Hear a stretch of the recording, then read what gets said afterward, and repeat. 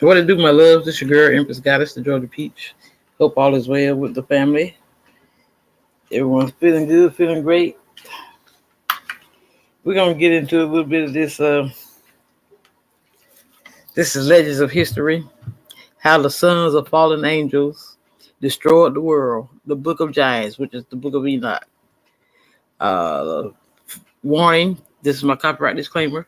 Federal law allows citizens to reproduce, distribute portions of copyrighted motion pictures, videotape, video discs under certain circumstances without the authorization of the copyright holder for the purposes of criticism, news reporting, teaching, and prodigy, which does not infringe on the copyright under 17 USC 107.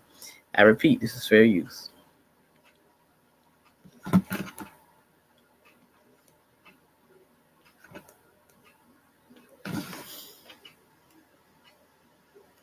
Accurately named for their divine purpose, set upon by the Lord God himself. And God said to these angels, "Go down to earth, oversee my mortal children, watch them and guide them from a distance, but never interfere with their affairs." And the Lord God entrusted these 200 angels to Semyaza, the most senior of the watchers, who would manage the angelic host on earth and ensure that God's intentions were fulfilled and that his rules were not broken. It was not long before Semyaza's resolve was diminished, as was his fear of God, and in its place came the same overwhelming hunger for the mortal women. Altogether, against better judgment, they descended upon the mortal women, and took them for wives, impregnated them with their seed, and shared with them the secrets of heaven. And it was Azazel, a high-ranking watcher, who went a step further, and taught the men of mankind how to fight, taught them how to make weapons, and taught them to wage war on each other.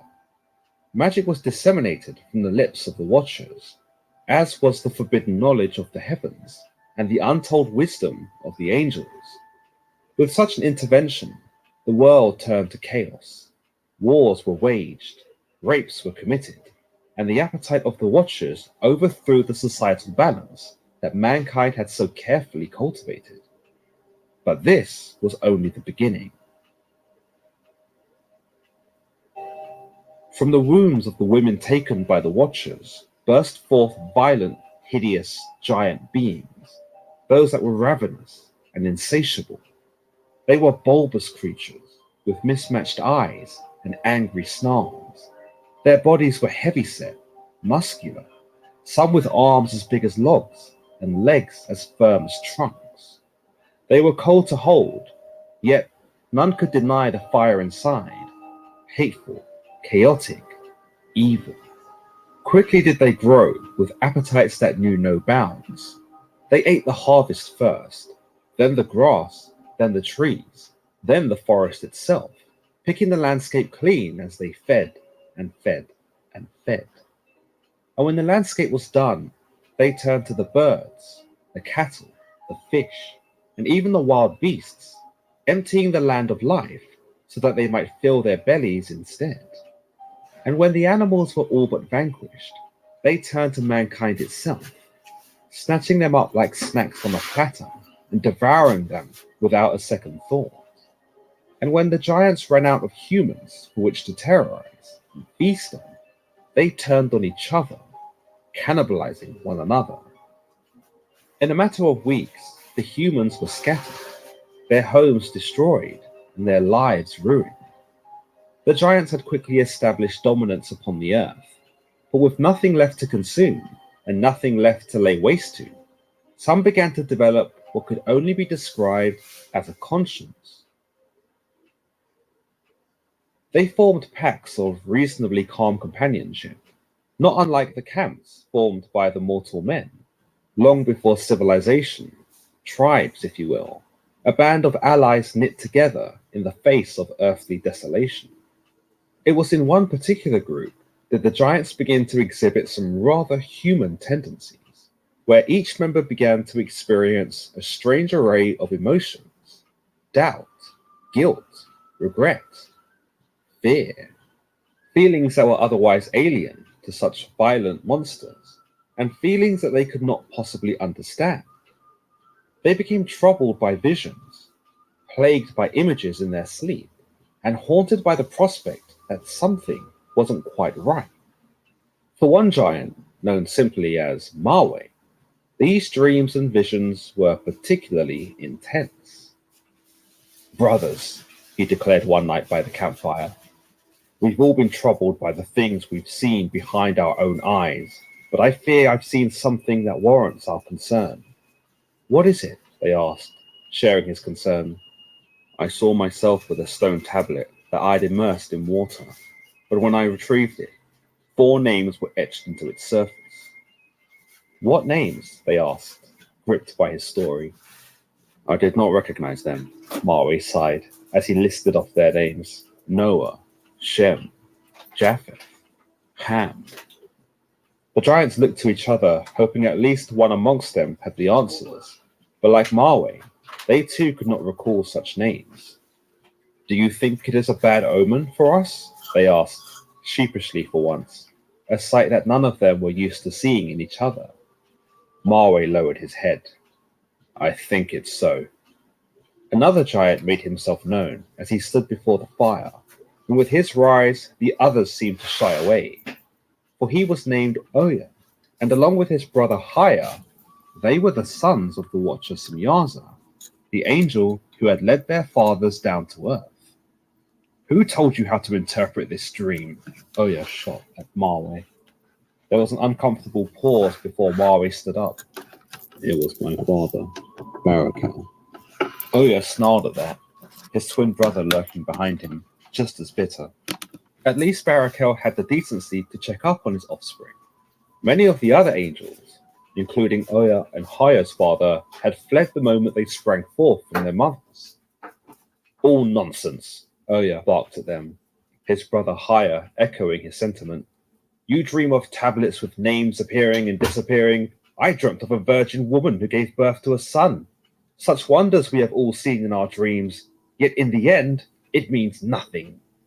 Nothing. Haya sidled up beside his brother, as if it needed saying twice. But we have seen our own destruction, some of the giants wailed. We have seen ourselves perish. We have seen ourselves overcome, and we have seen ourselves judged into oblivion. Don't you see? Oya shot them all a glance, the sort of glance that commanded their attention.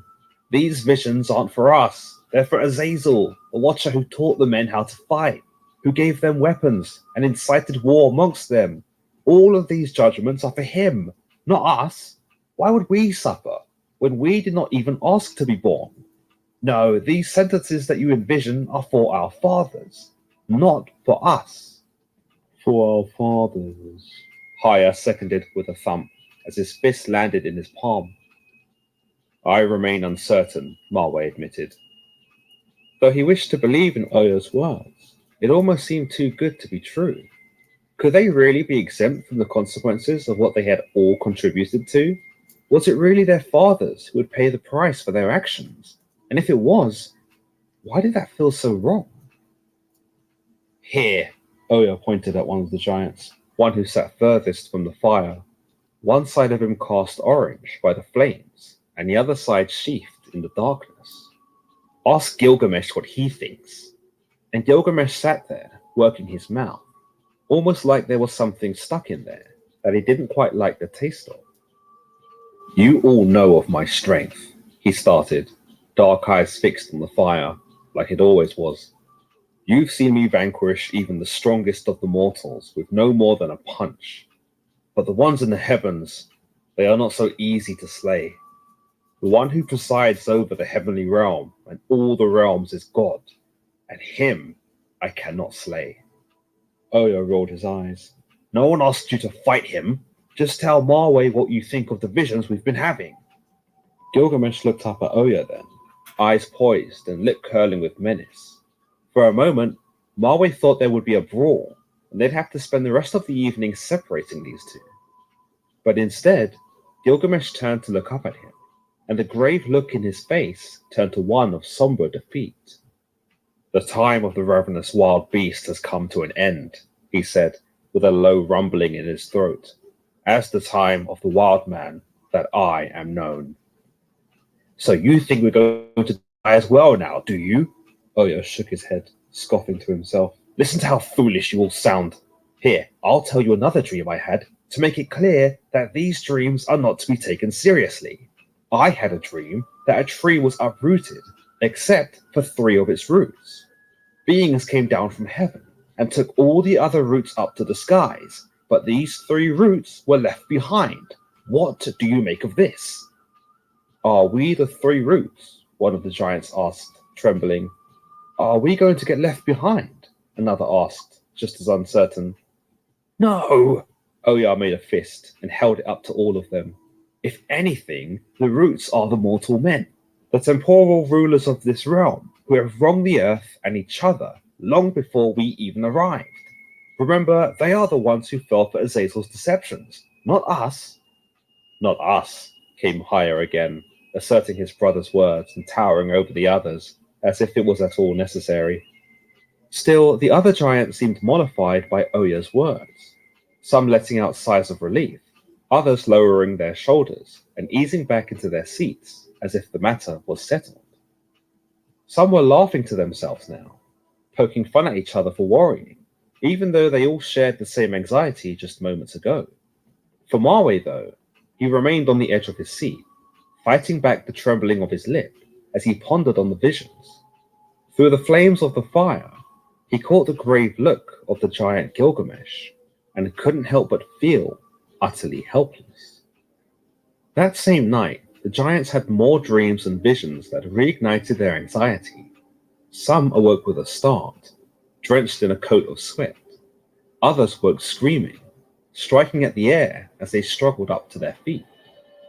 Discord gripped the camp that night, and just like previous nights, many of the giants remained awake, too afraid to return to slumber unless their dreams found them. Again!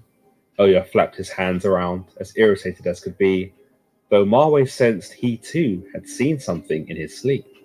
We went through this already, did we not? These things you are seeing are not meant for us. Not meant for us, Haya meandered behind him, rubbing the sleep from his eyes.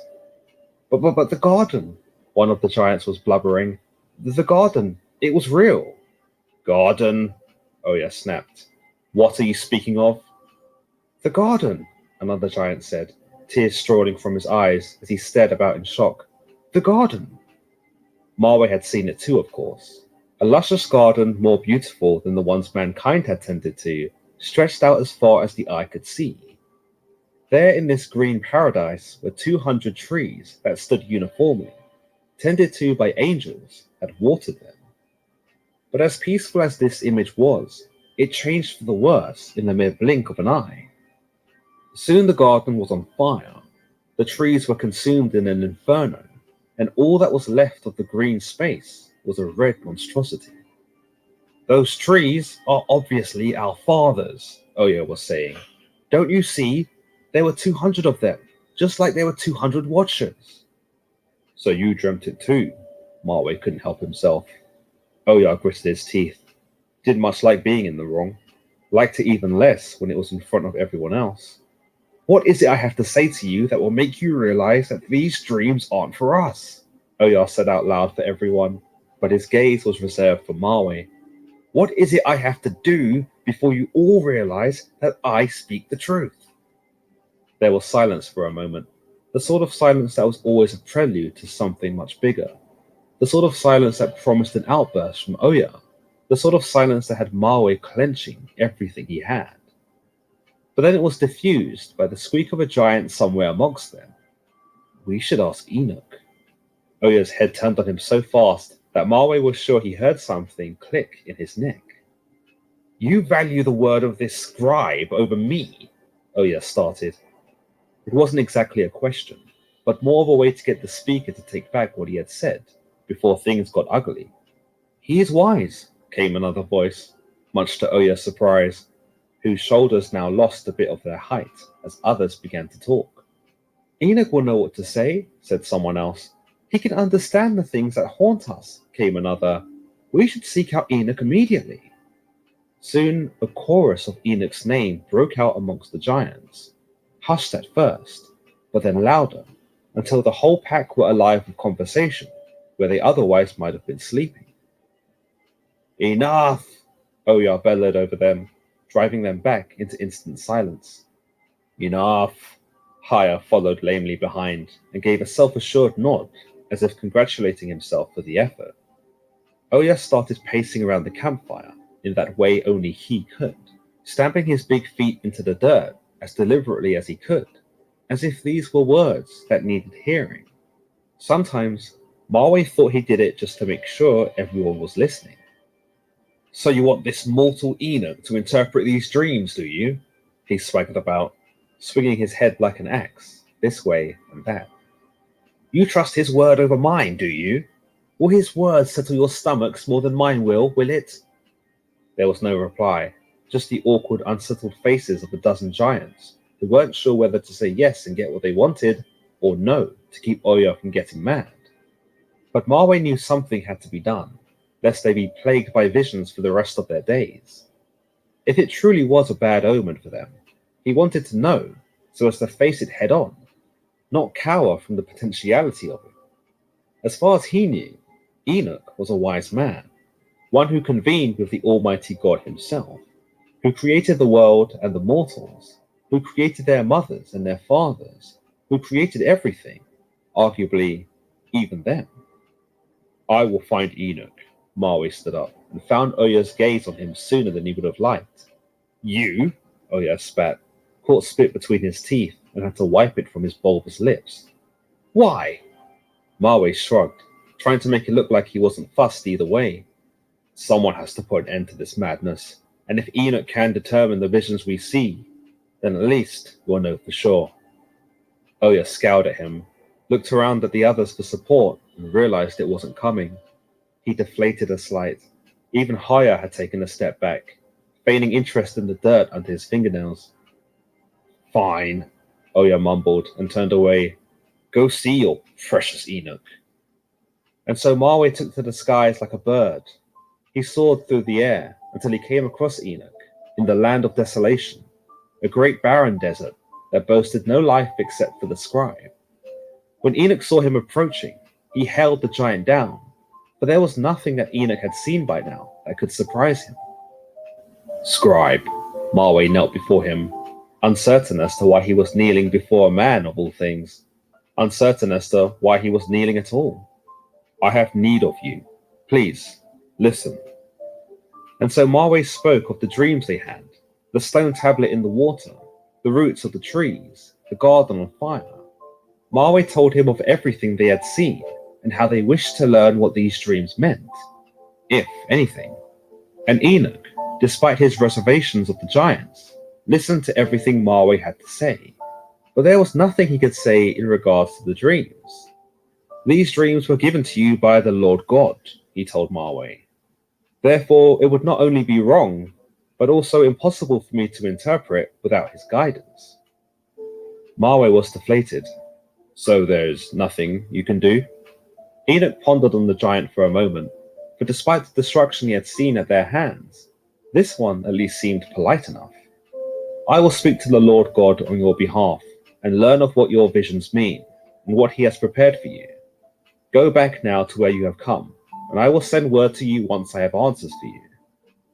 Marway lowered his head in gratitude and made to return to the skies, but just as he did, Enoch grabbed him by one of his fingers.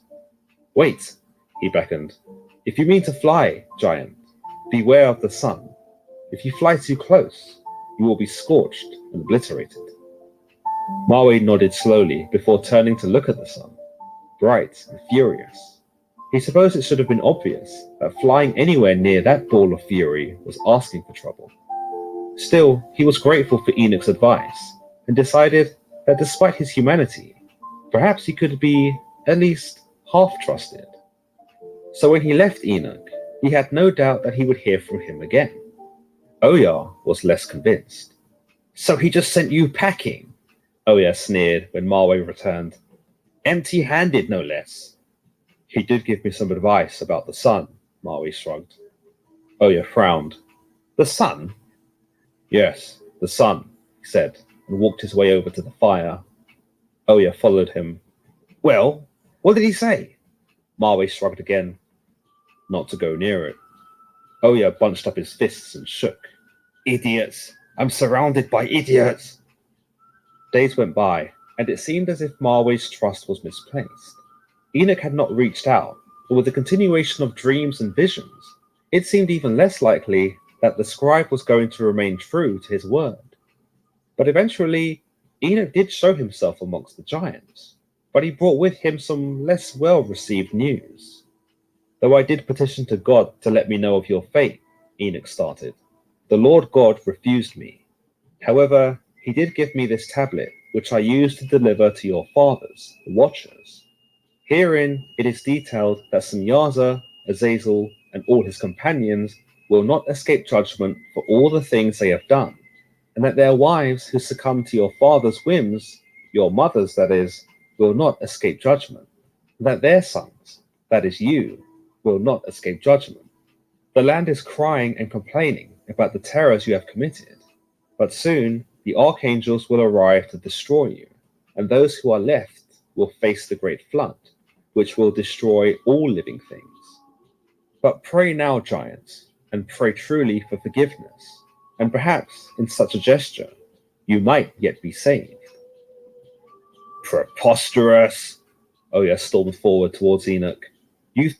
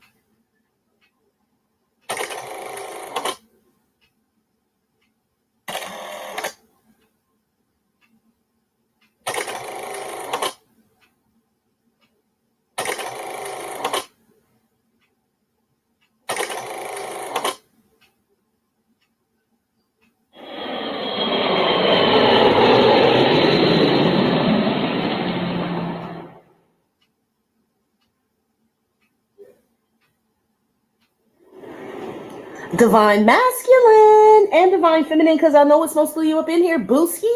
What's up, everybody? Welcome to my channel. Am I tripping or not, tarot? My name is Cockfrost, but you can call me the Ghetto Nun. So, Divine Masculine, I am here to do the what the fuck is up with you reading for the next 7 days. I do cuss in my readings and give no fucks about it, so if you do, please get the fuck on.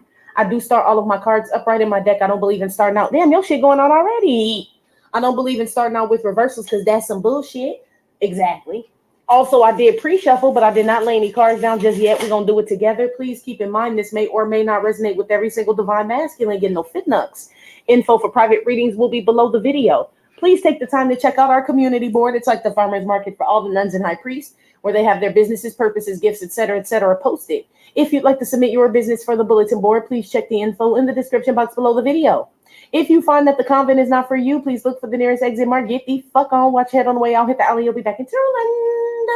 Thank you to everyone for all the bookings, donations, likes, subscribes, comments, shares, purchases, and pledges to my Patreon. I love you. Divine Masculine.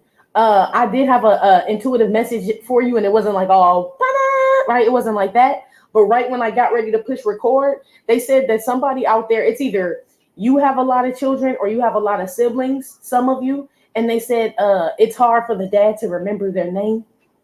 So I don't know. That could be, I don't know.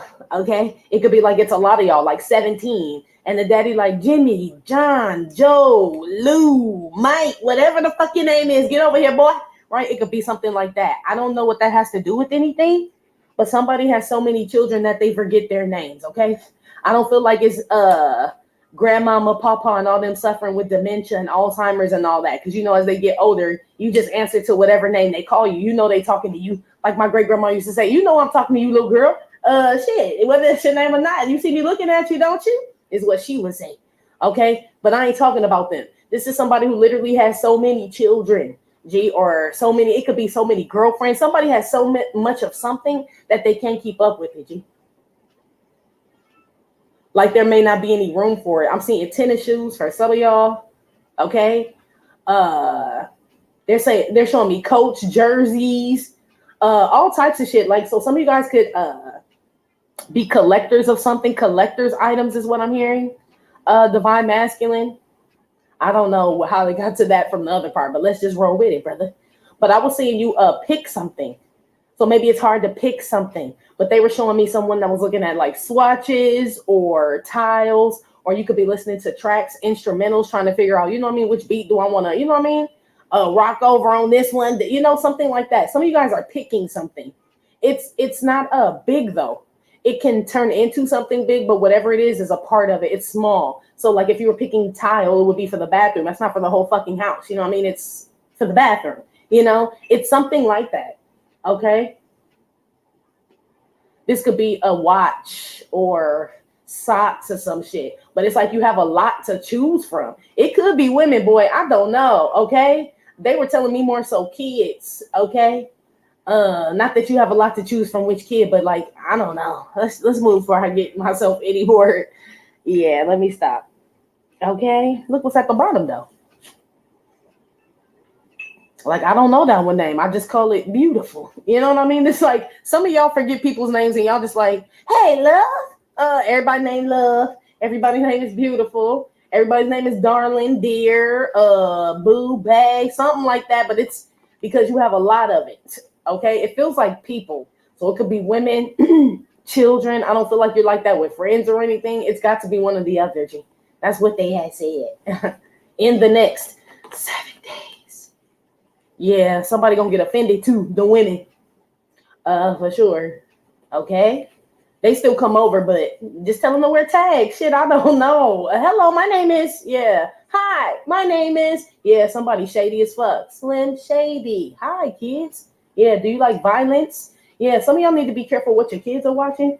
Do you want to see me stick 9-inch nails through each one of my eyelids? Hi, yeah. I don't know. Shout out to Eminem. Some crazy, your kids, I told y'all before your kids was watching crazy shit or writing crazy shit, some of them. Okay, damn sure learn that one name. Okay, let's move on.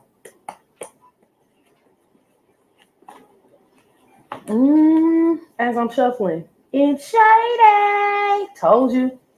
Give me some messages here for Divine Masculine, how he'll be feeling about himself and the energy he's going to be in the next 7 days. Now, this time they told me to record yours first. Not that I have to release it first, but they said record yours first. And I'm like, what's up with this dude?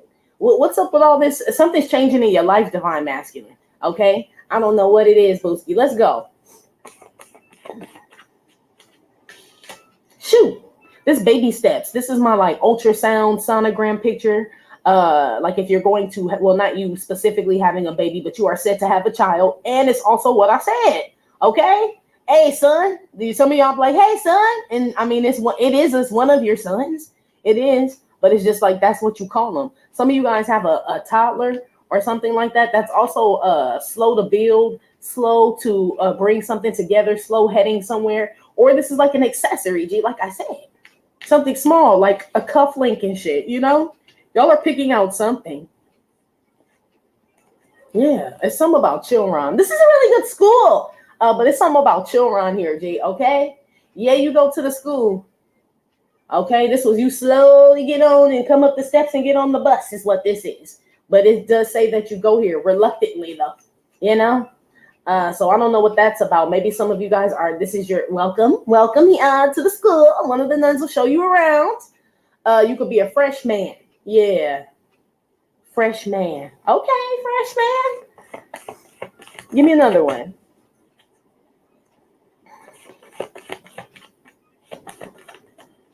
Purging. It came out vertical too. This means this is currently happening. I don't know. Okay, why y'all treating the baby like this? This is like, detaching from a child. So this could be divine masculine that this ain't your baby. And you like, I mean, not to be rude, but this like blowing out a child. Like, it's not mine, G. So I have no response. You know, that's what this is. Like, oh, well. Also, some of you guys have a sick child, divine masculine, or you could be acting like a child right now if you are sick. Some of y'all have a cold, flu, the Rona. I don't know. Some of your children have it. Some other woman. I don't know. But some of you guys are damn sure separating from a child that I don't feel is yours, okay? I also see some of you guys stepping away from an addiction with that booger sugar. But some of y'all that's on that shit, this is you slowly, you know what I mean, breaking away from that shit. So congratulations to y'all. Keep doing what you're doing, okay? I've been told, allegedly, okay, that's one of the easiest things to stop doing. I know we hear different, but I'm going to agree with that statement. And that's all I have to say about that, okay? But I agree with that statement. It's one of the easiest things to get off of. That's why it's the rich man's drug. But anyway, let's get off of allegedly shit. Anyway. Like crack and shit, you know? Let's move on. Yes. Some of you guys, divine masculine, are getting rid of tennis shoes. Like I said, I saw tennis shoes. It could be dress shoes. You could be giving away things just because you have a lot of something. This is like donating as well. Charity, I see that out here. You could be just throwing shit away, moving. Something's changing. I feel like you guys found out something about someone, divine masculine, since the last 7 days. And you done what they asked, or they're done with you. Some of y'all got removed from something, but you knew it was going to happen. This is slowly happening. So it's like you showing up to your job and they treat you like shit and write you up every day. Eventually, you know you're going to get fired, right? You don't think you're going to get Employee of the Year award, do you? This is like, I knew this was coming. They was going to blow my ass right up out of here. Or somebody else feels this way about you. This is like a slow approach to like an ending here. In the next 7 days. Somebody may not know this, or you may not know this. You may be disappointed that somebody just a whole snake out in this bitch, G, and you had no clue. Or this is somebody else who feels this way about you. Let's go. Give me another one. Maybe that's why you couldn't remember the baby name. It wasn't even yours. Maybe you weren't supposed to. Like, baby God did that on purpose. Like, that's, I don't know, remember all my Ronnie, Bobby, Ricky, Mike, and Johnny. This little one, I just keep calling him son and shit. I don't know why, Lord. Because it ain't that many members in the group. Hello? That's a new addition. Yeah, something about a baby, G. Shout out to New Edition. I see y'all's concert. That shit sold out here already. Los Angeles. A lot of people going to that shit. Shout out to y'all. Anyway. Let's play house. Let's play house. This is my corrupting the dog pound card. That's not a good card to go with what the fuck we was just talking about. This playing house. So yeah, maybe that's what was going on, or what was going on, divine masculine. You were playing house with someone. You could have been living with someone. These could be married people that just dwell together in a dwelling, they said. Somebody's finally going to make a move or take the steps to get out of this. Someone's not going to play house anymore. Or like I said, somebody was playing house with somebody else and it's a play baby here too, okay? I don't know. I feel like somebody had somebody believing they were the father of a child. So somebody would play house with them. But it's corrupting the dog pound. That corrupting the dog pound shit make me feel like it's somebody's baby, you know, like the dog pound, like Corrupt No Dads, Nate, you know, like it's one of their babies. So, I mean, Shekinah, it could be real. I don't know, bro. Is this baby related to you but not yours? Or it's a friend of yours? Or she said it's your child. Oh, shit. Somebody about to blow your cover. And it really messed me up. Somebody baby mom about to go to somebody's woman or whatever and be like, this is his baby. And in the song, Mary said, and how could I argue with her holding the baby with eyes like yours? Like the little baby look just so shit. Learn the baby name. It ain't just son for some of y'all. That is your son or your daughter. Others of you is not, G. I don't know, or somebody got pregnant on purpose or wants to. There's a sick dog here too. Or somebody has a sick puppy or some shit. I don't know where y'all be buying. Yeah, man. Somebody done bought a dog from the hood. What this is. It's sick. I don't know if it got parvo or what the fuck it got. I feel like it's a French bulldog. Like somebody spent a lot of money on a sick ass French bulldog. But anyway, it's on its way out, people. Okay. I heard the swap meet. They sell. Damn. They did have a pet store there. I don't know if they still do, but I wouldn't be surprised. Moving on. Yeah. Your candles keep going out, Divine Masculine. That was the second one. Granted, it was reused though, so I cannot tell a lie.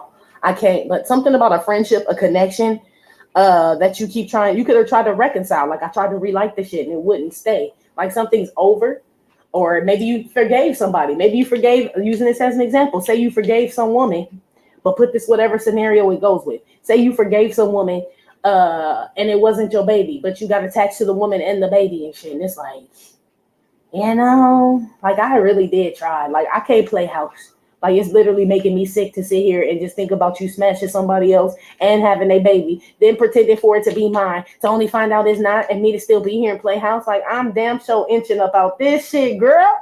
Is what this is. It is. Yeah. Maybe you've been trying to figure it out, or I don't know. Some of y'all are just tired of working with someone. Some of y'all are definitely married, Divine Masculine, and you feel like this woman is like, they said, they said the old ball and chain, but they're showing me somebody with stripes on and a ball. Like, back in the day when they put that weight on your foot in jail, like that ball, they're showing me some men like that. Some of y'all are just tired of dealing with this shit. Some of y'all are, somebody out here scared of the police.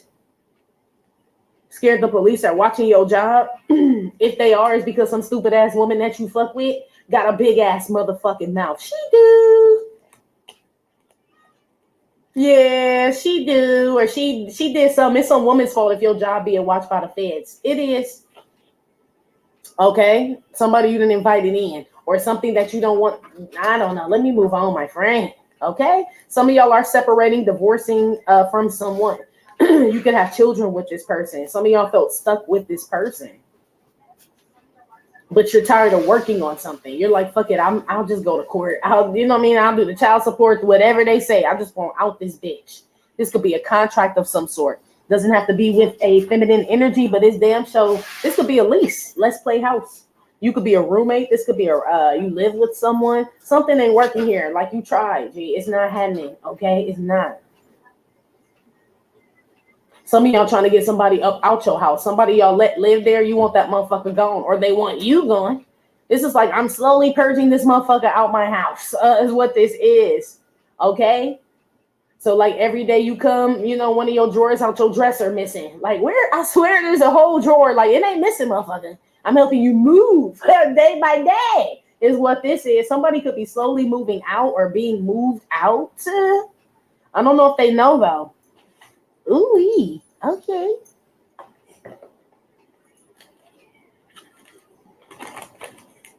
Put something on the baby steps then. Somebody has stitches in their shoulder, in their left shoulder or right shoulder, but someone got stitches there. Or a dog got surgery or something like that.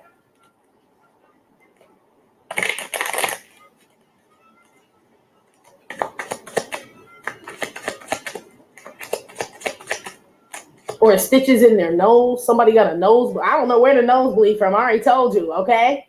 All right? It's either from surgery or something else, okay? Somebody's kid is out here getting nosebleeds, but not from the booger sugar, but just because. Somebody's kid could be getting nosebleeds because of the stress going on between their parents. There's a kid that gets nosebleeds when they're stressed out. The kid, that is. I must reiterate that. Yes, the kid, they said. Yeah, somebody definitely on that shit then. Around kids, too. Somebody's spouse got them hooked on that powder and shit, and there's a kid around. They both do that shit. Or some woman done move some man in that's on. I don't know if he's selling. Who cares? It's bad all around. For real. Let's move on. Somebody doesn't want to talk to someone either anymore. Like once they get them out of their house, their energy, their property, something, business, I never want to fucking talk to you again is what this is. Damn. Who went on the damn baby step now?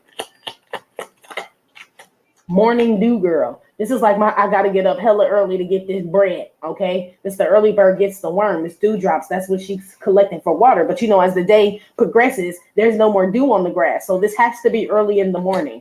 Some of you guys this is being like proactive. I don't know in regards to what, but this is proactive energy. Like I get up early so I can do this. I get on top of that shit. I move. I do this so I can be the first one there. Get ahead of the game. Somebody's like this. Somebody's a hard worker. You are a hard worker, Divine Masculine.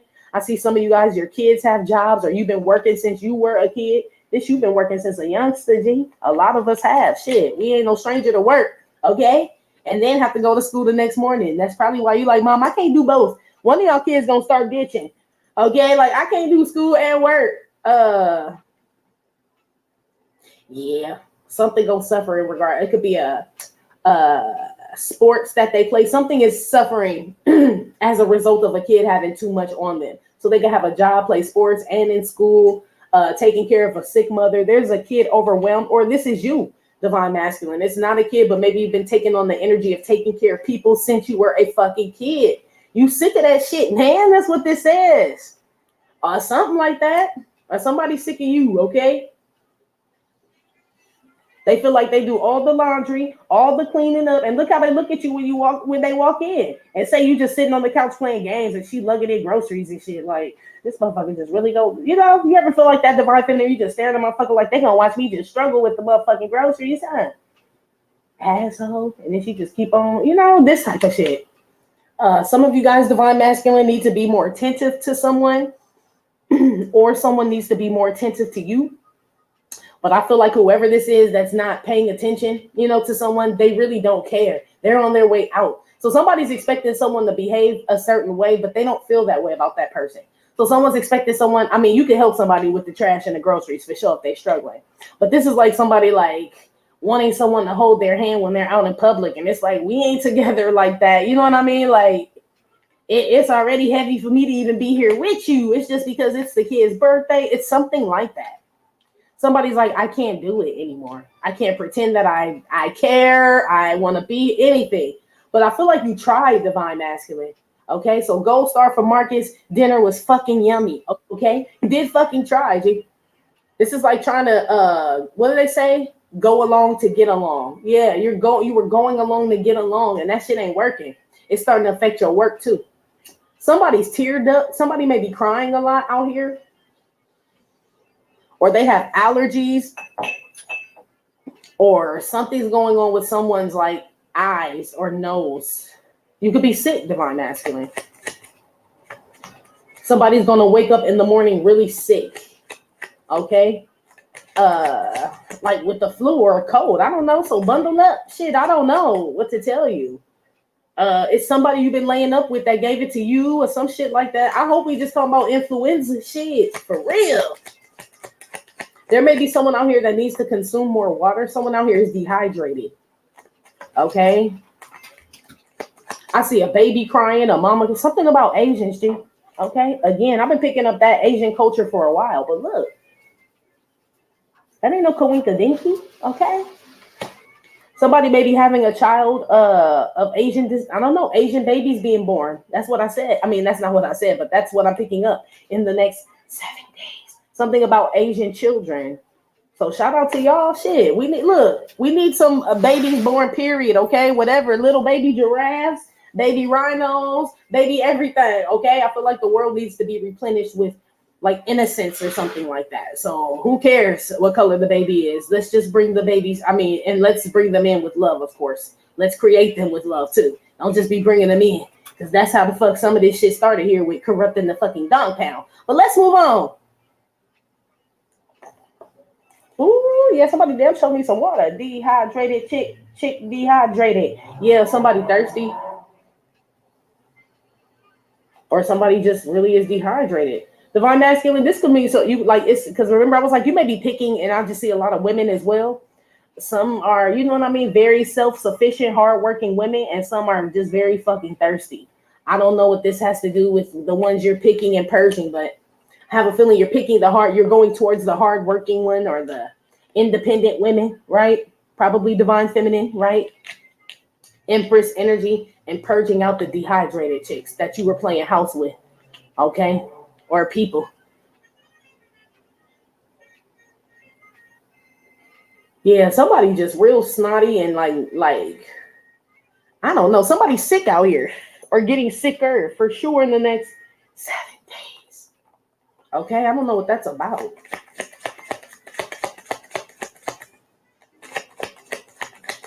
Somebody toes gonna this could be a homeless person, so I'm not clowning, but somebody toes is gonna poke out the front of their shoes, G. Like the front gonna rip and the toes just gonna poke out. I don't know if they cheap, old, or like I said, somebody could be homeless. So some of y'all could be donating some shoes, G. Or like I said, purging, getting rid of stuff that you don't use. It's cold as fuck, G. You should right now for sure.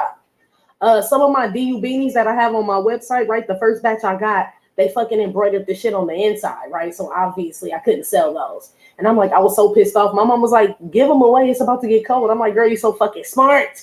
Thank you. They don't care. You know what I mean? Just cover my ears and my head type shit. Some of y'all have some things that you can donate. Maybe extra things from work. That's what this is too. Like leftover shit from, I don't know.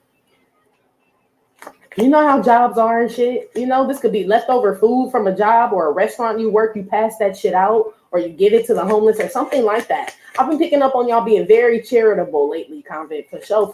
And that's what's up, okay? Put something on the purging card here. Yeah, somebody's parting ways. Someone's name is Leah or Leia.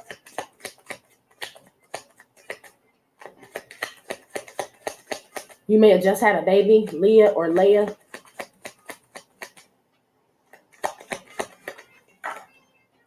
Moon dance. This is like my distractions card because you see those three birds there and they see her trying to cross. You know, it's like they want her to fall off and die. Basically is what this is. Like playing around with somebody, like a dangerous game is what this is. Somebody's purging somebody that's dangerous or plays a dangerous game here, divine masculine, okay? Footsteps in the dark. Yeah, I keep hearing footsteps, baby. Look at the moon. In the dark. Oh, in the dark. A lot of Isleys. Woo. That's like drinking music. Somebody's drinking a lot. Even though it's not always drinking music, but they're making me feel like somebody's sitting alone listening to like the Isleys drinking. Brown liquor, of course. So divine masculine, cheer up, Booski. I don't know what's going on, but somebody is not doing well. Unless it's a hot toddy. You know what I mean? You got the brown liquor up in there with the tea, the honey, and the lemon, you know, because you're sick. Okay. And just let Ronald lull you to sleep. Okay, I got you, because you got to go to work in the morning. Got you. For those that are doing that. Okay. Others of you, there's like somebody playing a dangerous game, divine masculine. You and up to 3 people are playing a dangerous game, or someone and up to 3 more people are playing a dangerous game with you. Okay. Everybody's being wiped out. Is what this is. So I don't know what side you're on, but there's a group of people getting sick here, okay? Even children. It's starting to feel a little spiritual because this kind of feels like this is work, right? And then you got the moon here. Moon work, spiritual work. It's making someone sick out here, divine masculine, okay? In the next 7 days. Someone could have morning sickness that's pregnant, or night sickness. I don't know if that's a thing, but they said someone also gets sick at night as well. Someone has a keloid on their left ear as well. You're going to get that removed, or on the right ear. I don't know. Or growth. Some.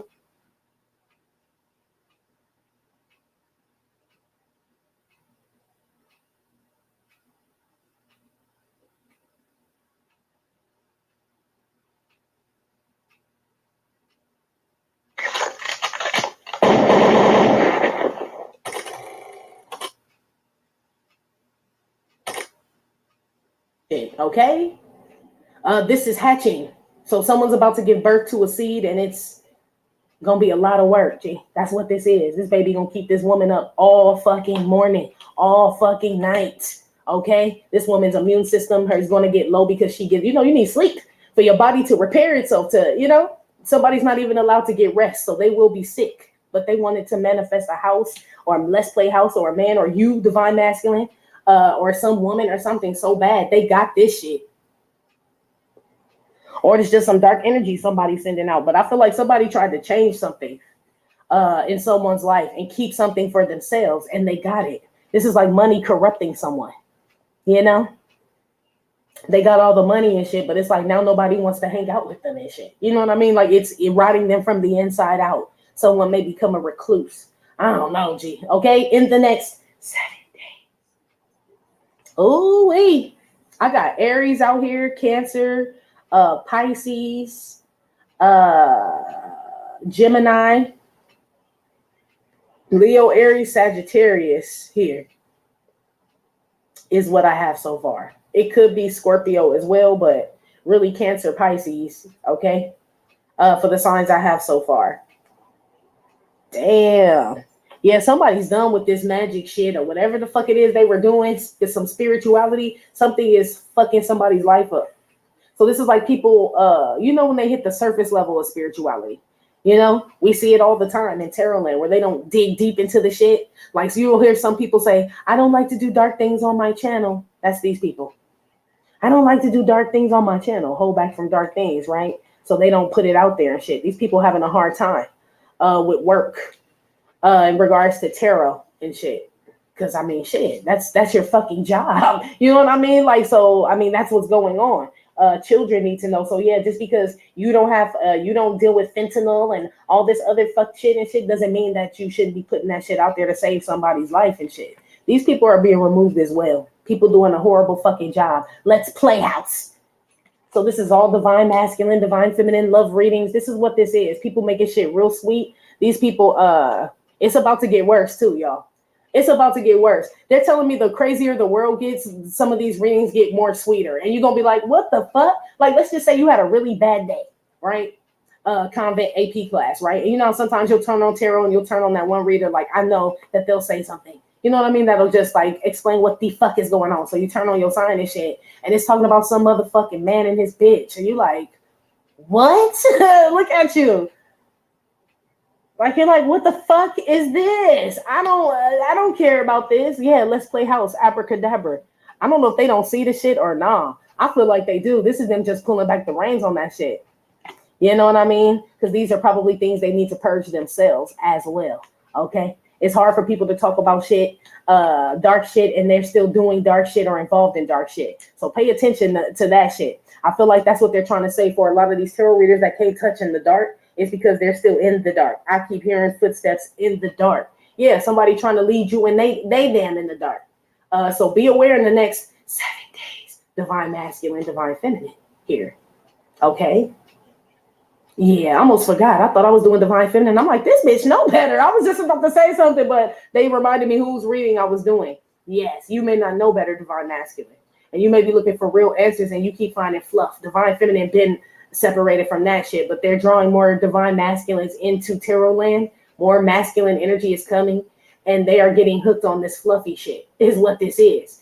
And it's restricting you from your intuition, by the way, hearing about this shit constantly. A lot of us don't give a fuck about no man or no woman, G. You know what I mean? Like, love is important. Yes, it is. But love of oneself, you know what I mean? What one can control right now in the immediate present time, as far as kids, job, like that's what we need to focus on, how to love those things more and shit, not anticipating someone. This is this shit, okay? So I don't know why this is in your reading, divine masculine, but be aware in the next 7 days, okay? It's sirens out here.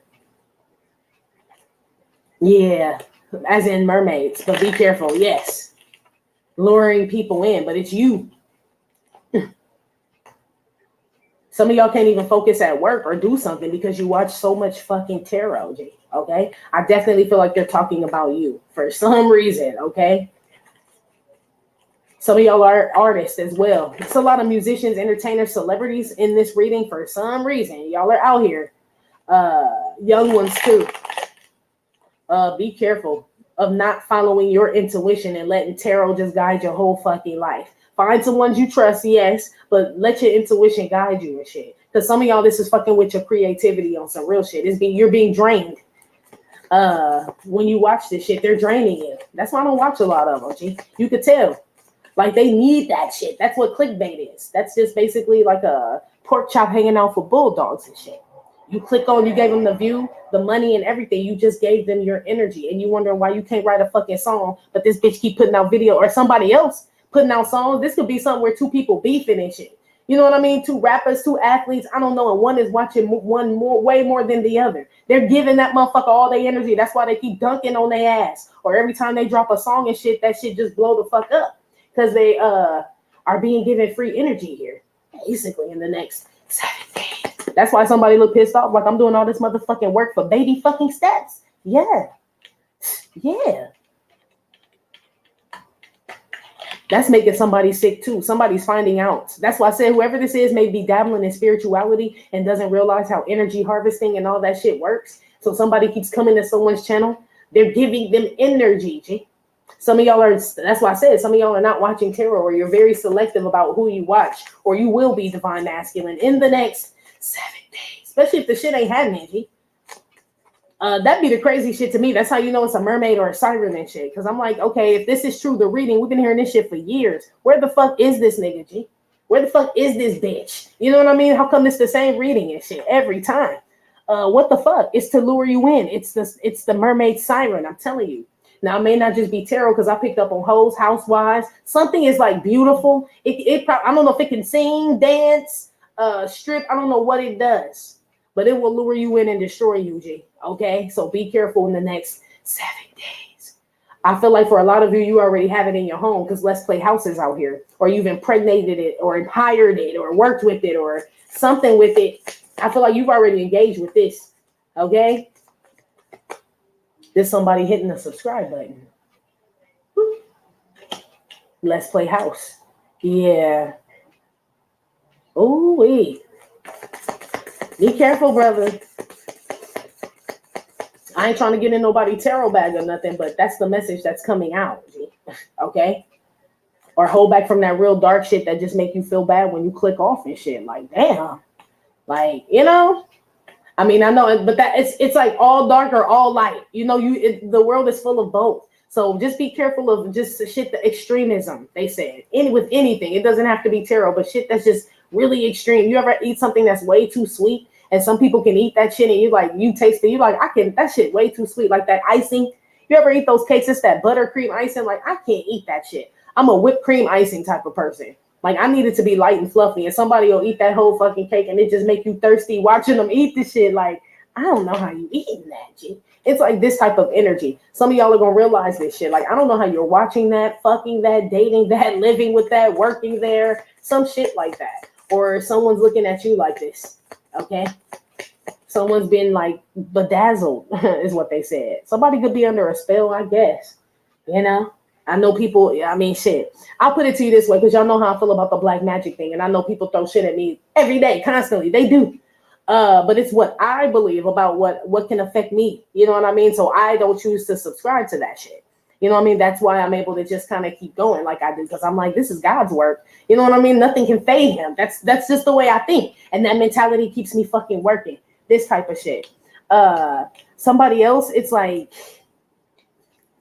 they're getting tired. They're getting sick. I don't know what else to tell you, G. Something's coming from like a greedy place, or I want it. It's making someone sick, G. I don't know. It's something's too sweet, too dark, too spicy, too something, you know? It's not enough of everything. So some of you guys are still looking for something. Maybe that's why I was picking up in the beginning. You were going through like swatches and tiles. Like, I like the green, but it's too green. And then they show you like a mint, and you're like, that's so too light. You know what I mean? And they show you the army green, like, says mash. You know what I mean? I don't want my, you know what I mean? It says diarrhea. I don't want my bathroom to look, no, another green. You know, it's something like that. It's like something so small, but it makes a big difference. You know what I mean? It's like this. I don't know. Hope this makes sense. Put something on baby steps with the morning dew, girl. I haven't used this deck in a long time. No wonder I'm gonna put this back, just this card, just because they just reminded me, like, yeah, I'm kind of interested. I'm gonna put it back though. Some of y'all are leaving a job or preparing to, or working towards getting a divorce or separating from someone. Someone's taking the steps to like get away from someone, something. It's hard to do. Like I said, it could be drugs and everything, but someone's gonna do it. It's making them sick. It's someone's deteriorating, G. So basically, divine masculine, let's say someone was doing this to you, right? Making you feel this way, or however this shit's going. You realize, like, I'm deteriorating here. Whoever's doing this to you, or you are doing this to, they're going to try it again. They're going to try to make something look even better now, you know? So from a big house to a bigger house, you know what I mean? You know, nice car to a luxury car, you know, size C breast to D breast, you know, it's something like that. Or you're going to do something. Somebody's not giving up here by trying to like lure someone. They keep saying that.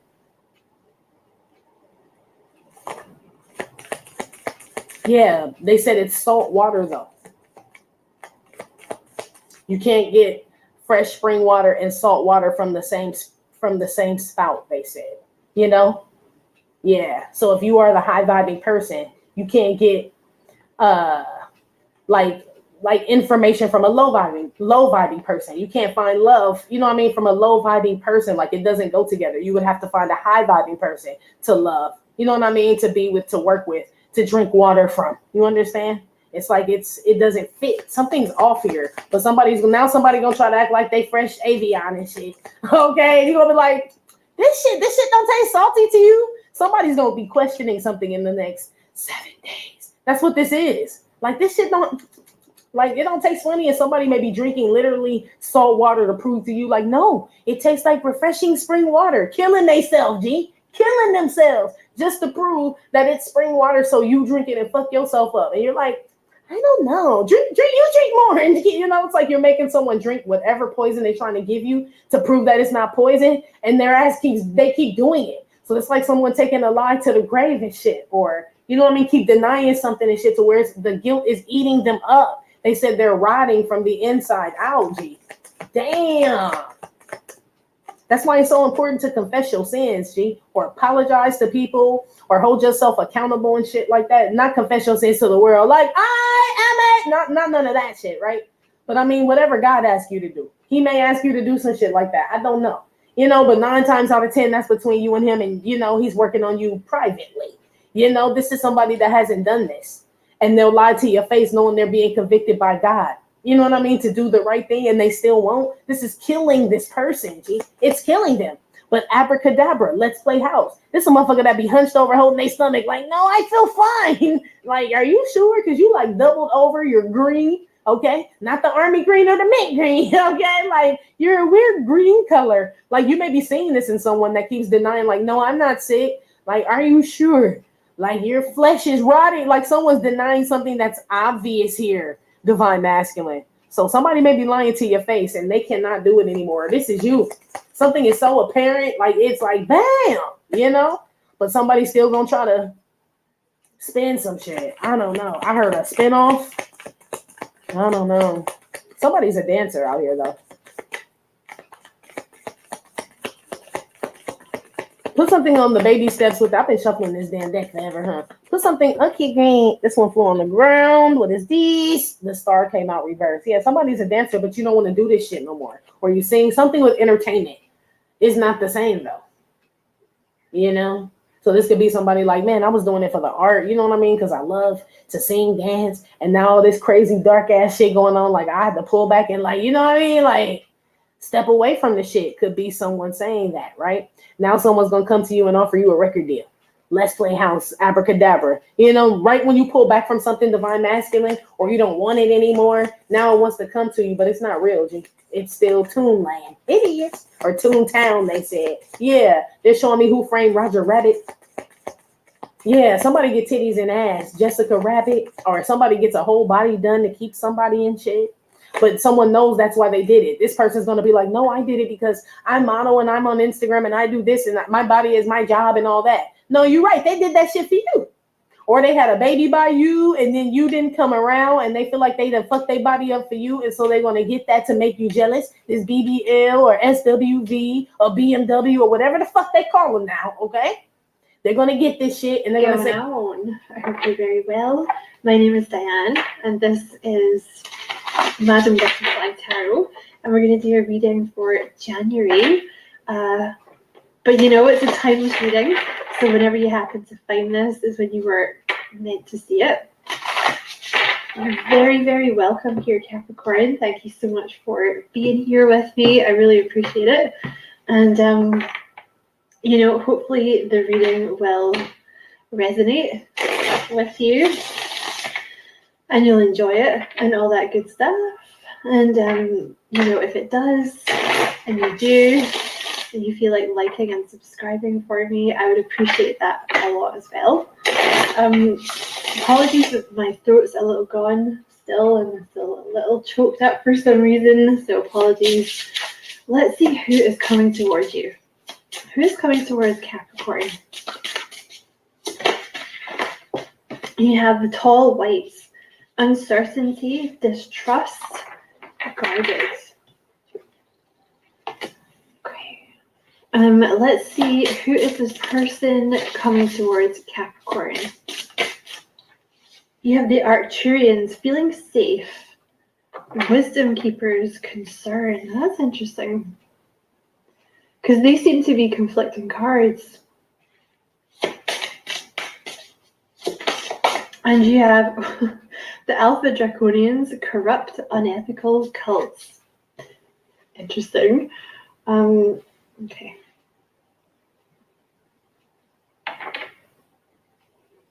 Someone's a little guarded here.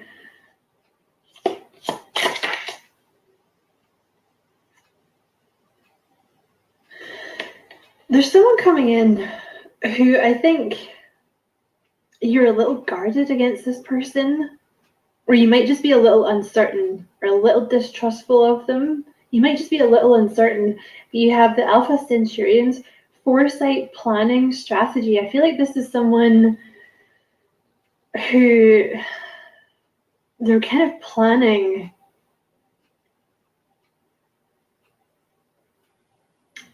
You know, because I feel like you might be a little distrustful of this person. I feel like they've been planning a strategy to get back in with you because they see that you might be kind of, you know, you might have your guard up here.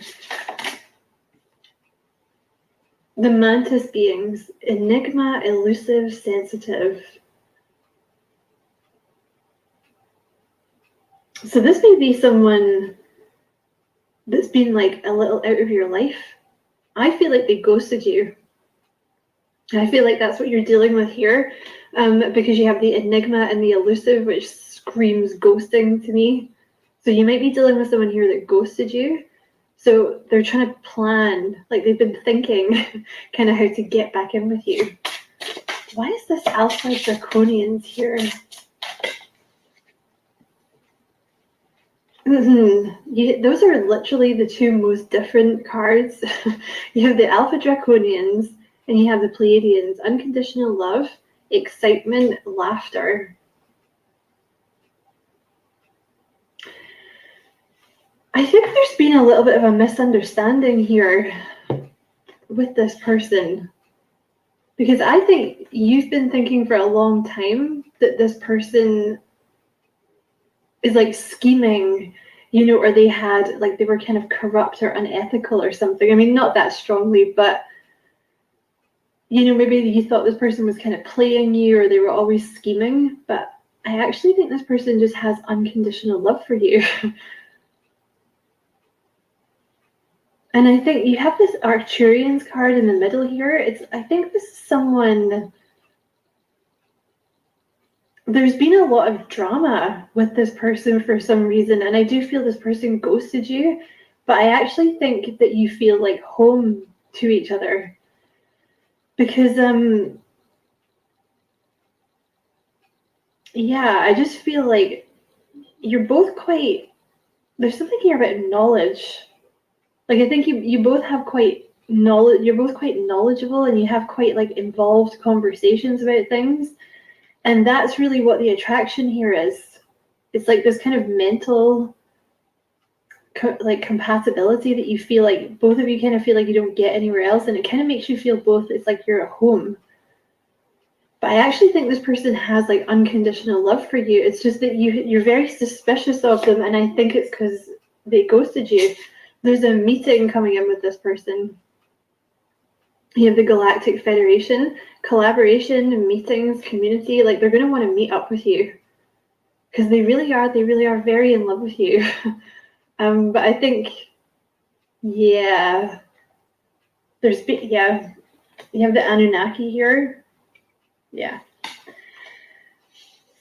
You have the, this could definitely be a fire sign as well, because you have the Tau Cetians, I think that's called, resilient, bold, sassy, and you have the fire element here. So this person could be a fire sign, which should be Aries, Leo, Sag, or they might have that somewhere in their chart. They're a bit of a, they're bold. Okay, this person, like, it's like a fire sign energy, they're bold. You know, they might be kind of sassy. Like, this person's, it's kind of like alpha male, alpha female sort of energy. Like, You know, there's a lot of passion here. They're quite fearless. Like, you know, they really go for what they want. You know, it's like Aries kind of energy. I'm not saying that they're in Aries, but it's that kind of energy. But there is, excuse me, I'm choking. You have the Anunnaki here, controlling, drama, conflict of interest. Sagittarius had that.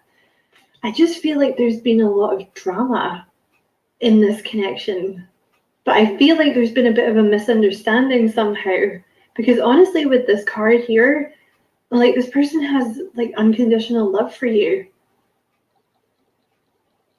I think there's something here, like you're both very smart and you have really great conversations, and there's something about like you make each other laugh.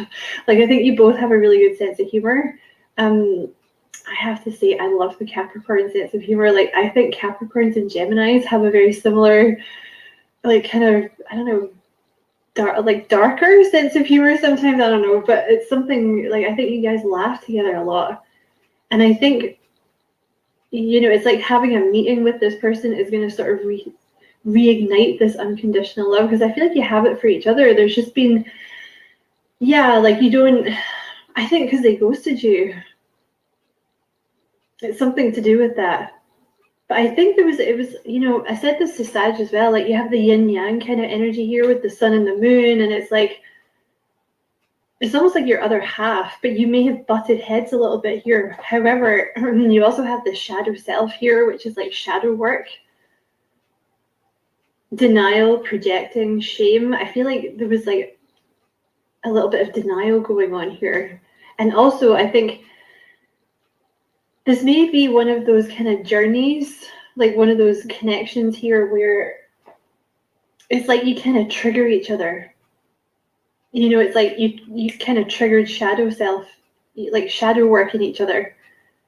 Because that's kind of what happens until you deal with the shadow work. It's like you project it onto other people. Yeah, look at this. That's literally the most romantic card. Excuse me, Capricorn. That's the most romantic card in this deck. You have the Venusians. Look.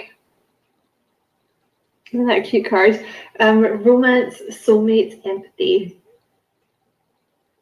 Because I feel like this is someone who triggers you a lot, and I feel like you trigger them a lot. And it was, I do feel like maybe they're quite fiery, and you know, maybe you're fiery as well, like, or maybe you're both a little stubborn. I just think they didn't come across very well with something that they did. And it just made you feel like, oh, well, this guy's an asshole then, or like this chick's an asshole. But I really see you guys coming together here. There's like a union. I feel like there's just so much unconditional love between the two of you. And I think you guys had to go away and do your shadow work, you know, because that's often, well, not often, it's always what happens with these kind of soulmatey, twin flamey kind of connections.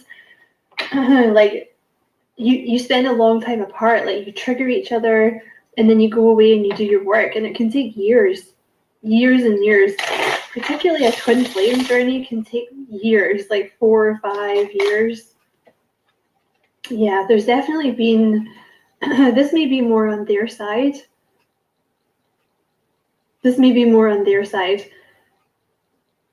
There's been, I think you've been kind of avoiding each other. I think you both have like really strong feelings for each other, but you kind of almost avoided it.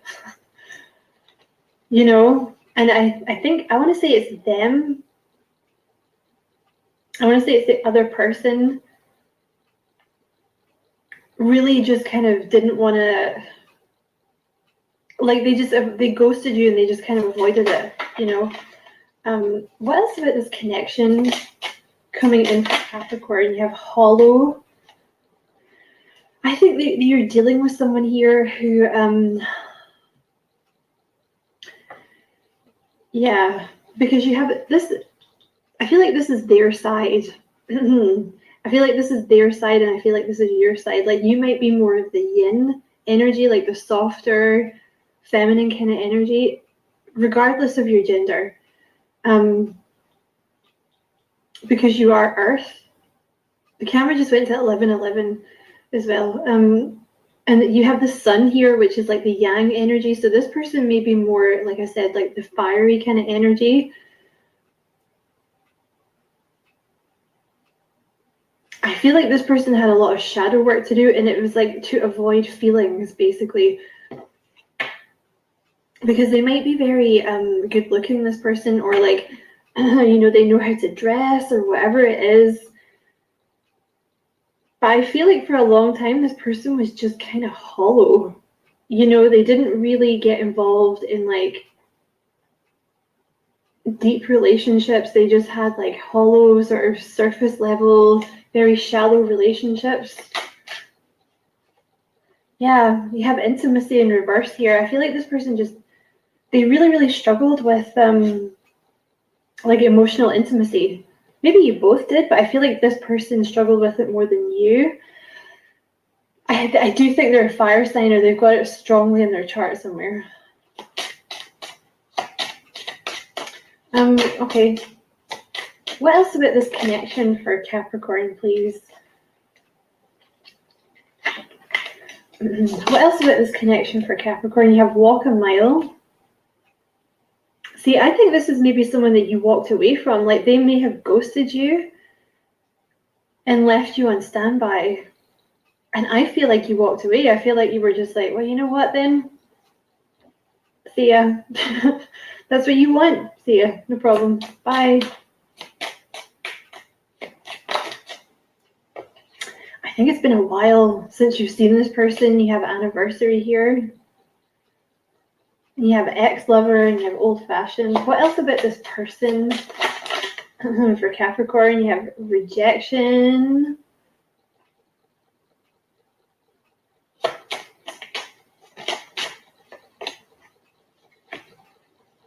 They're coming back in. You have separation here. So you guys have been in separation, but you have strategy and you have communication. This person's trying to think, like you're going to get a message from them. They're trying to think about what to say. They've been spying on you, Capricorn. This person's been spying on you. You have reminiscence. Like they've been reminiscing about this connection. You know, like, oh, I miss Capricorn. Like all the good times, blah, blah, blah, blah, blah.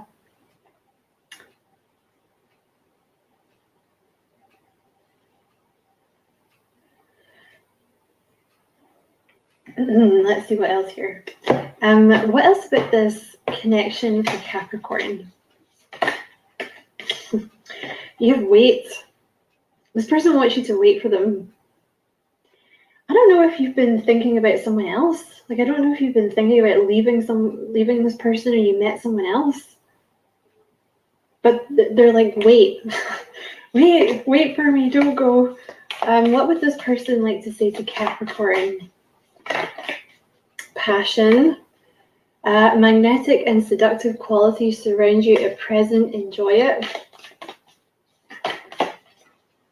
The past is now behind you. Release it and embrace new possibilities. A new path is now available to you. Follow it with faith. They really want to, like, you know, put the past behind you guys. And I think they're going to come in and try and seduce you. Okay, I said that word weird. Seduce was that word. I think you're gonna get flowers here. You have look at this. You have the high heels, and then you have the flowers and the wine, and you have the flowers.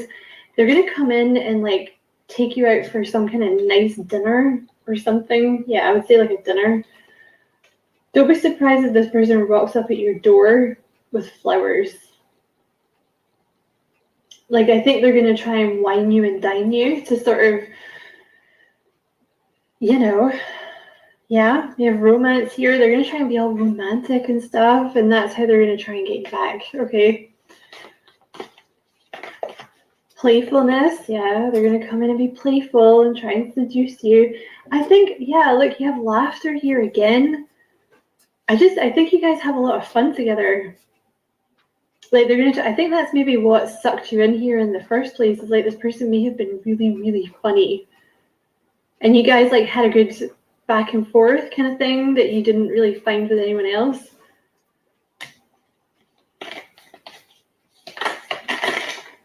You have embrace. Yeah, they really want to hug you, actually. And it's interesting because that came through in Sagittarius's reading too. Like this person, they have like this overwhelming desire to like embrace you. And look, my beloved, though we may be physically apart, spiritually we are always united. For love transcends space and time, and nothing is missing.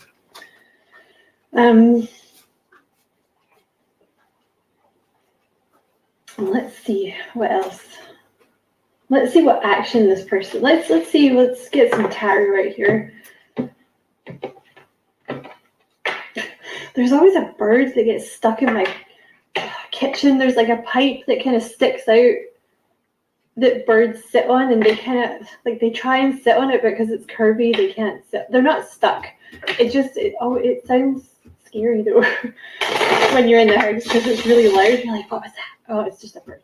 Like they're not stuck. They're fine. They're just, I don't know. They're fine. Don't worry. Okay. What's this person's intention? Like, I don't know if there's like an age. Oh, they're coming in really fast. Really, really fast. I don't know if you're thinking about moving on with someone else or something, but they're kind of, it feels like they're panicking a little bit. I don't know if there's an age gap between you. You have the Empress and the Page of Cups. Like they could be a water sign, but they're either younger or they see you as more mature or something. Or maybe you're a mother already, for the women out there. But they're coming in with an apology. You have 2 apology cards here. They really do put you up on a pedestal here. Like with the Empress, whether you're male or female, they see you as someone that just has everything. Like really abundant, really beautiful, or really handsome, really poised and like very graceful and kind of regal as well. I think you handled this situation very well. Like I think you may have handled this with a lot of grace. Coming in really fast though, really, really fast. See with that Ace of Wands, they really want like this new beginning with you, but they're very passionate about this new beginning. Also, they're going to try and sleep with you, okay? I'm just going to go ahead and call that because I think they're good at that. Like they're good at seducing or something, or like they don't know what else to do kind of thing. So that's what they're going to do. They're going to come in, because this is obviously like their go-to. Like, they're going to come in and try and be playful with you and like make you laugh. They're going to take you out for a nice dinner, like buy you flowers, buy you wine, and then they're going to try and seduce you. That's what's going to happen here. Because then it's like, oh, I've got Capricorn. And you have the 7 of Wands in reverse and the Justice card. They really, I think they really kept you at bay before. Like this is someone who really struggles with emotions, or, in the past, they really struggled with being intimate with you and like expressing emotions. And I feel like they were just kind of hollow. You just didn't get, sorry. You just didn't get anything from this person before. So you were just like, okay, well, bye. Like I can't, what do you expect? They might have been expecting you to chase them or something. If they ghosted you, maybe they thought you were going to chase them. They're quite stubborn, whoever they are. But yeah, the Justice card, like they want to come in and apologize. They want to make this right. Oh, they're going to come in really fast, really, really fast. Really fast. They've been working on this offer for a while. The 8 of Pentacles. With the 8 of Wands here. The Lovers. Oh my god. The Lovers with the Devil. Okay.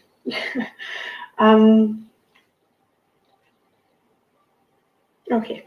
This person is going to put the moves on you. All right.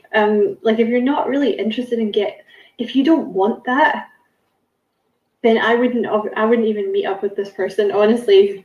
I mean, if you want to get back with this person, then, by all means, go on a date with them and just let it happen. But, they're going to try really hard to seduce you.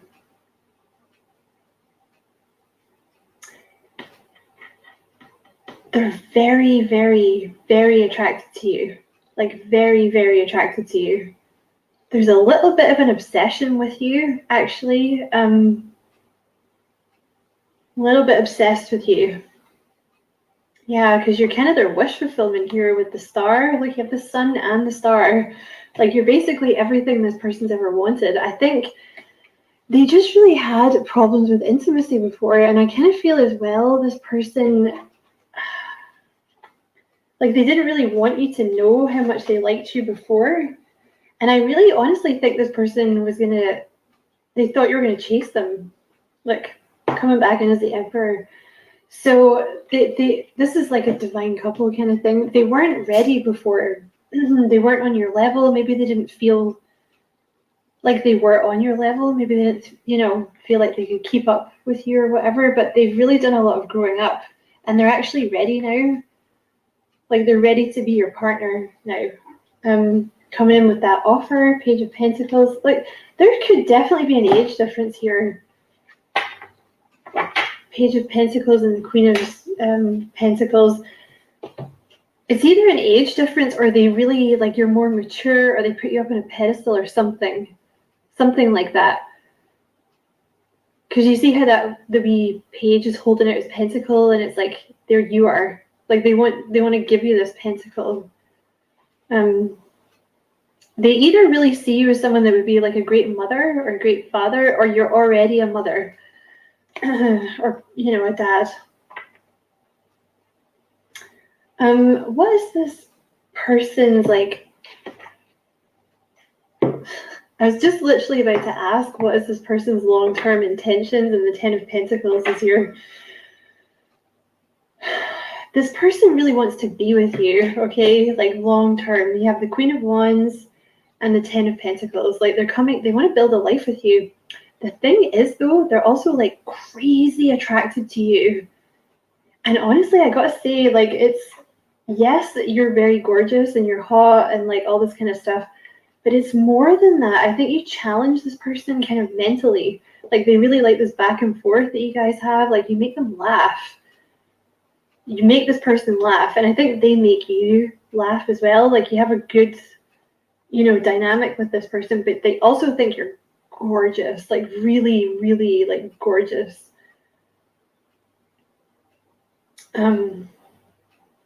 It's kind of like they can't resist you anymore. Look, there's the Empress again sticking out.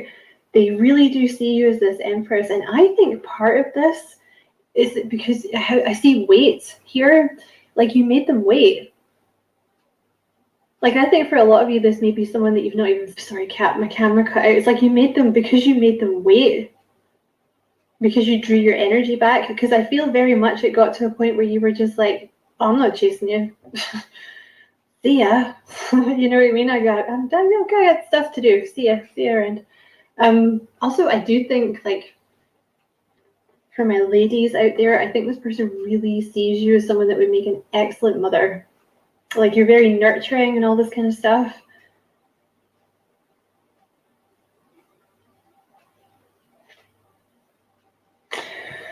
So yeah, they really do find you very attractive. They're going to try and seduce you, but the intention is not seducing you and like, leaving. It's to seduce you to get you into this long-term relationship, basically. Like that's the game plan. That's what they're going to do.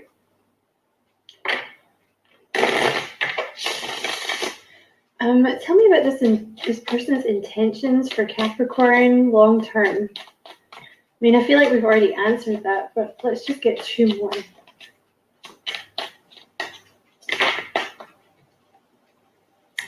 Okay. You have the Ace of Pentacles and the Page of Swords. Spirit is they're trying to warn you that this is going to happen really, really fast. Okay. I think this person may have been hurt before you guys got into a relationship or before you started dating or before you met them or something. There's something like that. I think they're going to tell you about it this time. But yeah, Spirit's just letting you know because the Page of Swords is something happening really, really fast and really out of the blue. And I've actually just put that on top of the devil. So it's going to happen really, really fast and surprise you. And they're going to rock up with like flowers or a gift or something like that. Excuse me, it might be quite overwhelming for you. Because I think the thing is you've not heard from this person for a really long time. Like you have the Ten of Swords in reverse and the Eight of Wands. They want to... I think they kind of ghosted you, or they left or something. Or they did something that you felt very betrayed. Like it felt like they had stabbed you in the back. And then they just didn't talk to you. That's what it feels like. It feels like they left. They ghosted you. That was it. But they want to fix that now. Like they want to come back in. Okay, so what's the long-term High Priestess? What's the end game here? Like long-term? Give us a couple of long-term cards. What's the outcome here? What's the outcome for Capricorn and this person? Two of Pentacles. You're going to have to decide, basically.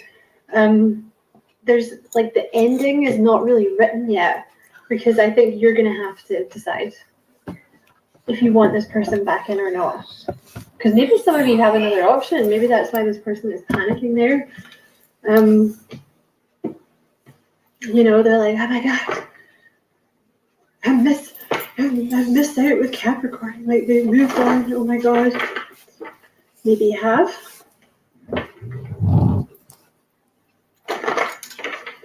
I do feel like for some of you, there's going to be a reunion here. To be honest, though, because you have community, like you have this meeting, and then you have this kind of soulmates card. But I think it's going to be like up to you. You have I'm plucking up the courage. Yep. What else, please, from this person? What else would this person like to say to Capricorn? They're healing themselves. Yeah, this person's had some kind of, like they've been hurt in the past. They had some trust issues, this person. Something happened before you met them. It could even have been family issues, because I just saw, yeah, family issues. Like they could have been hurt by their family or something, or maybe they were raised in a family where, you know, emotions were not a big thing, blah, blah, blah. Especially if it's a dude, you know how you get those kind of toxic, you know. I mean, for women as well, because, you know, women obviously can come from those families where, like, emotions are just not a big thing. But sometimes I feel like it's kind of pressed more on the men. Like, men don't cry. What are you doing? You know, this kind of thing. Like, boys don't cry. That's a woman thing. Don't show emotions. What are you, a girl? I'm coming back. What would this person like to say to Capricorn? I love you. They don't feel worthy. It's definitely an old flame. Ooh, you have imminent pregnancy here as well. Yeah. Okay, what else would this person like to say to Capricorn? That is too many. What would this person like to say to Capricorn? Forever love. This is going to happen fast. Yeah. They're going to come in really, really fast. They're going to pull out all the stops. Okay, like literally, they're going to pull out all the stops. This is someone that's been planning this because they know you don't trust them. Or, you know, they did something like, I think it's again, I keep saying it, but I feel like they ghosted you or they left you or something. So it's like they've been planning their entrance, you know.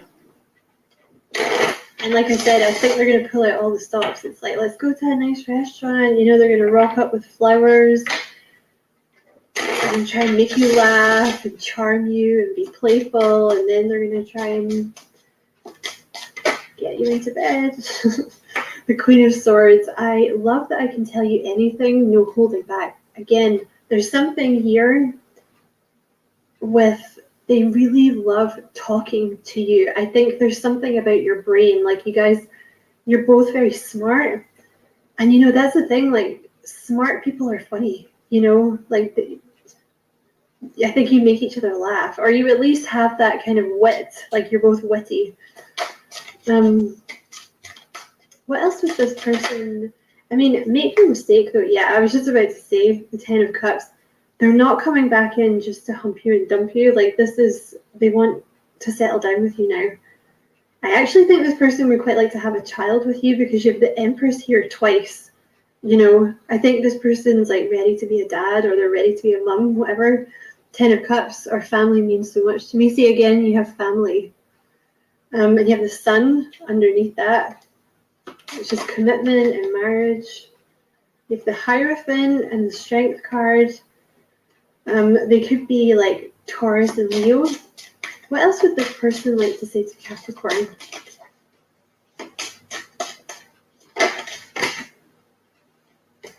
The 3 of Cups. Being with you is like a party. It's always fun. Ooh. I think they got cheated on in the past, because that's come out over like, I've been hurt in the past, trust issues, they don't feel worthy. I think they got cheated on in the past, which is not your problem. But I'm just saying that may have been the whole thing around like, oh, I'm not letting Capricorn in, I'm going to make Capricorn chase me, you know, because they had some healing to do. The Sun, you make this person so happy. They're going to tell you about this. I think they got cheated on. I think that's what they're going to tell you. They're going to come in and tell you that, okay? But you make them so happy. So, so happy. Again, the Sun is commitment, marriage, babies. You have the 9 of Pentacles in reverse. They don't want you to be single anymore. They want to get you off the market. I think I think some of you guys have been, like, you've maybe met someone else or something, and they kind of felt you pulling away or something, and then they were like, oh my God. Like, maybe they didn't actually think you were ever going to leave, you know? Let's just get one more. I feel lucky to have you in my life. It's destiny. See, they feel like you're meant to be. The Emperor and the Empress, they feel like you're meant to be. I'm just going to pull a couple of these cards. Tell me about this person coming in. Okay, that card said calm. So I think there might be a little bit of a message for you. Because some of you are just going to outright say no. Right? But those of you that want to talk to this person, that want to get back in with this person, get back together with this person, I think it's all going to happen really, really fast, because they've been obsessing about this a little bit, quite a lot. They've been obsessing about this quite a lot. They're kind of obsessed with you. And it's like once they get the game plan going, it's like they're going to try and just keep it going, so you don't really have time to think, if you see what I mean. So you might have to make sure that you're staying grounded and calm. Tell me about this person coming towards Capricorn. It's kind of a spiritual connection, yeah. And I've been saying this a lot in the readings, but this could be like a twin flamey, soulmatey, reunion-y kind of thing. Yeah, they're funny. This is what keeps coming through for you guys. This person is funny. Like, they make you laugh. And you know what? It's hard to make a Capricorn laugh. Because I think you guys are really funny. Capricorns, just on a by the by, are usually known to be like old souls, you know? You're usually very smart. Like, you have a lot of wisdom. Usually Capricorns are known to be kind of, you know, wiser than their years. That's what they say about Capricorns. This person could be a Taurus. I'm not going to take those. Okay, there's something here about honor with this person. They're quite honorable. I think they're actually quite disgusted with themselves about what they did here. I think they got some shitty advice from someone, you know, because I kind of see the conversation as like, oh, like I really like Capricorn, but you know that person, like they cheated on me in the past or something. And I feel like, you know, there's like a friend there giving it like, well, don't act too keen. You know what I mean? Treat him mean, keep him keen, like keep him guessing, you know? Like don't reply to that message right away. You know what I mean? Make this person think that you've got other shit going on, or do you know what I mean? That kind of terrible advice. They might be medium height as well. Tell me about this person coming towards Capricorn. I think it's this one. You're slender. So this person might be quite slender. Tell me about this person coming towards Capricorn, health conscious. Tell me about this person coming towards Capricorn, protective. They're quite, they want to get this locked down. Basically, they want to get this locked down. I think they've been thinking about this recently. There's something about, it's like they found out you were moving on, or they've been thinking about that. And there's a little bit of jealousy here. I think they're quite obsessed with you, this person.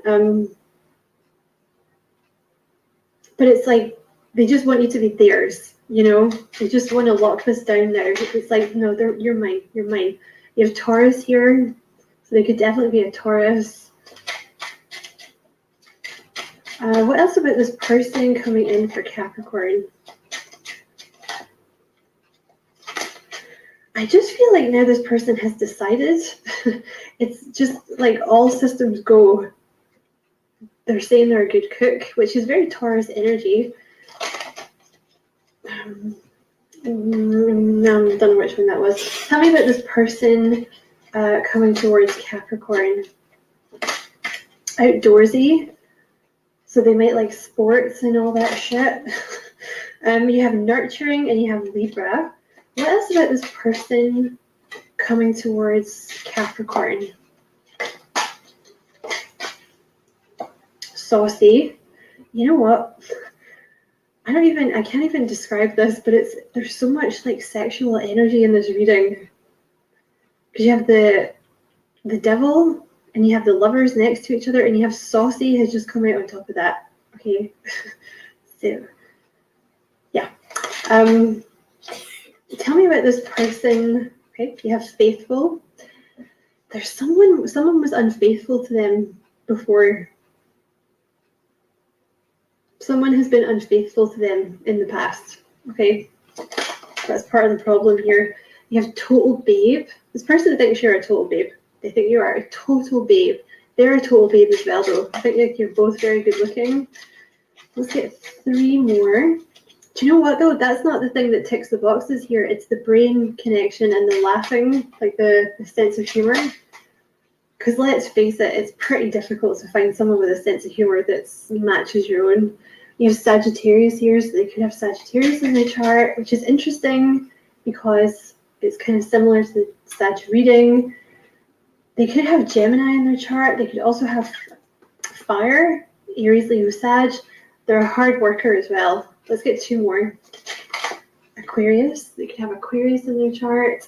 And let's get 1 more about this person coming towards Capricorn. Tell me about this person coming towards Capricorn.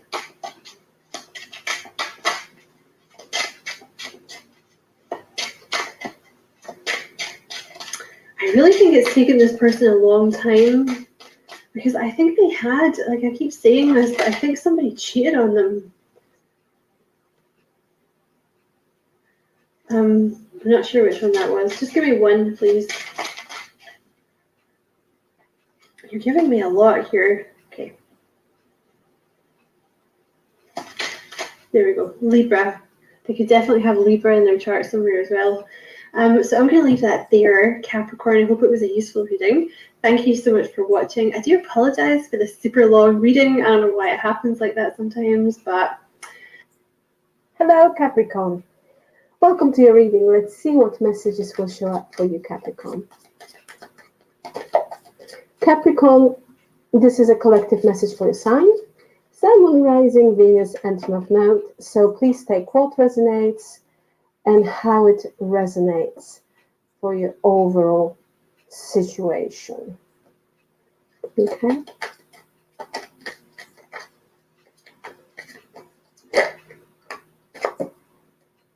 So we have confidence, disruption, fear, surrender, happiness at the bottom of the deck.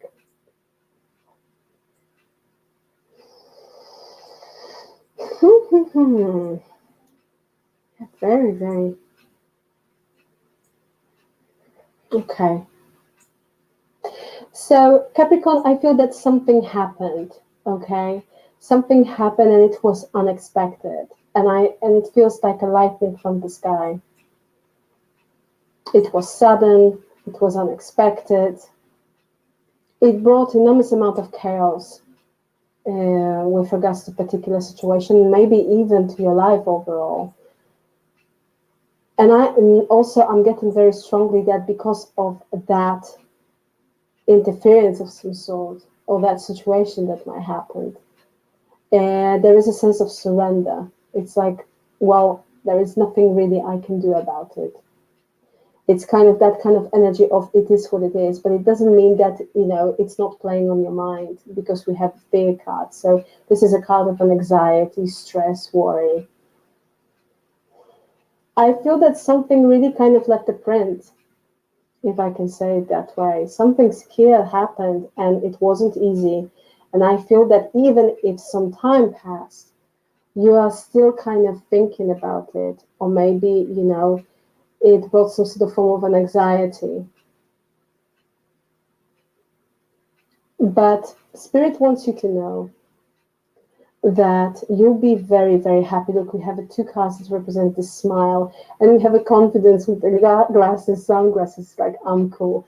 So Spirit wants you to know here, Capricorn, that no matter how exhausting and difficult the situation might be, things will get better. And overall energy we have. Hello, my gorgeous fellow Capricorns. This is Debs from Spirit Wolf Tarot. Welcome back, Wolfpack. If you're new, welcome. I'm going to do a bonus love reading for you all, just to say thank you, because you had the most watch time and likes in December. So this is your extra video. Okay, to show my appreciation, because I love you all. Right. So this time, I said we would find out a little bit more, we'd dig a little bit deeper in the love reading. So stick around till the end. We've got some initials here. We'll find out your person's name, even if we can, hopefully. And we'll find out what your person might look like, whether there's an age difference. Some months of the year may be a little bit significant here. It's a little bit like the who, when, where, but just a little bit. All right. We've got love cards. We've got the power of love. James Van Prague. I love this deck. And we've got some love notes and universe. Hang on, notes from the universe and love and connections. So we'll get maybe a little message for you from that. We've got some Island Time wellness cards. We've got our romance angel cards, and of course we've got our tarot, which is I haven't put it up there. It's the Lightseers Tarot. All right, Capricorn, let's go. Let's get some tarot. I'm going to start with tarot. I feel like tarot first today. All right, what do we have for our lovely Capricorns in love? What's happening? Something's coming. We know it. Some of us, I'm pleased to say, some Capricorns have already began a new relationship. Wow, look at this, High Priestess, first one out. Somebody knows, maybe the seeds are already started. Maybe they've already, seeds have already been sown. Feel someone has a deep knowing that love is coming. All right, any more Capricorn? Two more shuffles, and then I'm going to take from the top one. 2. All right, nothing's falling out. Wow. Can you believe that? Just talking about love, knowing it's coming, and here it is. Okay, some of you might be challenging for some of you. There has been a wait though, hasn't there? Hasn't there just? Recent past, 3 of Swords. We have Page of Cups. I feel like this is new for somebody. Oh, wow, look at that connection. There's passion here. There's the King of Wands. We have, oh my goodness, somebody may, I've just looked at the other 2 cards here, but this is a, wow, Leo, a strong Leo, Sagittarius, even more so Leo. I've just turned over the next 2 cards. But yeah, this is somebody who marches to the beat of their own drum. They could be an entrepreneur for some of you. Okay, I just wanted to, see what was going on there for somebody. Look at that on the bottom. You've walked away from somebody connected to your past, somebody you may have known for quite some time. Some of you may be headed towards this, or someone from the past is headed towards you because you make them happy. This is, oh wow, the Emperor wants a new beginning with you. You may have known this person for quite some time. Or this could be the person you're walking away from. I'm picking up on an energy where there is somebody, this could be the father of your children. There could have been a separation. I feel like somebody made you feel not good enough. Wow. Okay. And maybe they were in it for just the passion here. That's not for everybody, Capricorn. But yeah, somebody is coming back around. You could have worked with this person. Somebody wants to talk. Okay. Someone didn't feel good enough for you. They were stuck in their head, overthinking and overanalyzing everything. But yes, I feel like somebody's walking away from a relationship, and that's that in the recent past. This could be you. This could be your person, Capricorn. Let's see what's going on, shall we? Okay. Look, I just feel like there is it's almost like a spiritual connection. 2 people coming together and they are on the same wavelength. They are connected. Look at this. Enlightened, I would like to say enlightened. And a lot of fun. I picked up on a fun energy before, didn't we? The Page of Cups comes in and they make you feel like a child again. And there could be an age difference, of course, but there is an offer coming in.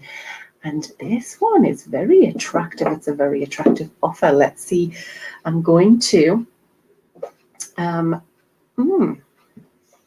don't normally go to the past, but I will. High Priestess, why is she here in love for Capricorn? Something, okay. Reconciliation for some, not for everybody, but this is going out for drinks. This person could be, you already know this person, they could be in your friend circle. There it is, the new beginning. It starts off small. Do you want to go out? Do you fancy going out for drinks? But ends up, oh my goodness, the 10 of Pentacles, the new beginning, ends in that security. This is building a life together. Oh my goodness. And it all starts with, should we go out? You could know this person in your friend circle. You could have known this person from a working situation. But my goodness, there is a decision. There's 2 paths to go down for somebody here. We've seen this before for us Capricorns. This could be an ending of a marriage. Someone's walking away from a marriage. But there is longevity here. This is going to, we've said this before, this is going to end in marriage, longevity with this King of Wands, a strong attraction. This is a strong connection here. We've got the sun and the moon. Whatever was in the dark will come to light. Whatever you didn't know, you will know. You will know. You will just know. Oh my goodness. 3 of Swords. Why is it here? No, sorry. I'm getting ahead of myself. Ace of Cups. Getting excited again. I always get excited on Capricorn readings. Ace of Cups, why is it here for Capricorn? Ace of Cups. Oh, it's just flipped out and flipped on the floor. I shall get it. Okay. Let's see what it was. Oh my goodness, this new beginning is going to put an end to this oppression, this time of not going anywhere. You know, somebody was feeling very, very stuck and like there was nothing moving, nothing going forward. Where I feel like somebody's manifested this. Maybe there's a Knight of Wands again. All right. This could be a challenge, or this could be a challenge because of the past person. The past person was very selfish, very in and out, hot and cold. You never know where you were. Well, you never knew where you were with this person. They were quite exhausting, very hard work, in fact, all about their own needs being met and not a lot about yours. But I feel like, yeah, you might have thought that was, you know, going to be long term, but something ended here. I feel like there were secrets kept. There was something you didn't know. But that's coming to an end. There is a new beginning coming in. But I feel like it's hard for you to... I'm picking up that it took you a very long time to get over something. Or this could be the other person. It took somebody a long time to get over a situation in their life. Something was very, very hard work. But this new beginning comes in and it lifts you and it lightens you, enlightens you and lifts you up and makes you feel alive again. We're going to the Hangman. Why is it here? Yes, you felt stuck. Yes, you have been stuck for the past 20. I've been watching the astrologers. Oh my goodness. And it so fits about this Pluto malarkey, and it's been in Capricorn for 20 years. Well, that makes a lot of sense, but it's moving in March. I think it comes back in but then moves back out. Well, that's okay. By March things is going to be a lot lighter in our lives. Capricorn makes so much sense. There's been so many transitions, so many endings, so much change in the last 20 years. The Hangman, why is it here for Capricorn? Why is the Hangman here for Capricorn? I've got a flipper. Okay, so the Queen of Wands. So in this stillness, you have become more confident, more aware of how good you are. Knowing your worth. It's not the Empress, but the Queen of Wands is someone who's very strong and very independent, very confident. Or your confidence came back in this lull, in this kind of time of standstill. And look, we've got the King and Queen of Wands, which is a couple, a divine counterpart. Right on the bottom, happiness. Someone makes you happy. Oh my goodness, someone's coming in with an offer that is going to lead to the 10 of Pentacles. Oh my goodness. Wow. Sorry, Capricorn, my son needed me for a second. So where were we? Right, I do feel like somebody has walked away from a relationship. I know it's not for everybody. My details are in the description box if you'd like a personal reading, or better still, if you're not already subscribed, be a subscriber and comment down below to be entered into the free draw at the end of the month. I'd give away a free reading just to say thank you, all right, and show my appreciation for your support. Right, so I feel like somebody could be, you know, in betwixt and in between. That's what I'm coming up with. It's almost like one world isn't completely finished and the next one is about to begin, and now that could be you, that could be your person who's coming in, all right.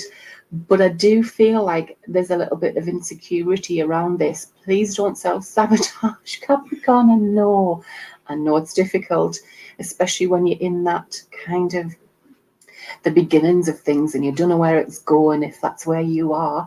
But stick with it, because look at this. What a happy end there is there. There's passion, there's happiness, there's joy, there's longevity. This is, you know, an unshakable bond, unshakable connection. This person wants, You make them happy. You make them happy. They make you happy. There's a proposal of, you know, a life together. They want the whole shebang. It's still there. It's still repeating itself, isn't it? And they see you. Oh, my goodness, they are so attracted to you, and you them. But yes, you became enlightened in this time out, if you like.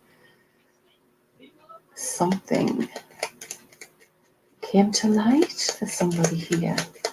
All right. 3 of Swords. Why is it here for Capricorn? Okay. 3 of Swords in the recent past is Temperance. This was meant to happen. Look at this. Somebody could even be coming back around. Oh my goodness. So it could be your person leaving a situation to come back. There's a new beginning here. Someone's reevaluated. Somebody it wasn't moving very fast. It was kind of, like I say, in between 2 worlds. Look, now we've got the Queen of Pentacles with a new beginning, and the 7 of Pentacles, reevaluating, waiting for, you know, the seeds are already sown. You're waiting for things to come to fruition. And then we have the Wheel of Fortune. But this King of Wands, Queen of Wands, could have been in a cycle with this person. They could have been in your life before.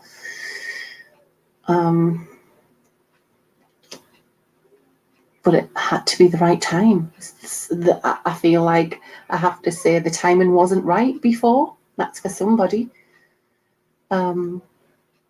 It's confusion. Maybe people interfered, you know, and said things that confused you. Interfered. All right. Give me one more on the 3 of Swords. But this separation, whatever happened in the recent past, had to happen. It's divinely guided. Someone needs patience. Temperance is all about patience and being the right time. Okay. Oh, there was tears here. Somebody is missing somebody. If this person is coming back around, this person is missing you, Capricorn. Or if this is a separation, it's a very difficult separation, and they have to, you know, have things to sort. For somebody here, I apologize about the noise. My son is on a game with his friends and he gets very excitable. So we have here, again, the time and the lovers, such a strong connection. But I do feel like there was another person, third party. And that's not for everybody. If it is, you'll know about it. But there was somebody very confused about what to do. There was a lot of confusion. That this could be for you. You were confused because then maybe they hadn't walked away properly. But there is a separation in the recent past. But this person misses you, Capricorn. Or if this is somebody else coming away from somebody, there was a lot of drama, a lot of tears, but it was meant to be. I don't know what. Yeah, walking away from someone. Maybe there was, maybe it was difficult for someone to walk away because there was children involved as well. That's another storyline I'm getting. Okay, right. But there is a new beginning here. Let's see what the Page of Cups has to say. Why is the Page of Cups here for Capricorn? Page of Cups. Page of Cups. There's only one fell out. Oh my goodness, followed by the Knight of Cups. Somebody may be leveling up here, but there is an offer of love for sure. After there's been this stagnancy, new beginning in love. Oh my goodness, the confusion, because yeah, there was somebody's connected to somebody else here. I know that's not going to be for everybody. But there is a decision to be made in love, for sure. New beginning, decisions to be made. And there is this Hanged Man. There has been a waiting period for this to come in, for this new beginning to come in. They're coming in, though. Look, I mean, the Knight of Cups is moving. The Knight of Wands takes action in the near future. This person is taking action, Capricorn. They're choosing you. They're moving away from something here. Maybe there's still things to tie you up, and this could be you, of course. All right. Do we have any more? They want to, they want to make this, they want it to happen quicker than it actually is. Tell me about the King of Wands, the Sun, the Knight of Wands in the near future for Capricorn, and then we'll get some love cards. Yeah. Oh my goodness. Oh my goodness. Right, so we've got the King of Wands again. We've got the Wheel of Fortune. Again, we have a death card. Again, something's over. Something's been ended. They are coming in with action. They are taking action. They've ended something. They're coming back around. And this could be you, of course, Capricorn. If this is new, for some of you, it's going to be, actually, for some of you, it is new because we've got the Page of Cups. Somebody could be coming in with an apology as well for somebody. Someone wants to work on things. They don't want to be out in the cold anymore. They have had some time out to think. This is this is a wise sage. The High Priestess is also wise. Someone's planning a new beginning. Someone's planning a proposal. I know that's not for everybody, but they want to come out of the cold. The Hermit searches for that star. They are soul searching. They are, doing a lot of reflection, some shadow work even. And they want to come out of the cold and work on things again. This could be somebody you work with, Capricorn. But yeah, there's an ending here. But this ending is going to bring in, it's the right time. The right time. And there's happiness. It all had to be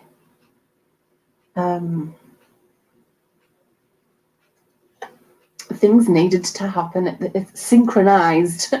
Things needed to be in the right time, the right place. This could be serendipity. If this is new, this is coming in just at the right time. Let me see what the Romance Angels has to say. Let me know in the comments if this is you, Capricorn. Is this a new beginning? Is there an age difference? Oh, we'll get some tea leaf cards to see if there's an age difference. Someone hasn't let you go. Don't know if that's the one you're ending and starting anew, but because there's two King of Wands here. Okay. What do we have for Capricorns in love? Oh, flirt. Oh my goodness, true love. Separation. Someone's in separation. Time apart from your partner is on the horizon. This is the romance of a lifetime. So, is somebody apart because they are working away? Is somebody apart because you have had a falling out? But I do feel someone's coming back around, Capricorn. And extend your light-hearted energy to others. This is light-hearted energy coming in here. There's such a good energy. Calling in your soulmate. Your prayers, affirmations, and visualizations help bring you together. This is your soulmate coming in for you. I do feel like, oh, look at that attraction. You attract romantic love by enjoying this moment fully. I feel like when this happens, oh my goodness, romantic feelings, your feelings are real and worth exploring. Let your friends help you. Ask for and accept support from others here. Yeah, again, somebody could work with somebody here. What you could work with your person. Financial issues are a factor. Somebody may feel like they're not good enough, don't have enough money. That could be affecting this, but it's all in the timing. There's a change in finances as well for somebody here, but well, that's a different spread. Let's see what we've got. Any more for Capricorn? Oh my goodness, this is such, it's almost like someone being in a cycle with somebody, or in a cycle of something here. Ooh, oh my goodness, kisses. Unconditionally loving, giving and receiving affection, falling in love. Someone's about to fall head over heels. This person may have hid their feelings, or is it you hiding your feelings? Hide, personify, pretend, delude, gaslight, and that could be the person you are walking away from, or they are walking away from. Any more? Capricorn, Love Island messages for Capricorn. What do I need to hear? Oh my goodness. Do you know when I said there'll be a proposal? Well, guess what? There it is. Engagement, partnership, commitment, eternity, completion, union. This is going to be an unshakable bond. I guess I'm going to think I'll call it that. There's the call. There's the love call. Someone expresses love, a message of love, thinking of you and letting you know.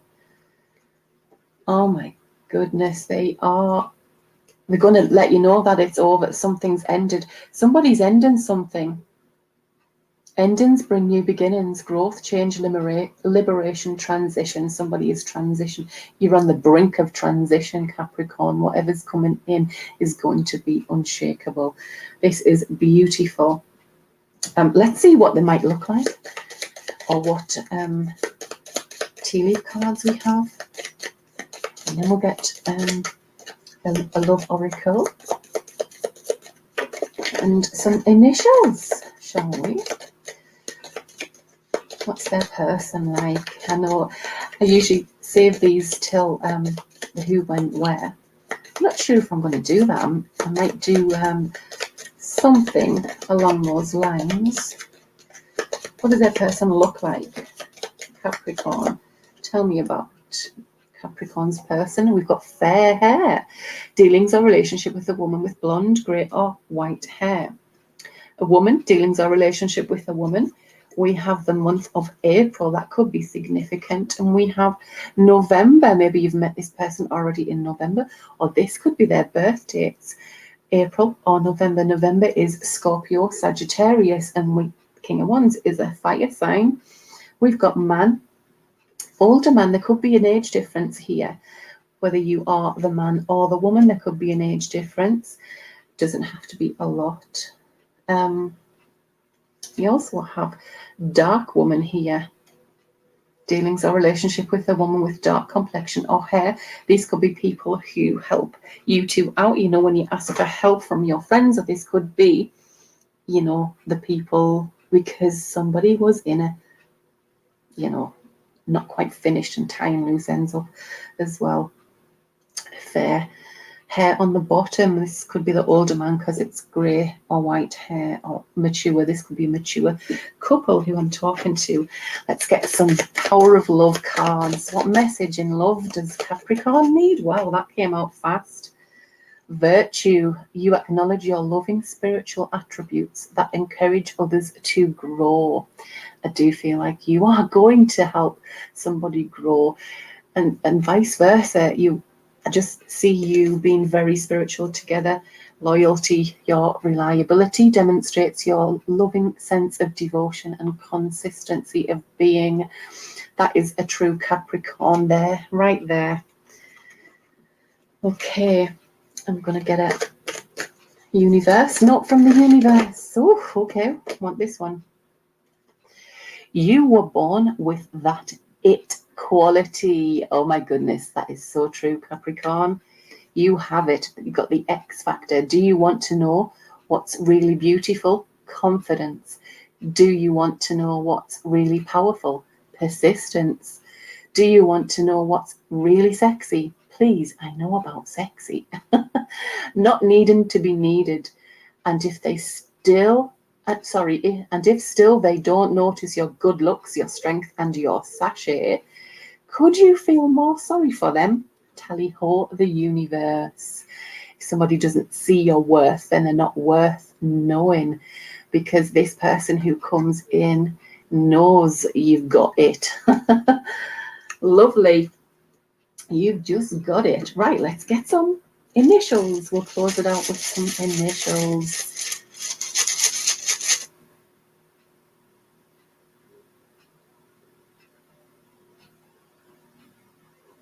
We'll close it out with some initials. Right, dig deep for Capricorn. Oh, person's name at the very least there. Initials, we've got R, we've got O, we've got W, we've got another O, we've got a D, a C, DC, could be a DC? No, I was thinking of PC, police, DC, yeah, detective, I suppose. Raw, CA. We've got maybe too many. We can get plenty of names anyway. We've got EA. We've got another E. We've got a blank. So we've got Lee. We've got a B. We have U. I. We've got Ian. We have Bo. We have T. We have a W. We've got Toby. 2 V's, VV, another blank, another E, and an O. Oh, we've got Bonnie. Hi, Bonnie. I hope you're watching. We've got an E, a U. We have a T and another E. We've got Tony. We've got Dakota. We've got Paddy, Tabby, Leona, Leonie, Casey. We've got Penny. We've got lots of names here. We've got Rob. We have, did I see?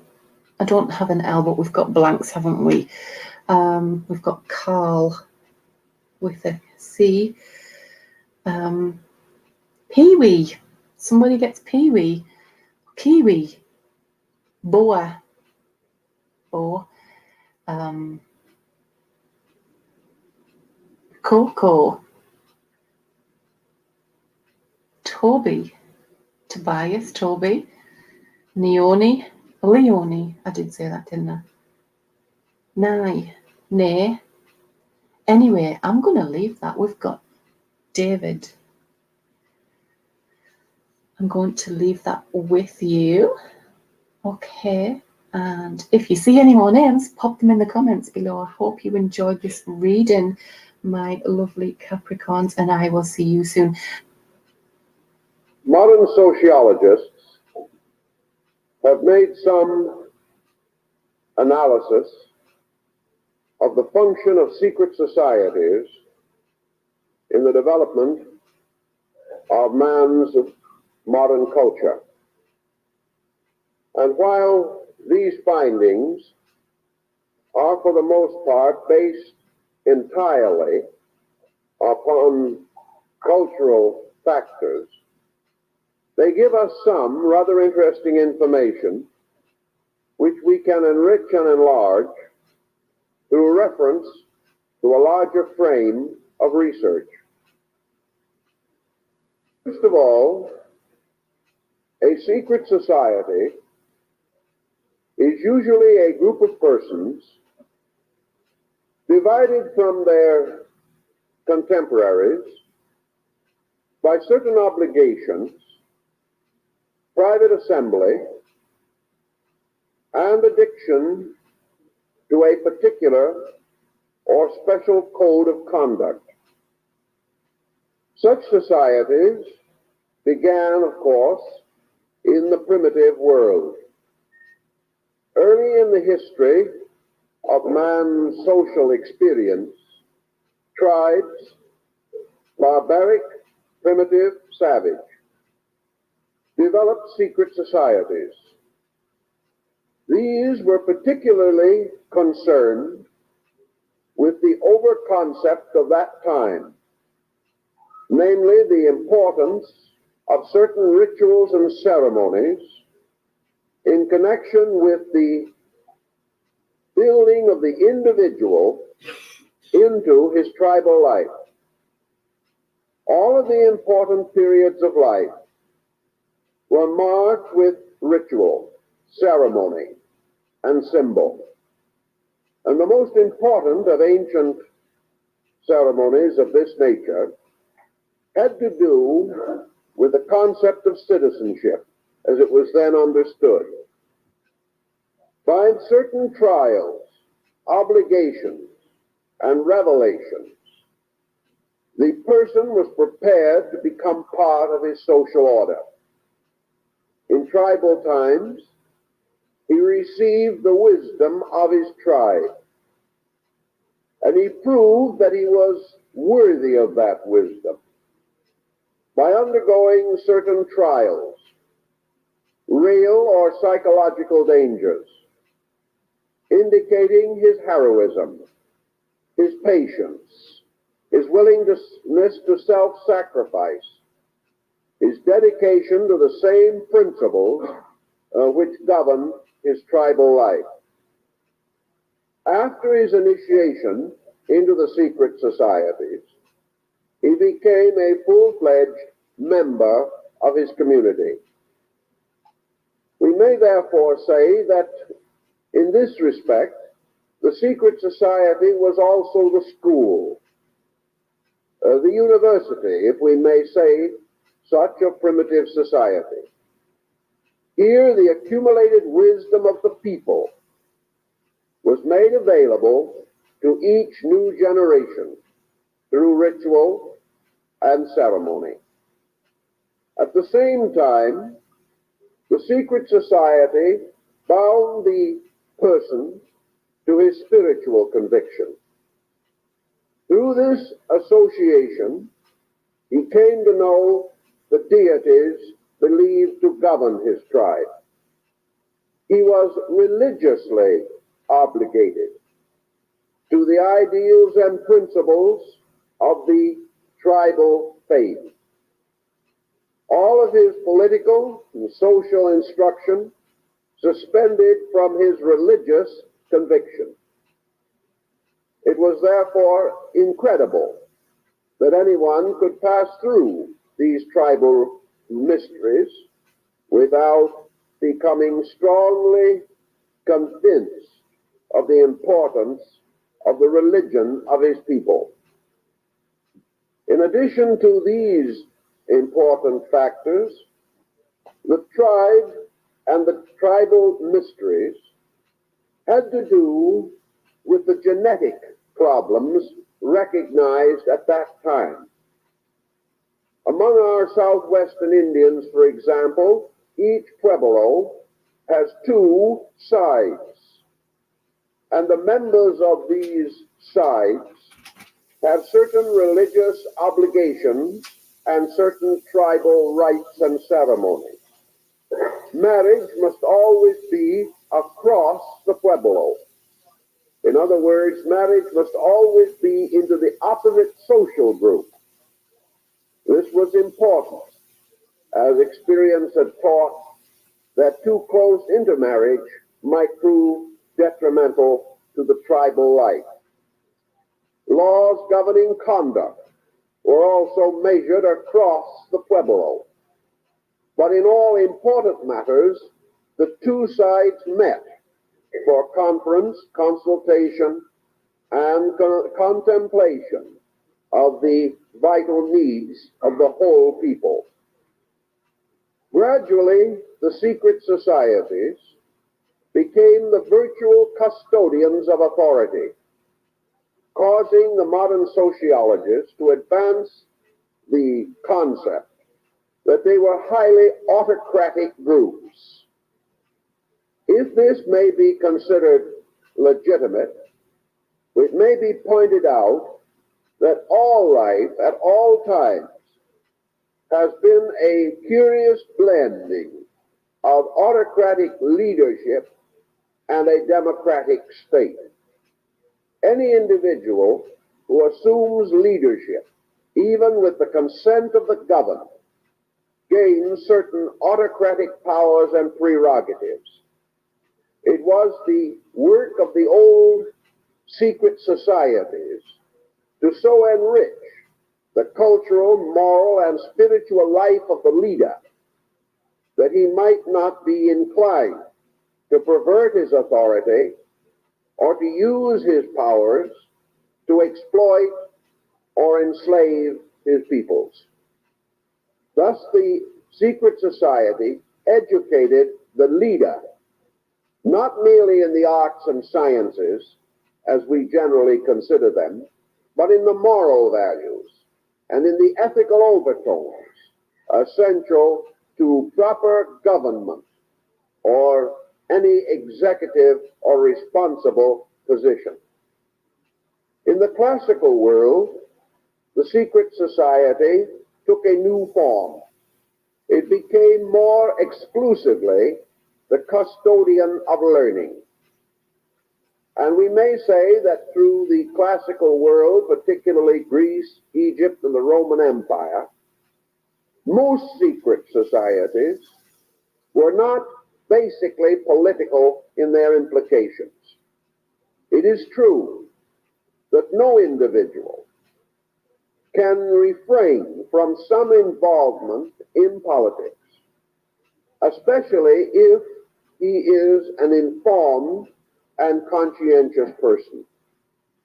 It cannot be said that Plato was a politician, nor can it be said that the Platonic dialogues are completely non-political.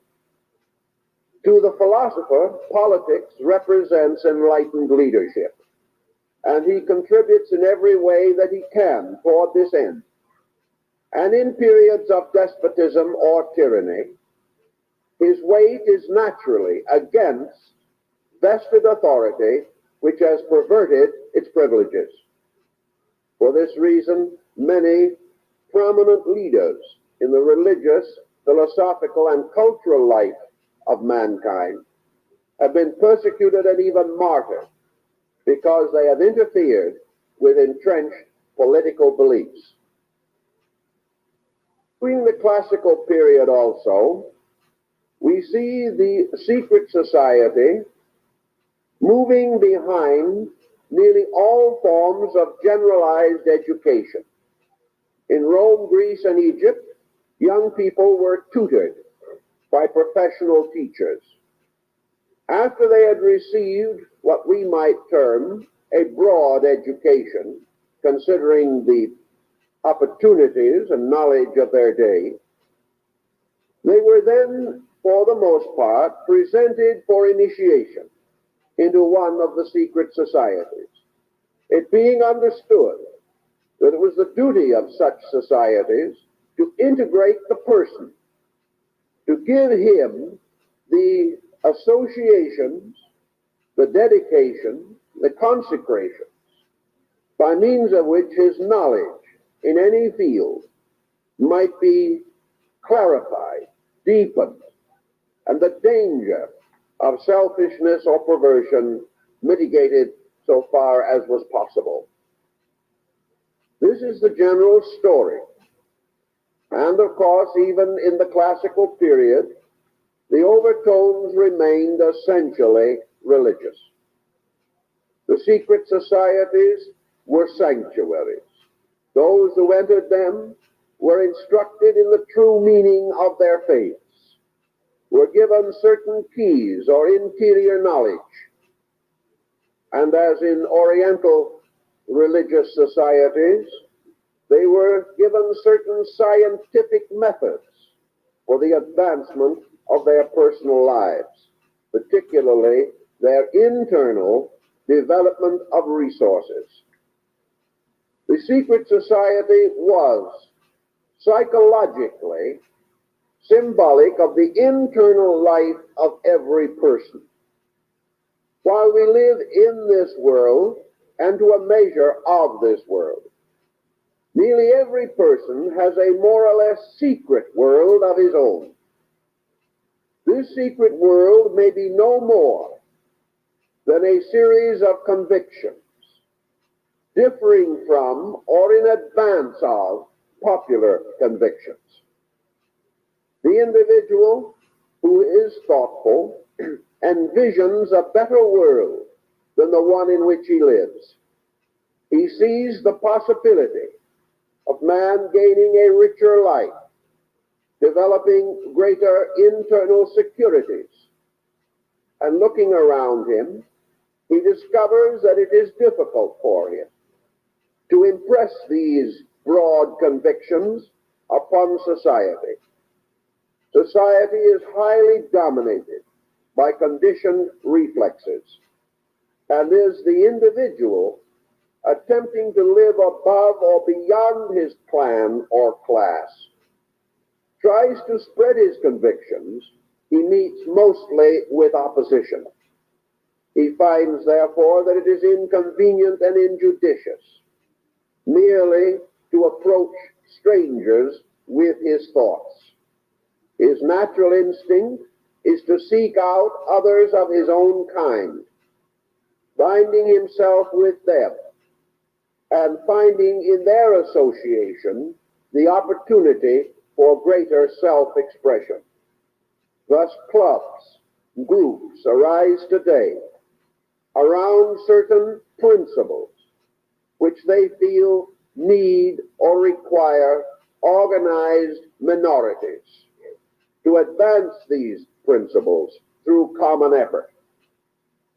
If these principles were identical with the common practices, there would be no need for secret assembly.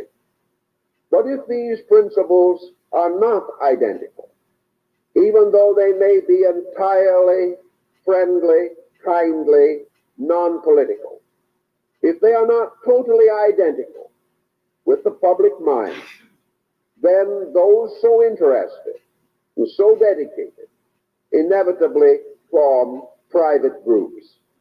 These private groups advance charities, practice various benevolences, do all that they can to increase the cultural advantage of their members and often of non-members. These kinds of assemblies also were known in antiquity. But in those times, men seldom gathered for trivial purposes. They seldom gathered to meet the simple requirements of the day, inasmuch as society itself, being essentially more simple and having certain natural attitudes, it was not necessary to form special societies to advance the commonplace needs of the people. These societies then went after objectives that were not commonplace. We have another group important to consider in the light of the prevailing way of life of ancient man. During the so-called Golden Age of Pericles and the great Greco-Latin culture, most countries had their own religions, their own temples, their own sanctuaries, and these religions were state faiths. They were financed by the state and were made available to the people. The citizen of a country in good standing therefore worshiped the gods of his country, defended them, and sought from them such help as he might need. In those days, the general attitude of mankind on religious matters was to the effect that the religion and the state were identical. Any attack against the state was an attack against religion. Any opposition or attack upon religion was an attack upon total society. Therefore, what we commonly call today intersectarian squabbles could not exist. The individual was born and raised within a national or community religion. Because of this factor, he expected other states or communities to have their own faiths. If he journeyed into another area, he generally remained courteous to the deities of that region and seldom attempted or even contemplated any missionary or evangelical attitude or procedure. It did not occur to him that it was right or proper for him to attempt to change the basic faiths of the nations in which he visited or traveled, nor would he tolerate others coming into his areas and attempting such procedures. It would seem, therefore, that these areas would remain very much isolated and that religious unity would be next to impossible. The appearance, however, has deceived many persons, including scholars. The facts were somewhat different. Behind the state religions of these different areas were always the secret societies. These were composed mostly of scholars, philosophers, sages, travelers, educators, persons whose knowledge of their own religion and the religions of other peoples exceeded that of the average citizen. Therefore, these various faiths, apparently isolated, were bound together by a network of mysteries or schools of common initiation. And a traveler on the level of the secret society, journeying from Greece to Egypt, found that he was not traveling from one religion to another, but from one interpretation to another. He was therefore constantly reminded that in the core of things, the gods of all these groups were identical deities, known under different names, worshipped with somewhat differing ceremonials, but dedicated to the same principles, and the sciences taught in these different groups were identical, and the arts and the general knowledge were shared by all, regardless. Therefore, Pythagoras, 600 years before the Christian era, traveling throughout the world, visited and was received hospitably and lovingly by over 20 religions, each of which accepted him without question and accepted his knowledge without question. Consequently, the general archetype behind this situation was that the local deities were bound together by a larger interpretation, and that those who entered the secret societies became interreligious in their thinking. For this reason, actual war against any person or group, because of religion primarily, was exceedingly rare, almost unknown. You did not declare war on a man's faith. You might oppose his political structure, which incidentally, of course, included his faith. You might desire his territories. You might seek to gain his wealth, but you did not openly declare war against his God. This was a situation which in many respects resulted in more favorable situations after a period of hostility. When peace was restored, the God concept set in again, and the divisions that might have been otherwise irreconcilable were often mended in this way. Secret societies, therefore, served a great number of purposes and were more widely and generally used than we recognize. In Greece, every free person, man and woman, was entitled to initiation. Consequently, it was not uncommon at the rites of Eleusis in Attica for 25,000 persons to be initiated at one ceremonial.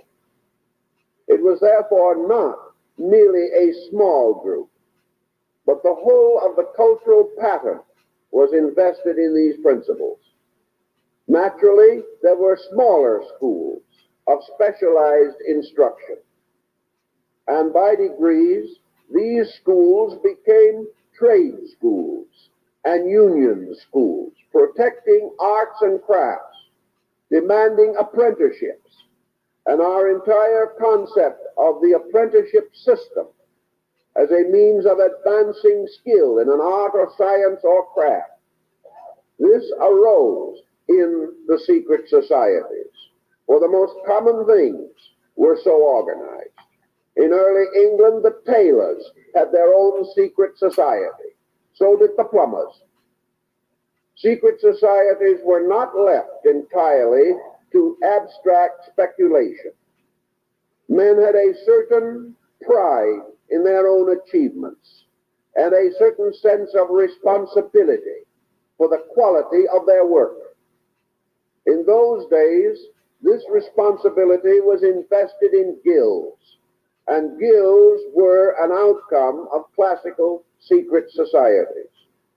It was the guild that instructed the apprentice, gave him the choicest secrets of his profession or trade, and bound him with obligations to use this knowledge constructively and honorably. It was therefore a most signal offense against society and God to shoddy the workmanship, to use inferior materials, or in any way to misrepresent a contract.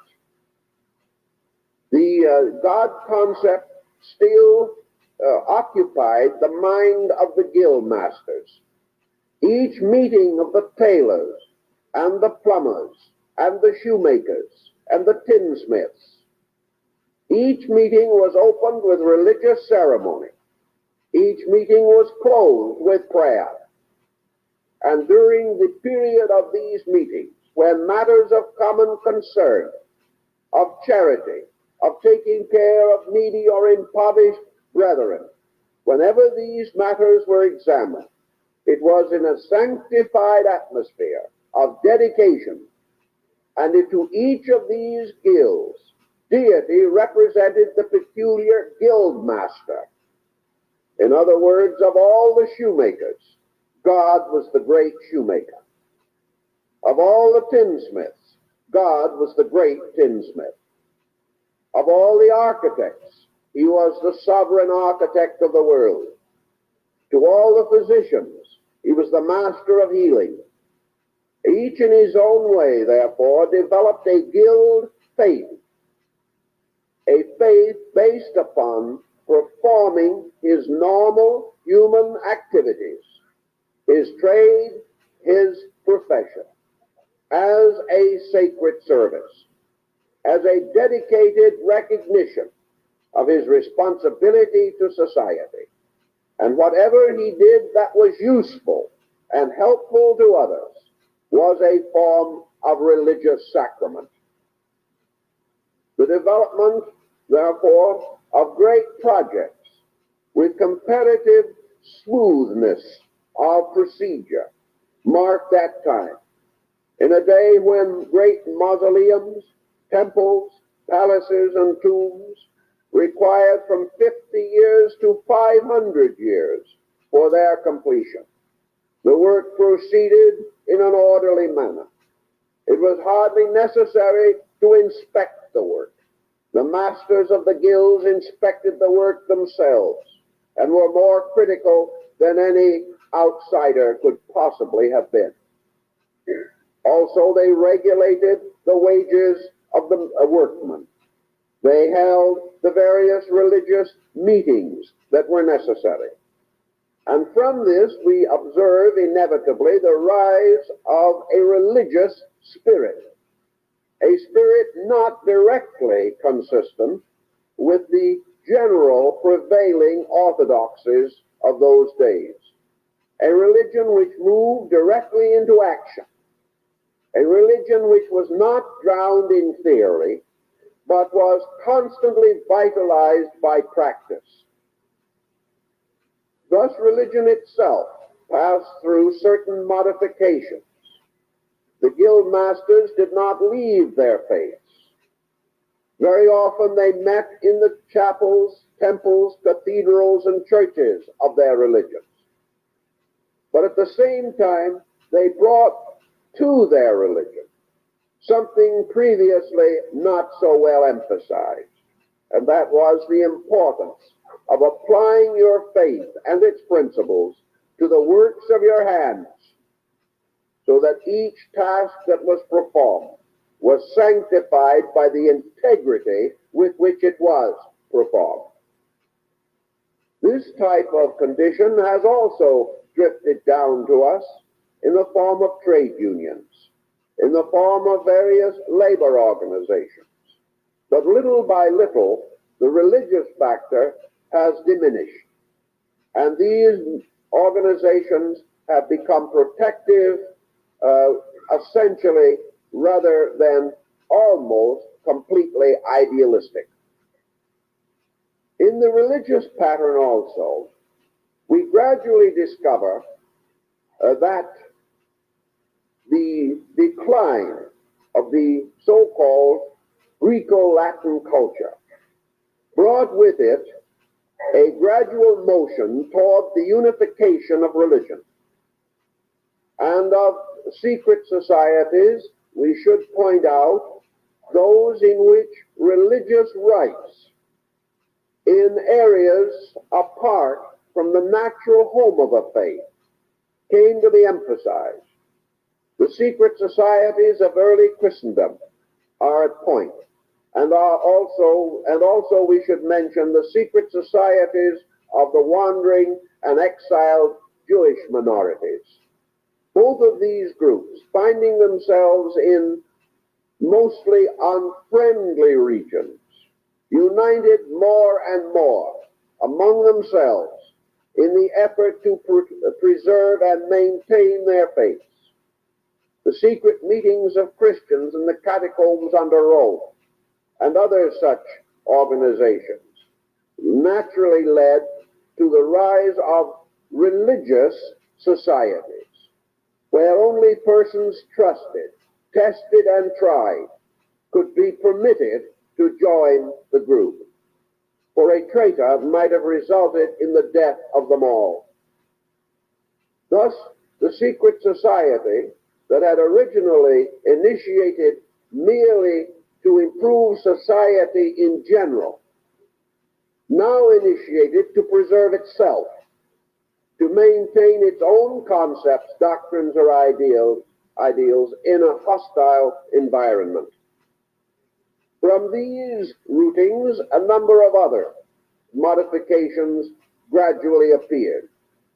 After the rise of Christendom, and it passed into a more or less positive relationship with society, the non-Christian minorities, who had once dominated, also found it expedient to organize against the rising power of Christendom.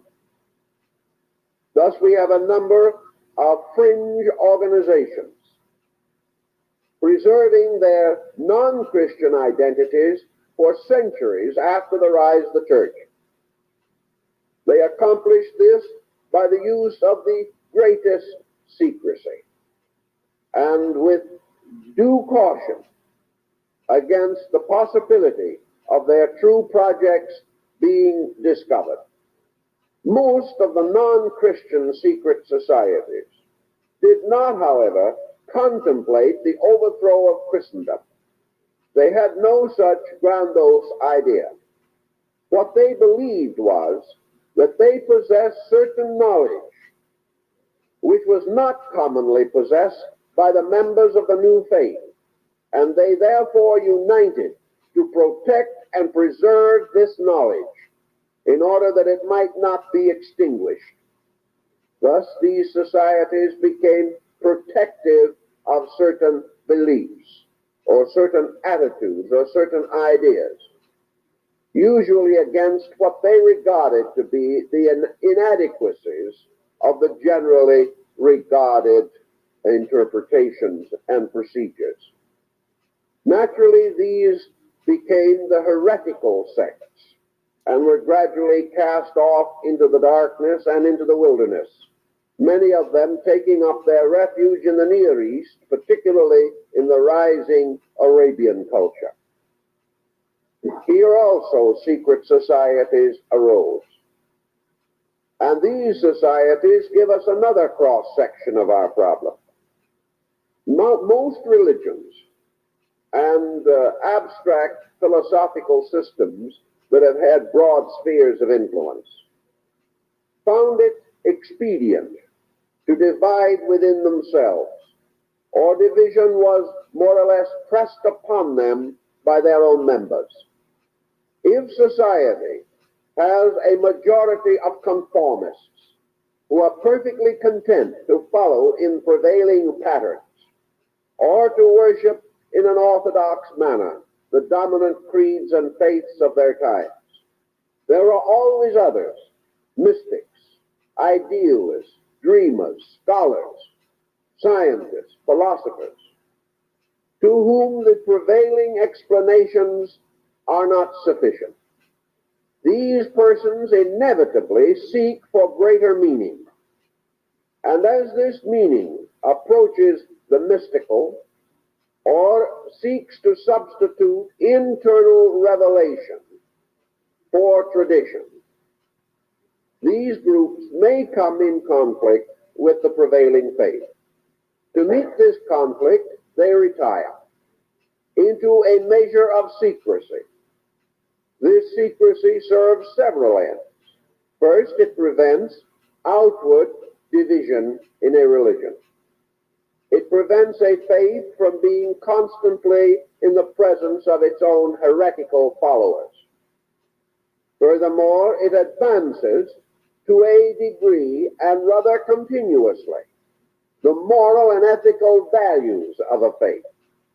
And those ideals which 1,000 years ago were regarded as totally esoteric have gradually come to be new standards of orthodoxy, so that these mystical groups, pressing on beyond the prevailing doctrines, have become the pioneers of progress in nearly every order of society with which they have been associated. This, in brief, perhaps, summarizes the older situation. And it now comes to our mind to analyze the more recent trends in these matters. The first sociological over-concept that develops from all of this is that the secret society represents an organization of the factor of mystery. Anything which is secret becomes a challenge. The moment we learn that there is something folks do not want us to know, we can never rest until we find out what it is. It is the same way with a personal secret. The individual possessing it is overshadowed by the sense of his own importance. The mere fact that he knows something not commonly known gives him a membership in an exclusive aristocracy. He begins to show all the symptoms of this secret knowledge, and usually, unbound by obligation, rushes forth to share it. By so doing, gaining a peculiar distinction for being the person from whom this secret knowledge is derived. Thus, there are many kinds of persons. In the field of scholarship, for example, there are scholars who, making a discovery, will die rather than share it with anyone else. There are others who live only in the world of scholarship in order that they may share whatever they learn or discover. Human nature being widely diversified in its temperamental peculiarities, we do learn, however, that mystery exercises an influence far beyond its own proportions. The small child standing in the presence of a dark closet has certain inevitable reactions. This dark closet is powerful. It is almost overwhelming in its potential possibility. A light is then turned on and there is nothing there. But this discovery of the nothingness of the dark closet solves nothing. The next time we are in presence of a dark closet, we go through the same experience again. We are never able to be certain, confident, or positive in our relation to the unknown. Secret societies, consequently, from the beginning, have exercised a strange and wonderful force upon tyrants. They have become, so to say, the reflectors of a man's conscience. The individual who is doing wrong, particularly the popular leader, or the autocrat, or the despot, fears desperately the possibility of the rise of private assembly within his areas. Back in the days of World War I, most of the central powers immediately outlawed secret assembly for fear that it would result in the betrayal of their own purposes. In World War II, both Germany and Italy, under Hitler and Mussolini, outlawed secret societies for fear that from them would rise the force that would later judge them and would make more rapid their overthrow. Also, of course, in all countries now behind the Iron Curtain, secret societies are forbidden, for it is always possible that from them might come the counter-revolutions which are continuously feared. If a secret society does arise within a troubled state, and it is impossible for the police or agents of that state to ferret out the society and destroy it, it then becomes a ghost, haunting forever the tyrant, and causing him to gain greater and greater fear and terror, looking with suspicion upon everyone, hardly daring to accept the closest ministrations of his own family for fear that they are in league against him. Thus, the secret society as a political instrument enables a dozen men united together to appear with the strength of 1,000,000. That which is unknown multiplies its power. It is suspected of far more than it possesses, and it also becomes psychologically a judge and juror over the tyrant. It may never move, but its existence in his consciousness may well destroy him. The political power of such organizations, therefore, can, under certain conditions, be extraordinary, especially where the situations permit the continuance of secrecy. In what we call our modern way of life, secrecy, as known in antiquity and during the medieval period, such secrecy is no longer possible. Secrecy today is a highly relative term, and nearly all secret societies are known. The motives for which they stand are known. Their memberships are known. That is, in those nations in which the general way of life does not cause leaders to fear such assembly, or does not give reason to assume that treason is intended, or the destruction of persons, property, or character is likely to follow. This means that in so-called highly advanced nations, nations whose ways of life are comparatively adequate and whose citizens are reasonably contented, your secret societies function mostly as fraternal and benevolent orders, existing as the extensions of old ways, but not presenting any real or major threat to any existing integration of society. Modern societies, therefore, are inclined to advance special ideas, the advancement of which will improve or adjust society, advance education, spiritualize against the prevailing materialism. And in many instances today, so-called secret societies are prime movers toward the recognition of religious value in a time when this seems to be something in strong and desperate need of defense. If, therefore, there is charitable work to be done, if there is need for the strengthening of community ties, if the preservation of a level of consciousness is advanced by society activity, such societies will spring up, preserving part of the forms of older organizations, and perhaps even more of the spirit, but relating mostly to those classical societies which had as their principal aim the general improvement of man, or the protection of arts and sciences, or the service of the needy, or the extension of education towards a higher cultural platform, with emphasis upon the need of man to advance toward the future, better equipped than he is by ordinary methods now prevailing.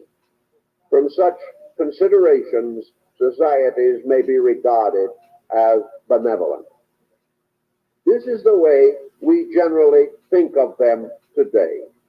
And in America today, there are many secret societies, mostly secret because of the membership's conviction that they have a project which would otherwise remain undone, and to which they contribute by means of the slender framework based upon the older concept of assembly for particular purpose within a larger social theater.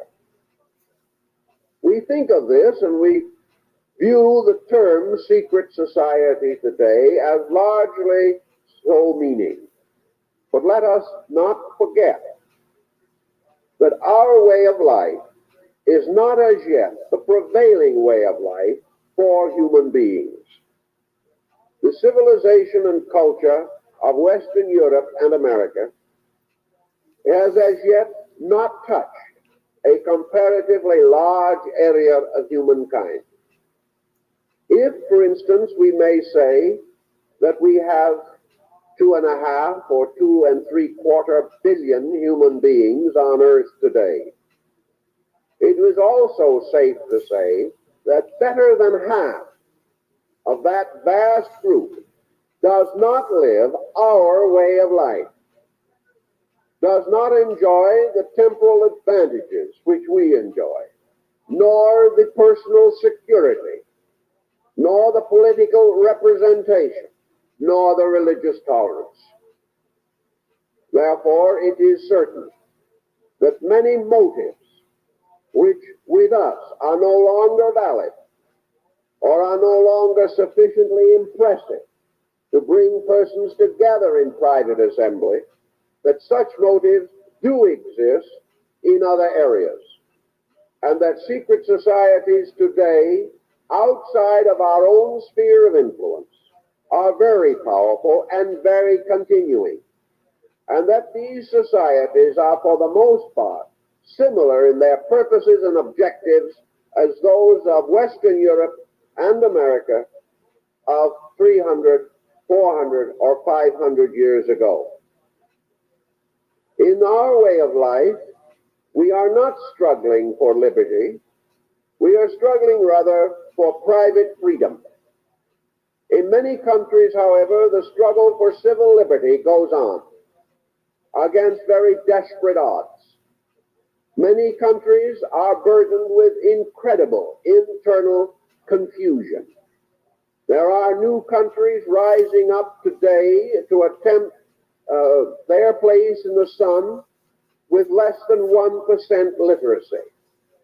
In many of these areas also, religious problems are more than intensive and probably occupy a considerable part of public thinking. Thus, within the area of our knowledge, in practical and daily experience, there is one situation.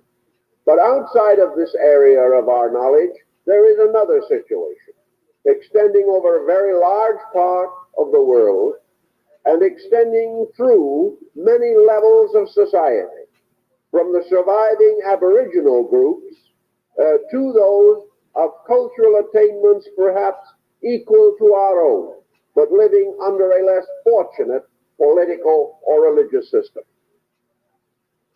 In these areas, all of the purposes which originally You all right, baby girl? legitimized secret assembly, these purposes still confront the people.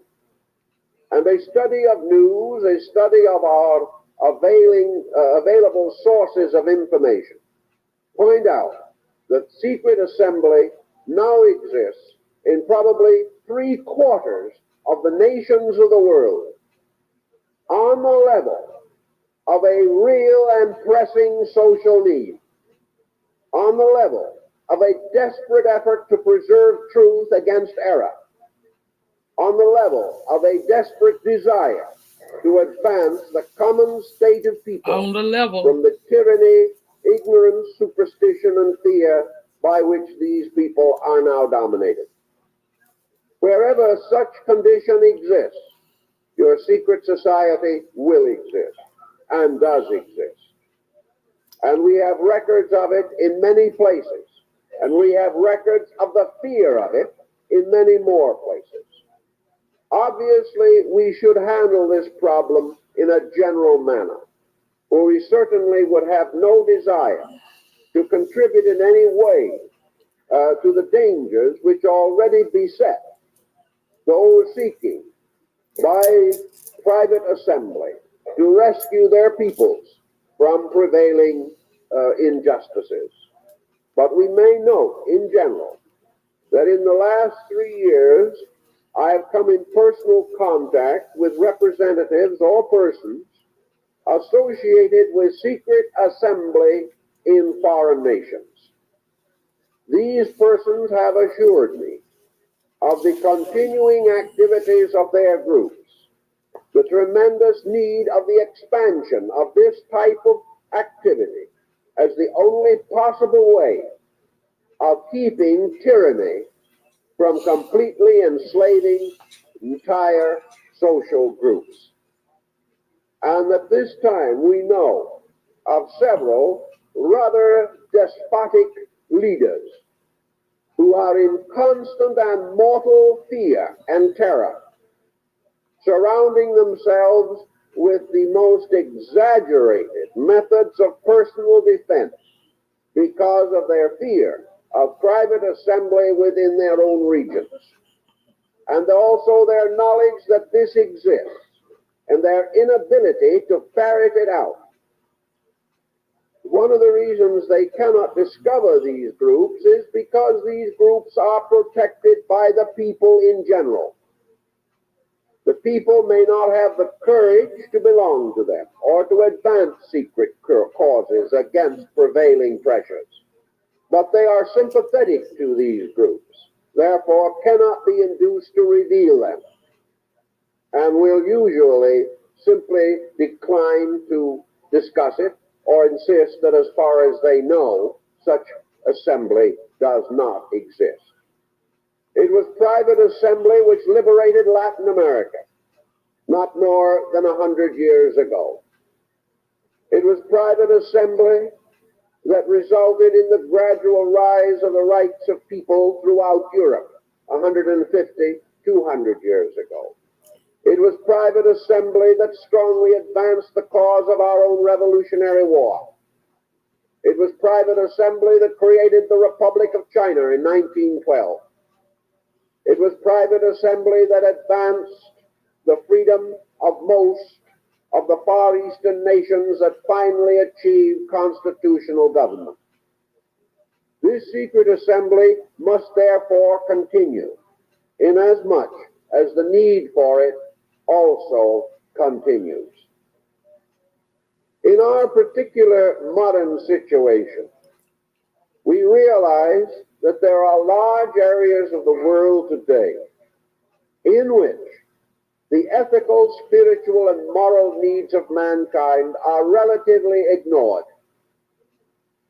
where attitudes and processes are forced upon persons whose natures do not conform with such pressures.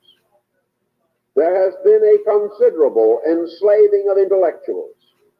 There has been a powerful trend against the rights of the individual to life, liberty, and the pursuit of happiness. And we may say that life, liberty, and the pursuit of happiness, these words, this statement, was once the secret statement of a secret society. This statement moved Europe nearly 200 years ago and brought about the tremendous change which was a powerful social advance for mankind. We know, therefore, that today, behind barriers, wherever tyranny exists, there is a constant and desperate determination to resist. That these resistant movements arose in World War II in the form of the famous underground movements. These movements certainly were not religious, primarily, although the concept of religion moved with them. They were not essentially philosophical, yet they demanded obligations, and they tried and tested those who sought to join them. And these testings and trials were for the same purposes as ancient rites, namely to prove that the candidate could be entrusted with responsibility of knowledge, knowledge which, if misused, might destroy the other members of a fraternity. This type of thinking is going on strongly today. It is probably active in 2/3 of the world, and it is active toward ends which we here in America regard as highly desirable ends. Ends leading to universal tolerance, universal education, universal opportunity, universal liberty. These are the essential principles of the modern secret society. Such societies also, of course, exist on purely specialized levels, as your educational societies, your Greek letter societies, and things of that nature. These are usually honor societies, toward which the individual aspires in order that he may prove his unusual proficiency or advancement in some subject. But even today, most of these honor societies in areas outside of our own are bound into the general picture. And this general picture has become considerably confused in the last 25 or 30 years. During most of the 19th century, secret societies that had brought peoples to various degrees of security have moved and created from themselves leaders, but most leadership was backed by some pressure. Had it not been so backed, it could not have moved forward against an entrenched tyranny. These leaders were individuals apparently, but had they not received help of some kind, usually secret help, they would not have been able to survive to achieve the reformations which they accomplished. But during the 19th century, most of this pressure let down. It looked as though the world was moving forward inevitably and magnificently toward a better state of things. It is true that there were wars, there were troubles in those days, but these troubles were comparatively isolated, one arising here, one arising there. and most of these troublous situations were envisioned as means of accomplishing a further advancement of man by removing some obstacle to that advancement, or by binding divided and discordant groups into some larger and more comprehensive pattern. The general trend, therefore, was for the secret society to move into fields essentially less vital than that of an earlier date.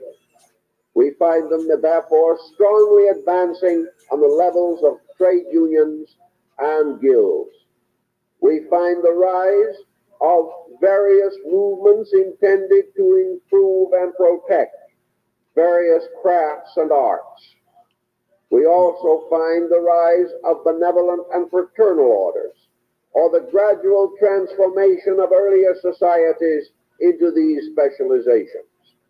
The Hun Society in China, for example, after it had achieved the democracy,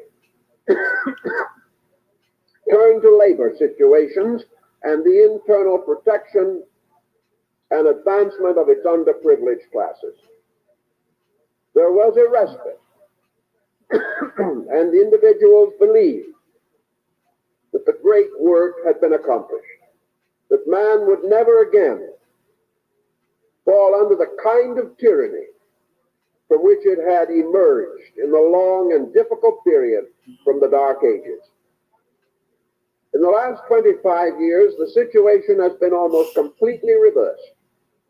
Today, tyranny looms large. The rights of man have been undermined in numerous areas. Let me tell you, remember I was talking about Taurus, right? This motherfucker here. I had to talk shit to this nigga. He talking about, he was going to give me a little something for my birthday this weekend. So I texted the nigga like, okay, what's up? He want to goddamn have jokes, right? I said, okay. I talk shit to that motherfucker. This nigga, I know he talking about send me a request. I said, well, damn, I got to talk shit, nigga, to get something out your motherfucking ass. Motherfucker, you in less than 5 minutes, that bitch had don't send it. Damn, why I gotta talk shit?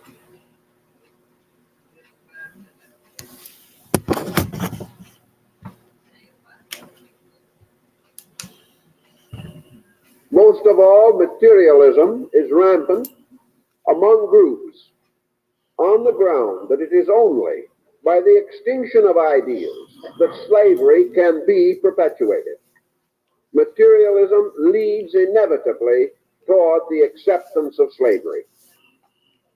It removes from the individual his vision of greater spiritual value, and in this way takes away from him his basic impulse to defend and protect such value at all cost. So we have today a world which perhaps is not much better off in total than it was 500 years ago. It knows more, it is richer, and in some areas, such as the Western Hemisphere, its progress continues at a reasonable rate. But for the rest of the world, life is closing in, and has closed in for a number of years. It has reduced its boundaries to medieval fortresses. It has divided its projects and purposes, and under the general name and term of mechanistic progress, it has lost sight of most of the values that are real and dear to the private citizen. The family is attacked. The home is attacked. The right of private assembly is attacked. The privilege of free vote is attacked. The right to worship, to have convictions, is either attacked or ridiculed. And by degrees, the private citizen is reduced to the state in which the need for private assembly is strongly re-emphasized.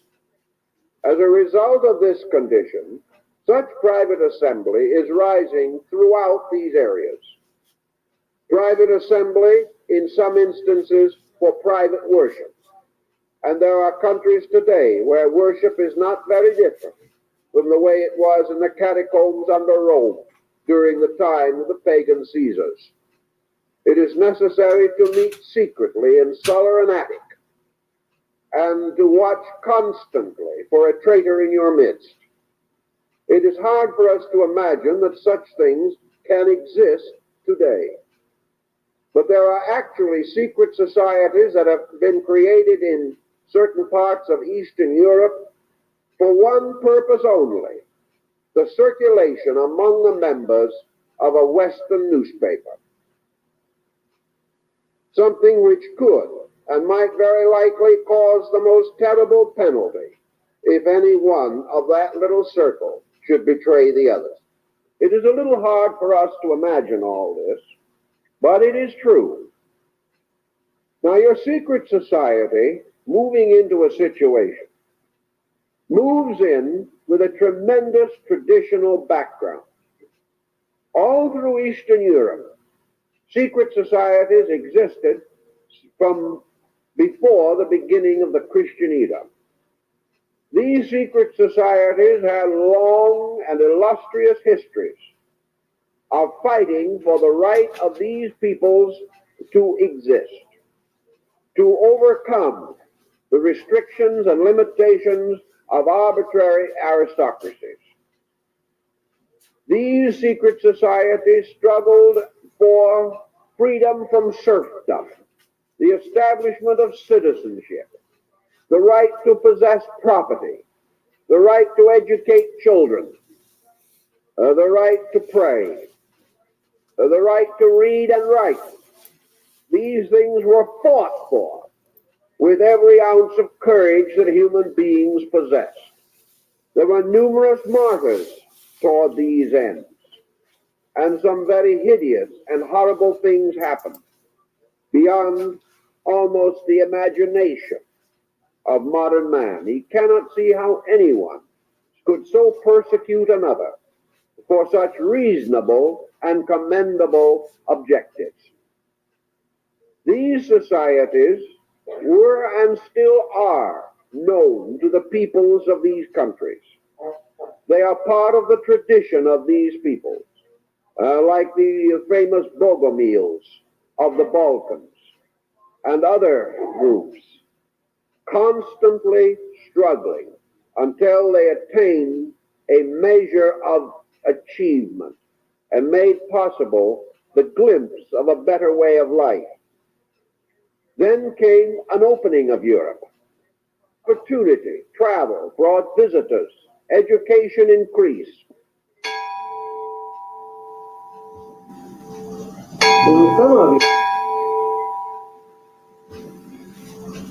In some of you, the discussion we are going to carry along in this series may be a little new on the whole, but many are already aware of the existence of at least the symbolic factors with which we are to be concerned.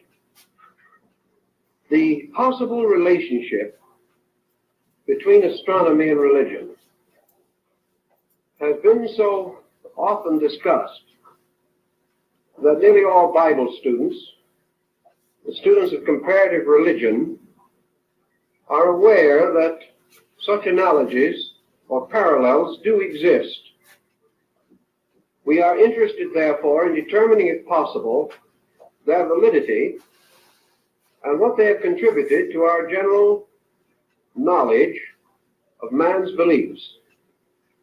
Perhaps astrotheology would be a useful instrument as a common denominator of religions, for elements of it and traces of it are to be found throughout the world.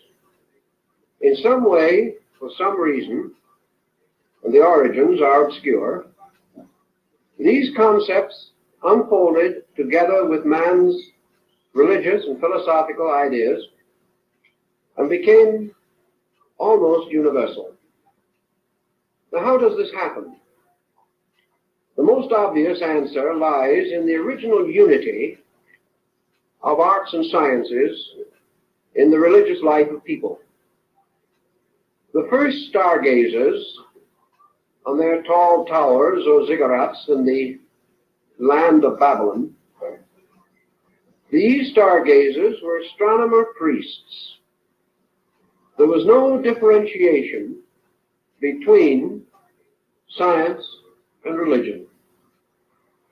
We may say that almost certainly sciences were originally cultivated because of their religious content, or for the reason that they helped to support the religious convictions of the people. Those temples were first cultivated, and the ancient houses and houses were the first astronomical observatories. There is a legend, which some of you may have run across, to the effect that the constellations were named by shepherds who, watching their flocks at night and with very little else to do, allowed their imaginations to trace the imageries by connecting stars into patterns in which some likenesses or appearances to various creatures could be traced. I think these shepherds were the shepherd priests or the shepherd kings of old times, the keepers of the sheepfold, which was the ancient name for the temple. In any event, many words that we use, many terms that we commonly find in our language, arise from the religious, astronomical reflections and contemplations of our ancestors. Actually, as one of the ancients observed, astronomy is the science of the anatomy of the universe. And to a measure, these same ancients believed that the universe was the body of a blessed God. Therefore, astronomy might be termed the anatomy and even the physiology of the body of the deity. This deity being represented as this God who is extended and distributed throughout the infinite diversity of his own parts and members. In any event, at a very remote time, men learned considerable about astronomy. It is quite likely that there have been cycles of remembrance and forgetfulness in this subject. A. Wallace Budge, keeper of the Egyptian and Assyrian antiquities of the British Museum, declared that the Chaldean astronomers watched and measured and charted the motions of the heavens for more than 25,000 years. Now, of course, from a man of his standing, this is a rather unusual statement. And yet I'm certain that he felt that he could prove it. This tremendous amount of observation, even without the instruments that we know today, must have led to a variety of discoveries.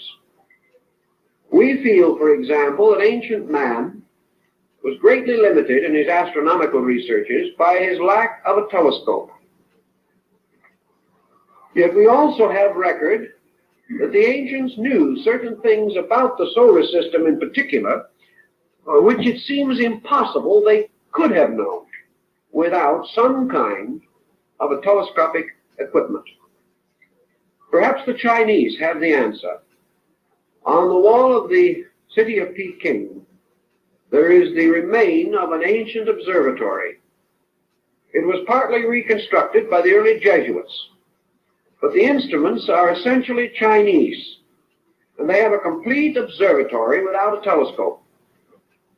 Now, what they did to meet this peculiar need was a masterpiece in optics. They discovered that by using a long hollow tube without a lens, they could restrict the light of the sky and concentrate the energy going into their own eyes. And by means of these tubes without lenses, they were able to make a number of observations which would not normally be possible to the individual. They were able to give us a very clear understanding of many peculiar details For instance, we find in other parts of the ancient world the full and obvious knowledge that the Egyptians, the Greeks, and the Persians at an ancient time knew definitely that the planet Venus was never visible to us as a complete sphere, but most often like a minute lunar crescent. They also discovered in the field of Babylon the rings on Saturn, and the ancient deity of the Babylonians, corresponding to the deity Saturn, is always shown standing in the midst of rings which circle his body. These things are not just accidents. They tell us that at a long ago time, men made comparatively accurate observations of the world in which they lived. Pythagoras, writing or teaching about 600 years before the beginning of the Christian era, was one of the first to note that the planets and their chariots, the chariots of the gods, circled around the blazing altar of the sun. He is accredited generally with the first statement of the heliocentric system of astronomy as we know it today. How then have we forgotten all these things? The only answer is that in the waste of time, in the destruction of learned institutions, in the gradual decadence of the great temple mysteries, conquest, pillage, war, and destruction, many choice and valuable records were hopelessly destroyed, as in the case of the destruction of the great Serapean and Brachyan collections in Alexandria. Thus we dropped a dark curtain across history, having obliterated most of the early relics and records of man's intellectual life. We have every knowledge, then, that in the general and broad need of the world, ancient man was reasonably well equipped. He knew the earth was round. He was aware of the Western Hemisphere long before the beginning of the Christian era. And according to Plutarch, the historian, the Gulf of St. Lawrence and the Great Lakes area of the United States was explored by Grecian navigators at least 15 to 1800 years before its rediscovery at the time of Columbus. And of course, Columbus really was searching for a passage to Asia. He did not realize in the beginning that he had discovered a new continent. These ancient records and many legends and myths and fables all point out things that we should know, but which we have gently ignored. It is almost certain that the Chinese navigated the coast of California 2,500 years ago. And during the period of Genghis Khan, 12th, 13th century in Mongolia, the Chinese and Tatars were well aware of the Western Hemisphere. We have forgotten a great deal. And we have forgotten a great deal of the source of what we call existing knowledge and the reason for it. And many things which we consider to be superstitions and legends really developed from a very astute observation of natural phenomena. One thing that ancient man had that we do not have is leisure.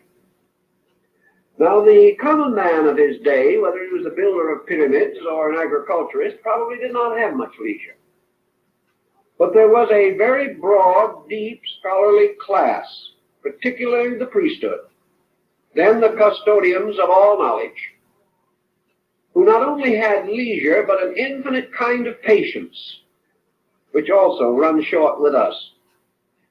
This is the kind of patience which will permit a problem to be passed down through 20 generations without impatience. Observations and reflections were not carried on by small groups in a period of months, weeks, or even years, but became the projects of empires and of dynasties and of descents of families, so that one problem may have been labored over for 1,000 years, each generation, each century, bestowing its own fragment of further insight. Thus, by observation with great patience, man accomplished much. Another factor which had something to do with all this was man's dependency upon himself. Today we are no longer dependent upon the faculties and powers with which we were originally endowed. We have supplemented these powers and faculties by innumerable devices, depending more and more upon mechanistic substitution. We no longer need or call upon the resources of our own observational powers. Some years ago, an experiment was carried on one of the American Indian reservations where it was demonstrated that a certain Indian of reasonable attainments, not a cultured man as we would term one, just a man who lived with his flock, watched them at night like the shepherds of old, and lived as our primordial ancestors lived. This man could distinctly hear a watch ticking in a man's pocket 65 feet away. We have no such power of hearing as this. It's gone because we have no need for it. The present moment, we pick up the phone and get the correct time. Our entire way of life, when someone wants us to get out of the way on the road, they give us a blast we can hear a mile away. The individual no longer needs these faculties. He does not need them for his survival. He does not have to scent game. He does not have to scent danger. And with the way his smog is now, his senses wouldn't last long anyway. But in any case, he certainly, in those days, had the clearest and most complete possession of his faculties. He lived simply. He ate simply. His foods were not denatured. His life was not filled with unnecessary artificial tensions that close in on modern man. He could contemplate. His mind was not disturbed by the confusions that we know. And while he had his problems and his troubles, most certainly, he lived a simpler way of life. And with this simpler way, he was close to nature. And his intuitions, his inspirations, and his revelations had an authenticity which we cannot deny. For we know that all forms of knowledge that we boast today originated in times when the powers and faculties of man must have supplied him with the total instrument with which he worked. He had to be able to produce these things out of himself. And because of that, we marvel at algebra, we marvel at geometry, and all of these forms of learning, but they came from the past, from long ago. Man has improved upon them, but in the dawn of time stand the shadowy figures of the originators. And these figures, some way, stand head and shoulders above those who have made new and useful applications of these first great dynamic thoughts. And in this group of dynamics belongs our problem of astronomy. Now, in astronomy in those days, we involved another term, which perhaps has fallen likewise into evil times, and that is the term astrology. It is unlikely that, with the exception of navigation and the calendar, that ancient man studied astronomy from any great, profound interest merely in the heavens and their motions. His interest was in meaning, not in motion. He was searching the heavens for truths, not facts. He was looking for dynamics. And always his problem was to apply his knowledge to the immediate problem of his own existence. And out of these long observations, which perhaps gradually evolved his concept of the seasons, came the calendar, a method of determining the periodic return of seasons, the eccentricities of the calendar, and many interesting details. The Egyptians, for example, had a calendar which corresponded with a circle. 360 days in the year, 360 degrees in the circle. But they gradually came to discover that this was not quite right. They found their year getting badly out of order. So they created 5 intercalendary days. And they set these days aside and apart. And to these days they assigned the birthdays of the 5 principal gods. Interesting also to bear in mind that the Chinese and the old Egyptians and the very early Greeks did not have a septenary system of planets as later came into existence.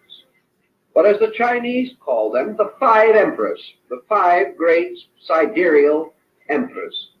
For the Egyptians and the Chinese were well aware of the fact that the sun and the moon were not planets. Medieval man did not know this, however, and constantly combined the planets and the luminaries to form his septenary.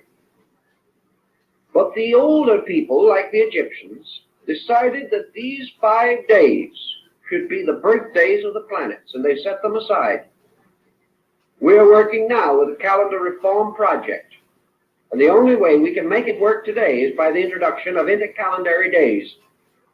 So that now the thought is that we shall no longer have a 365-day calendar with leap years and other inconveniences, with the days of the week falling on different numerical days of the month and so on, but that we shall go back to the old idea of having 360 days, 360 degrees, and set aside the 5 days, not this time as birthdays of the gods, but now as our 5 world holidays, which would not be counted. They would be the intercalendary days. In this way, we could simplify many contrivances and problems, but would make life very difficult for astrologers, who would have the problem of trying to determine this equation in correcting charts. Down in Central America, where the Sun-Venus calendar was represented on the scales of the great dragon, which the feathered serpent of their philosophy, it is said that the great deity of the Quiche Maya complex, Quetzalcoatl, the feathered serpent, that this deity gave them the calendar, the Tanlamato, the book of the sacred days. And by this calendar, which was ornamented with the symbols and devices of the gods, the world and time, both were divided into epochs, eras, and compartments and separate units, and to each was assigned a deity. These people went so far as to assign a divinity to each hour of the day and night, anticipating the medieval astrologers' planetary hour system. All through the ancient world, the calendars and the gods went together. One of the first uses of the calendar probably was to determine religious feasts. And we still have this concept in the church calendar and saints' days and many other similar devices. The calendar then served a great many purposes. First and most, however, it served man to observe the seasons of his planting, of his reaping. It told him when to watch in Egypt for the inundation of the Nile upon which his life depended. It taught him to prepare for the rigors of winter in other climes. It gave him an accurate way of measuring the annual climate of his world. It also told him that each of the changes of the seasons brought new forces into play in his environment and the conditions under which he existed. Each of these changes had its good side and its bad side. Each brought something if he could know how to use it. Each took something away. Therefore, he must provide at certain times. Tithing came from putting away the seed, 10% of the seed for the next harvest.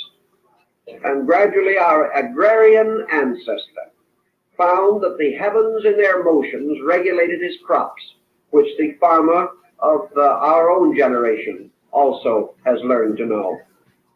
Experimentation on farms in Arizona under the Department of Agriculture has shown definitely that there is a relationship between the growth of plants and the various phases of the moon and things of that nature. So in his practical observation, our ancient priest ancestor prophet made use of these forms of knowledge. He did not gain them immediately, but he should have been able to observe, if he kept the records, the seasonal motions over these thousands of years and observe the results in his own life. Way back in this time, a discovery was made. We do not know who made it, when it was made, but it certainly was long before the beginning of the Christian era.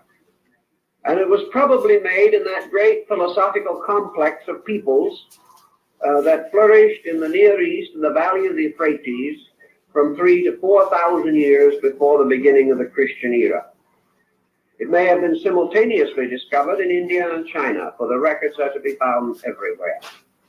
And that was that there was another and larger motion that had a very important bearing upon life. And this motion was the precession of the equinoxes. This term, precession of the equinoxes, to one completely unfamiliar with the subject, is just a little difficult to explain briefly. But it means that there is a slow but constant westward motion of the equinoctial points. This motion is exhilarated by a combination of solar-lunar activity and slightly retarded by a reverse planetary activity.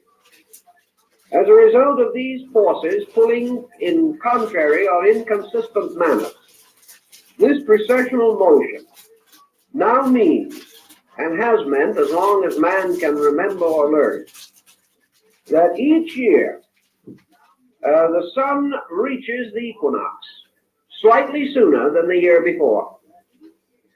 That actually the coming of the sun is a little over 1 minute earlier each year, making an astronomical degree in about 72 years.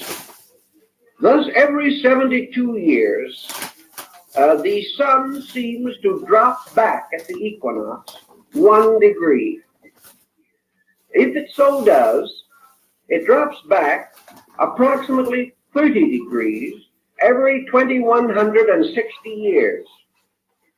And it drops back around the entire circle to any hypothetical point in one longer cycle of 25,920 years.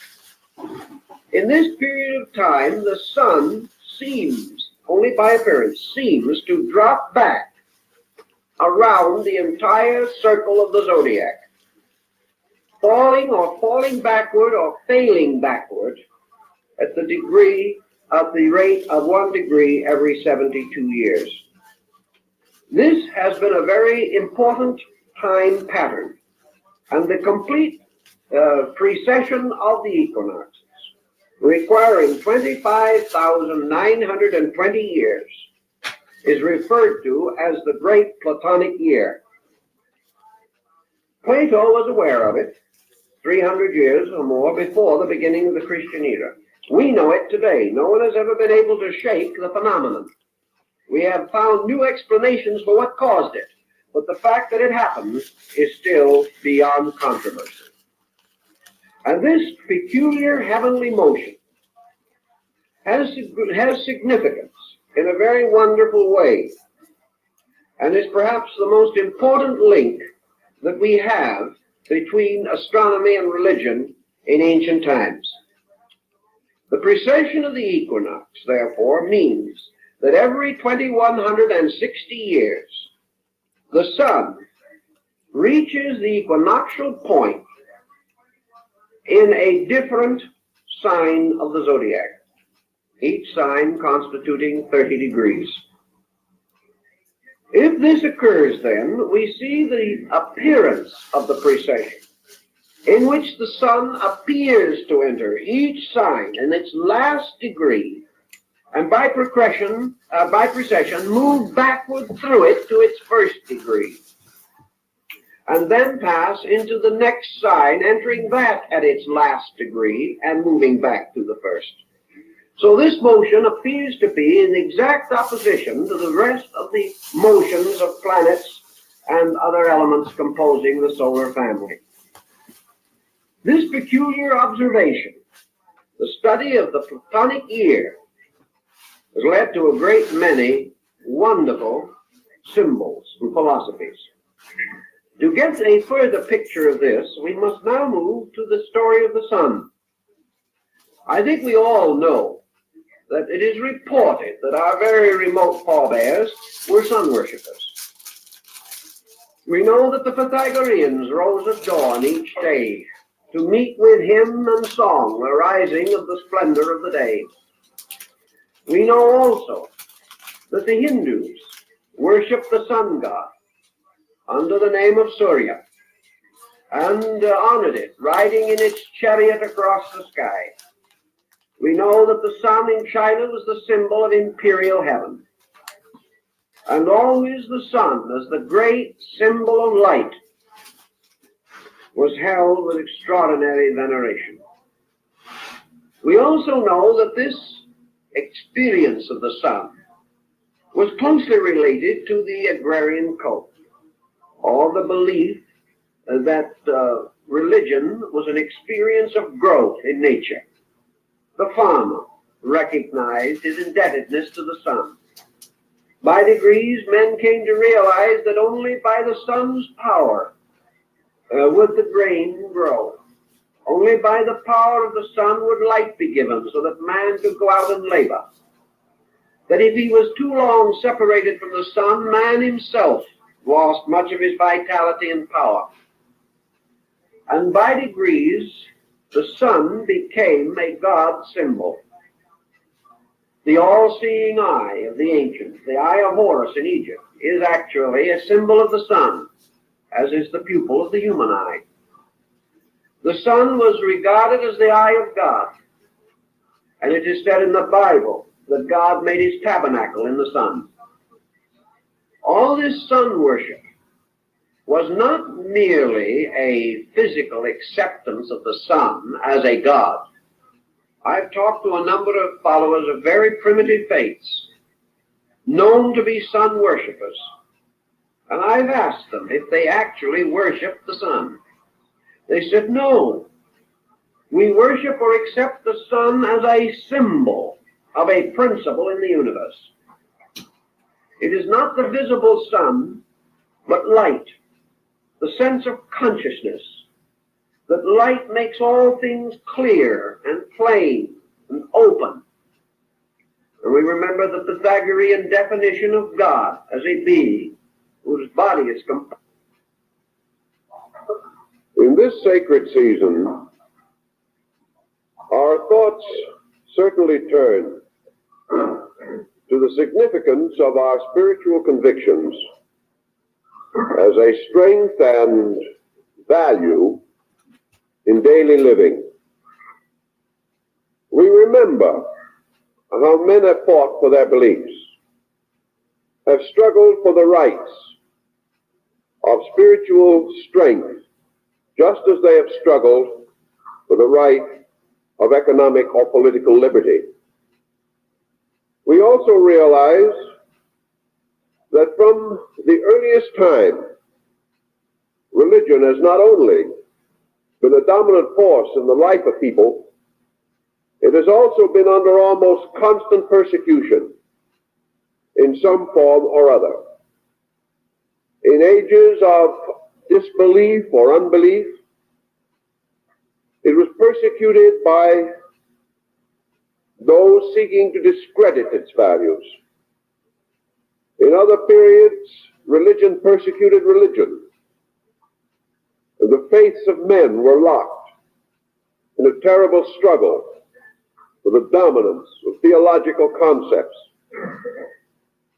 Yet through all this diversified tribulation, faith has still remained the most powerful force in the life of the human being. And we are quite ready to believe that to the degree that man loses faith, to that degree he loses security and strength in all of the projects of his living. In times of great prosperity, men drift away from the sense of need. But in adversity of one kind or another, they return, constantly aware that life without faith is weak in its core, lacking the securities and supports that are necessary for fullness of expression. We would think, therefore, that recognizing the essential value involved, we would either make a greater and more thorough study of our religious conviction, or else we would try more assiduously to apply it to the various needs of life. In this day, which is burdened so heavily with material problems, the time of nominal religion has passed, at least for this generation. Belief either must sustain or else it must be acknowledged as valueless to ourselves.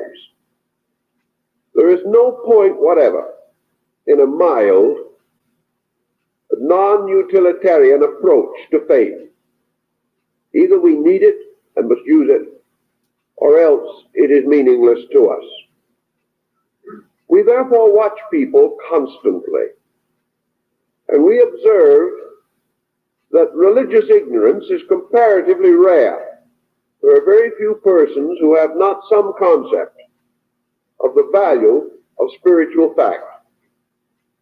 Yet the ability to apply these spiritual overtones to the immediate problem of the day remains terribly undeveloped. We are still not securing the strength of our faith. And we look around to try and find out why we live upon the surface of a spiritual conviction, which, did we live it more completely, would sustain us more completely through every decision that we have to make in daily conduct. And we cannot come to any conclusion but one, namely that the human being has not yet found the way to apply ideals directly to his own conduct. He can see why they should be applied. He can be almost envious of those who seem to be able to apply. He wishes that he could derive strength from conviction. And he probably feels that he does gain some strength. But in emergency, it is seldom totally sufficient. The need, therefore, for a more active, a more secure state of faith exists all over the world. And not only among those of simple beliefs, but among the most advanced of the students of various specialized religious and philosophical systems. The need to put these values immediately to work is a pressing need. Perhaps the answer to this problem lies in the fact that religion, as a subject of study, as a basic value, may be termed a contemplative art. The individual who is unable to contemplate values will have great difficulty in using his religion. Religion cannot be merely an immediate affirmation followed by a full expression of application. Religion begins as a gradual enriching of the internal life of the person. And this enriching depends upon a contemplative procedure. Not long ago, one of our prominent educators pointed out that our word learning comes from an old Greek word which means leisure. Now that is one of the things that we have lost sight of. To us, learning is a frantic process. To us, living is a frantic process. And getting rich is the most frantic process of all. We are living, therefore, in a perpetual frenzy. We are either overwhelmingly busy doing what? No one seems to know. Or else we are overwhelmingly unoccupied,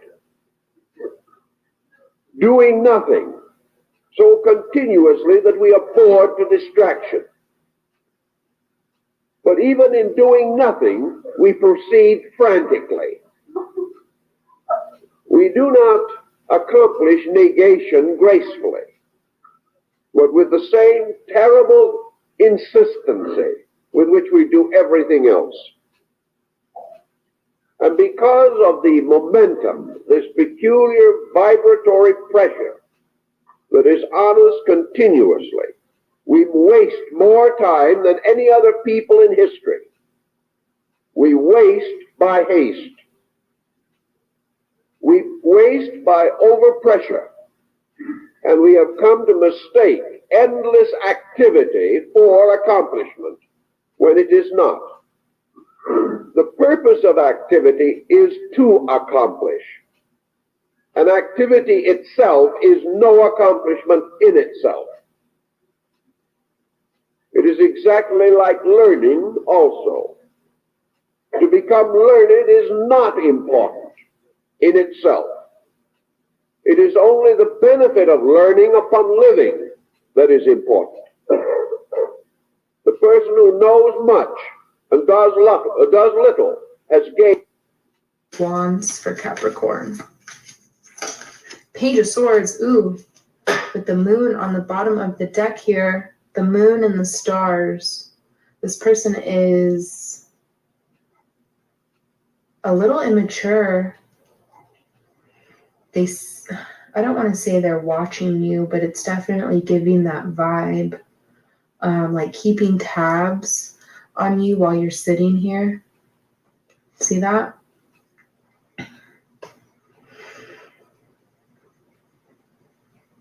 They may be a little fearful over your reaction.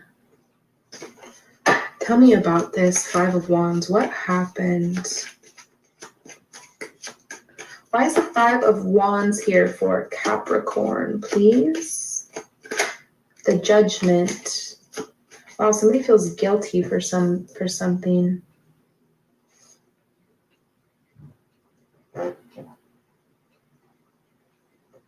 Someone's been doing a lot of reflecting. Two of Wands on the bottom of the deck here. Ouch, sorry.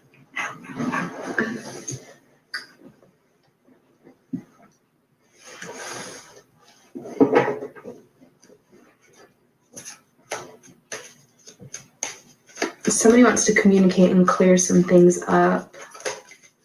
Two of Pentacles.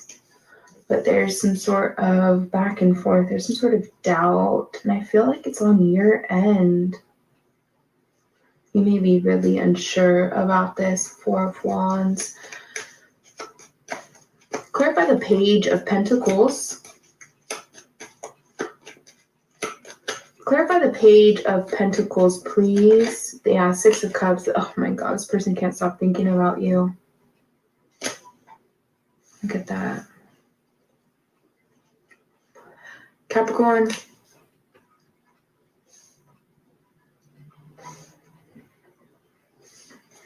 I can't believe the Six of Cups just came out.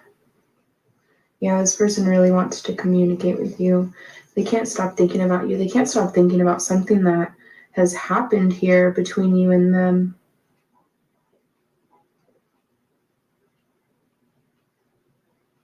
See how in the Page of Pentacles and in the Six of Cups, this person is both has something in their hand and they're trying to offer it here.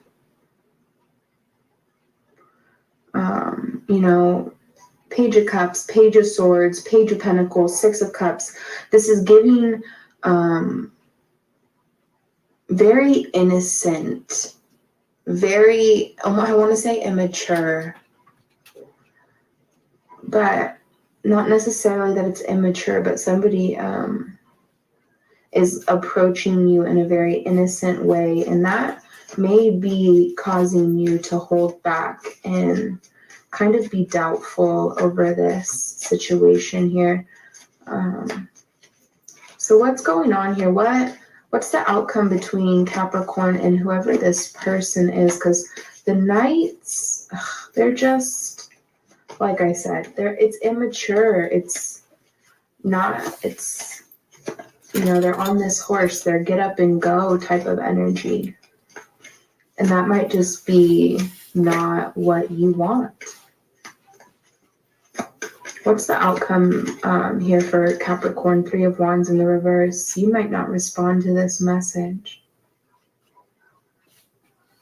Because if the 3 of Wands was upright, that would be back and forth messages being exchanged here.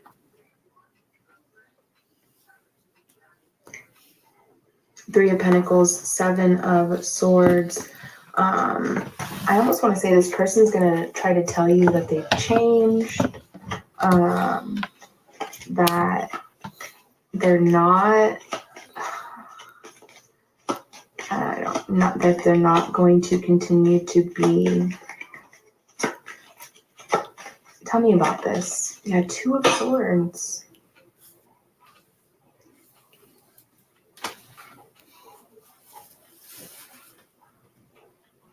I like though that the 2, it's flying. See how it's flying out here in the reverse? That means that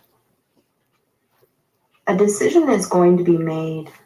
And Capricorn, it very well could be you wanting to be without this person. No doubt about it. Definitely some sort of confusion here. Yeah, Ace of Wands. You get what you want regardless. Wheel of Fortune. Wow, why is that also semi in the reverse? Look at that Ace of Wands. Magician upright here. Queen of Swords. I think you're telling this person no. The Lovers, but you do share a very strong soulmate connection here. And I think regardless of whatever you choose to do, you will be led to emotional fulfillment, which I like that.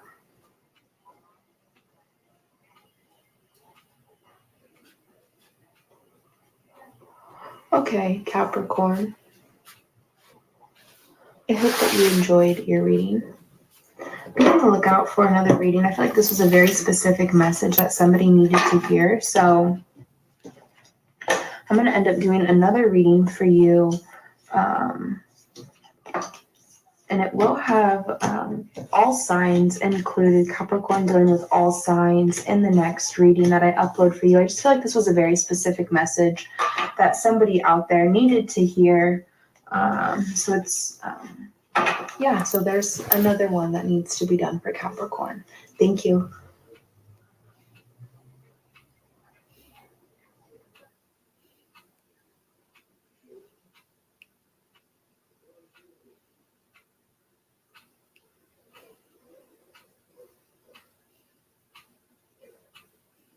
Capricorns, welcome back to Enigma. This is Enigma. We're going to do your Jan read from 15 to 21. Let's see the messages for you. What's going to happen?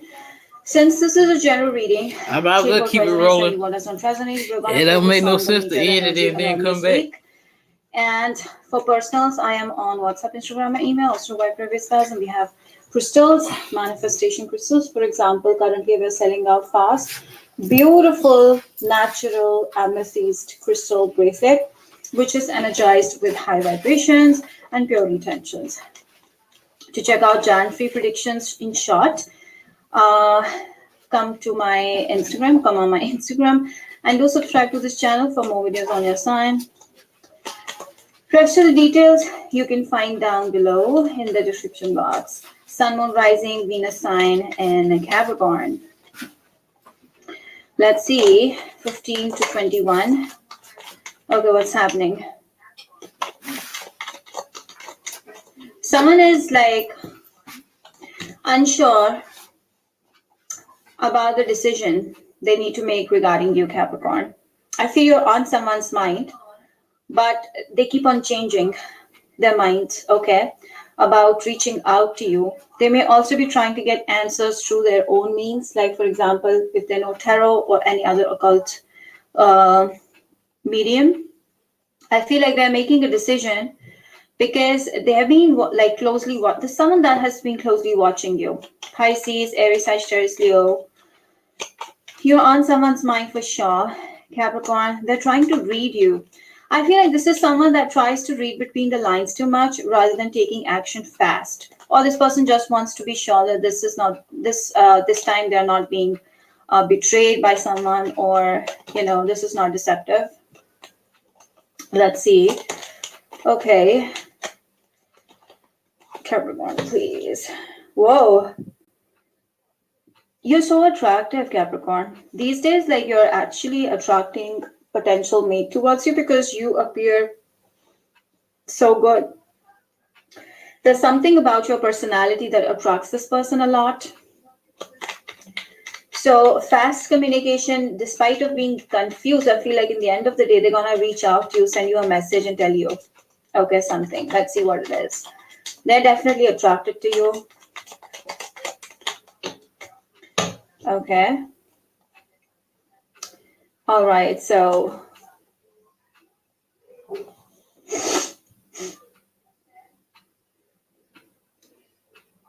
Capricorn, they're giving. They want to come towards you with an offer, but they're unsure. Maybe because Capricorn, you appear as disinterested, or you're dating someone else, or you're focusing on someone else. That's what they feel.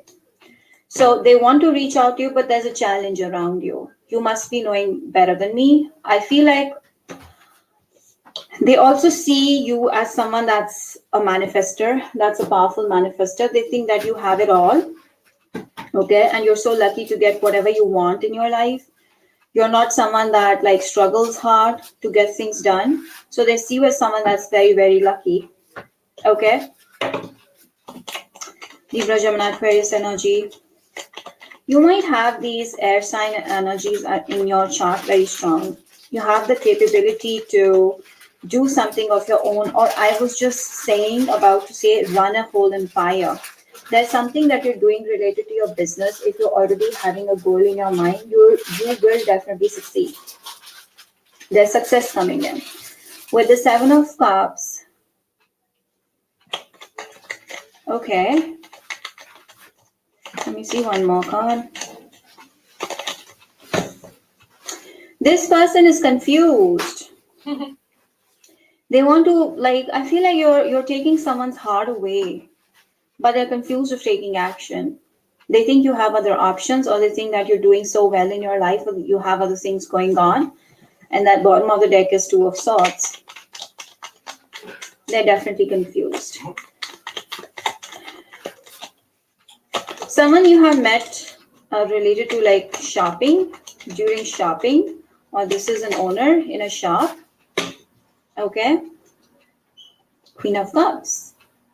All right. I feel like this person just feels like, oh my God, this smitten by the way you look.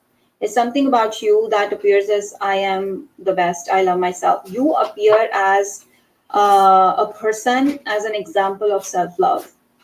So they really find you attractive. They really find you beautiful. Or if you're a man, you can take it that way. They're not liking the fact that you're not focusing on them. Okay, maybe you know who this person is I'm talking to you about. Oh, the reason of this confusion is they have 2 people in their mind. There we go. That's the twist. They have 2 people in their mind. One is you. Another one is, I feel either they're married or they're older than them. Okay. Let's see. They want to date both. Oh my gosh. Or they want to like get to know you and the other person both. So maybe they're confused between you and the other person. All right. Yeah. Unsure. They want both, or they just like, they're so confused in their thought. I feel like your person is more focused on making money. They're more focused on their career, on their profession. And if you already know this person, why they're keeping you stuck is because they are more focused in their work and they're talking to someone else as well. You need to know this, Capricorn. Maybe they're about to decide to leave the other person for you, or it can be leaving you for the other person. You never know. But I'm definitely sensing that they have two options and they are not able to make a decision. But they're very attracted to you. That's something that I'm strongly sensing. Capricorn might be interested in another Cancer. I feel Capricorn, no. This person might be interested in a Cancer and you. Okay, or Capricorn. Another Capricorn. I feel like they're obsessing over you so much. Yes, they're very, very attracted to you. The more you're keeping yourself aloof from this person, the more they want to know what's going on with you and what is your life like. Okay? This person is getting obsessed with you. Maybe they're married. Maybe that's the reason. They're already married and they want you. So you know how it needs to be,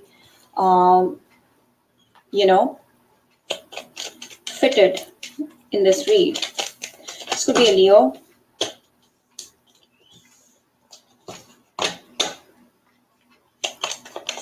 They're feeling a strong bond towards you. But they don't know whether they want to marry you or not. So that's it. Oh, okay. I feel like in this 15 to 21, they are just confused about the commitment, whether they're ready for the commitment or not. But they really, really, really want you, right? Capricorn, you right now appear yourself to be someone that's self-sufficient. You don't really show them that you need them or you need anybody in general. They think that you have your life, you have the life of your own, and you may decide to not give them a chance as well. So they're freaking out.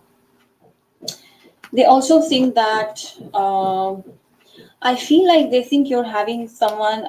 No, they think that you're rich, okay, or they think that you're married. Any of these two. If you're married, then this person is resisting this because of you being married.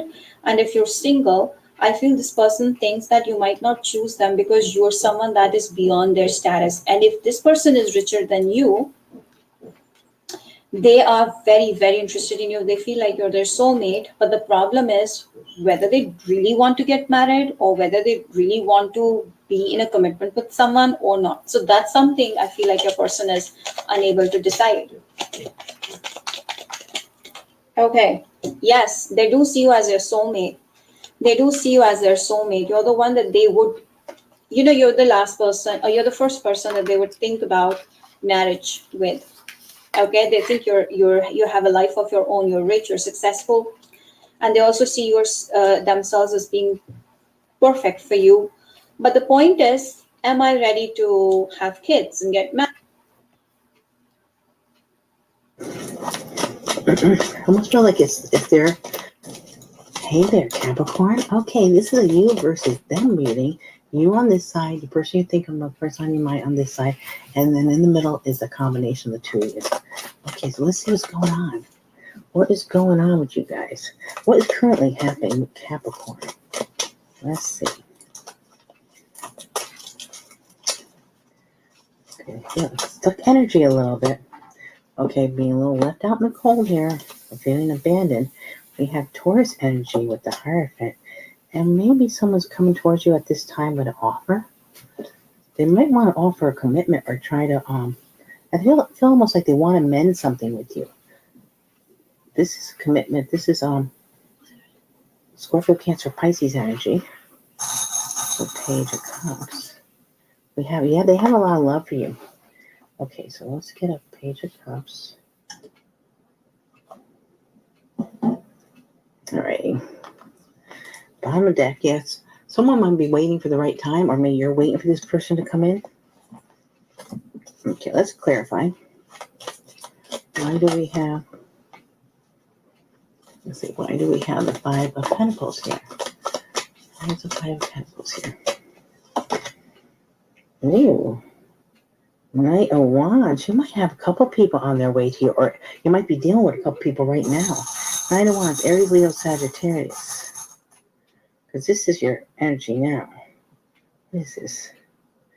This is, Oh, this is the witch with the cauldron. Someone might be brewing up something, thinking of how to approach you, or just about ready to appear or something. Knight of Wands. They might be coming in real quick too. Okay, now what about the Hierophant? Why is the Hierophant here? And we have the Queen of Wands. I see them seeing you as a Queen of Wands. You're very desirable. Now, male or female, it doesn't matter. The energy of the Queen of Wands is very desirable.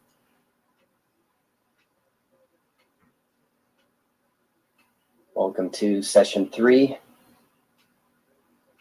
This week is on Gnosticism. This topic bleeds into several other topics that we'll likely be covering throughout the course. Ancient Gnosticism is not necessarily one belief. It is an assortment of beliefs that all fall under one type of blanket term. Gnosis is Greek for knowledge, and Gnostics would be those who know. In the same way as we would use the word pagan, whereas pagan just would mean people, the people's religion. When it comes to Gnosticism, it's very tied to Hermeticism. It's very tied to Judaism. Christianity especially is a very close resemblance to it. And we also see different aspects of paganism included too, which we'll get to. Two other terms that go very hand in hand with Gnosticism is Manichaeanism and Valentinian Gnosticism, which is a different type of branch. As far as we can understand it,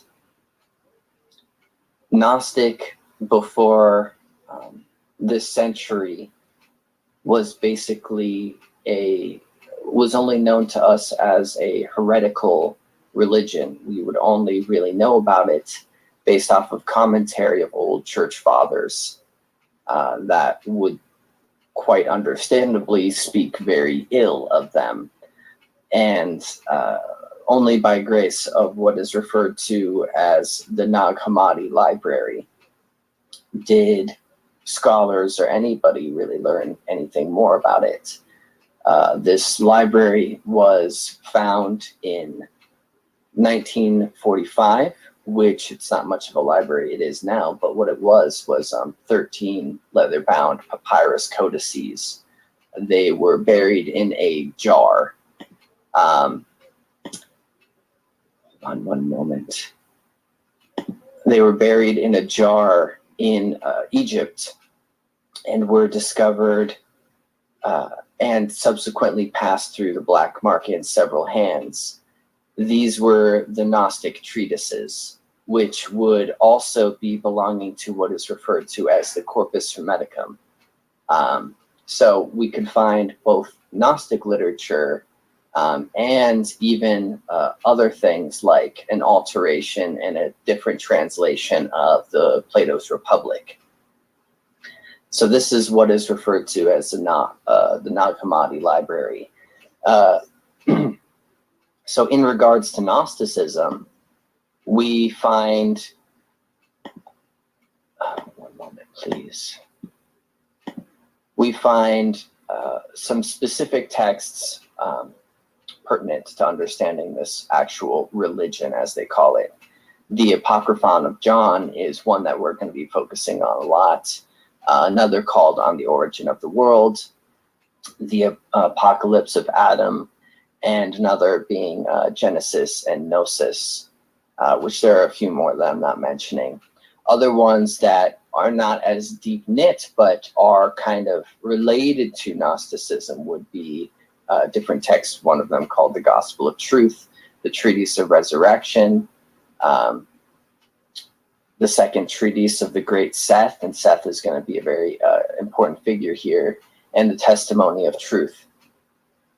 Now, other works are somewhat related, being that they aren't canon Christianity. So one of the biggest ones is the Gospel of Thomas. This one was discovered in the same jar, the same sealed jar that I've been mentioning. So just as a little bit of a flavor of what this would sound like, this is a quote from there.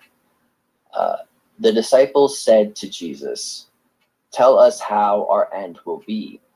And Jesus said, "Have you already discovered the beginning, that you are now asking about the end?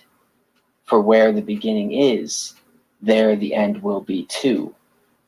Blessed is he who will stand at the beginning, and he will know the end and not taste death."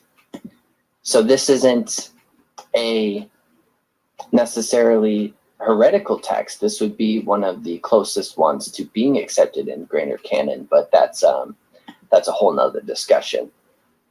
There's one more add-on that's going to help me explain Gnosticism, and that is what was found later. Mind you, they found the jar in 1945, but in Geneva in 1983, on the gray markets, as it's referred, they found the Gospel of Judas. And this would most notably be more heretical because, as classic Christianity understands, Judas is the ultimate traitor. But this text actually makes Judas the secret hero of the story. I'll give you a little quote before I go on any further. When Jesus is introduced, he asks if any of them know who he is, and Judas says, "I know who you are and where you come from. You are from the immortal realm of Barbelo," which that's an important term, and we'll come back to that, Barbelo. "And I am not worthy to utter the name of the one who has sent you." As another context, there's this great discussion of what the priests have done with religion, you know, how they've run amok with it for money, for pleasure, for these things. And in reaction to this, Jesus says, "Those you have seen receiving the offerings at the altar, that is who you are. That is the God you serve, and you are the 12 men you have seen." So right here, it's distinguishing that they are serving that God and not another. So here's the kind of beginning of where we can start to dissect where what Gnostics believe.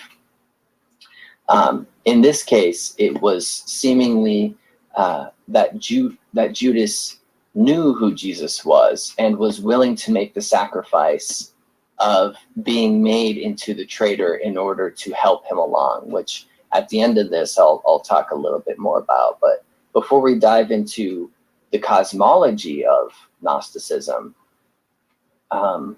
I'm just going to give some more context as to the history. So like I said, there were different types of Gnostics. They're all under one umbrella term. And the one that still has some recognition is the Cathars. And the Cathars it comes from a Greek term, katharos, which means unpolluted or pure.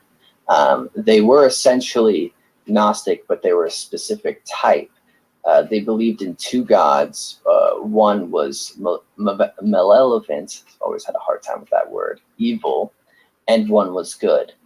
And one was in charge of all material things, and the other was in charge of the invisible.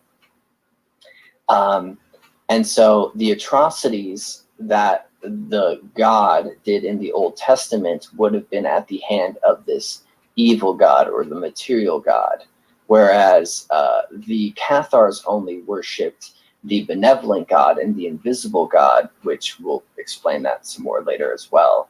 So the Cathars were definitely the most hunted. They were historically all killed in their encampments. They believed such crazy things as that everybody should be capable of reading the Bible, which the Catholic Church did not agree with, and that the Catholics went so far as to say that other people shouldn't even put their hands on a Bible.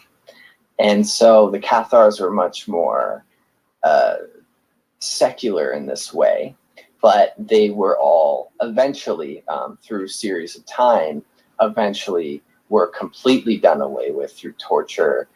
Anybody who worked with them or helped them was also a heretic, and those that didn't speak against them were also heretics. An interesting point here that we want to establish is that the Cathars and Gnostics believe that there are three different types of people. There are terrestrial people, which are the Hyletics, that are ruled by the body. Then there are the psychic people, and they are ruled by the soul and the spiritual. They call them pneumatic. And then there are those purely ruled by the spirit, and those would be true Gnostics. So at this point, that's kind of a spread of the historical context. You have something that's so similar to Christianity that it's using its source material and that it's contradicting what would become mainstream Christianity. So I'm going to lay out the cosmogony that the Gnostics believe, and we only get this, again, thanks to the fact that we discovered these books that were hidden. These books were hidden when time was becoming short for them. So this was an attempt to literally bury the truth as they were to see it. So the cosmogony is going to get pretty deep. It's taking inspiration from everything. So mind you, instead of taking the doctrine of Jesus and Christianity and making it its own thing, this is more of the idea of using paganism, of using Judaism, of using certain aspects of Hindu, and the newfound Christianity, and having it all be mixed into this greater fabric of truth, instead of just choosing one side. And we can look at it like that, or we could say that this is a religion that is the core of these different religions. So we're going to start from literally the beginning. And this is what the Gnostics refer to as the pleroma. This is a realm of light, as they refer to it as.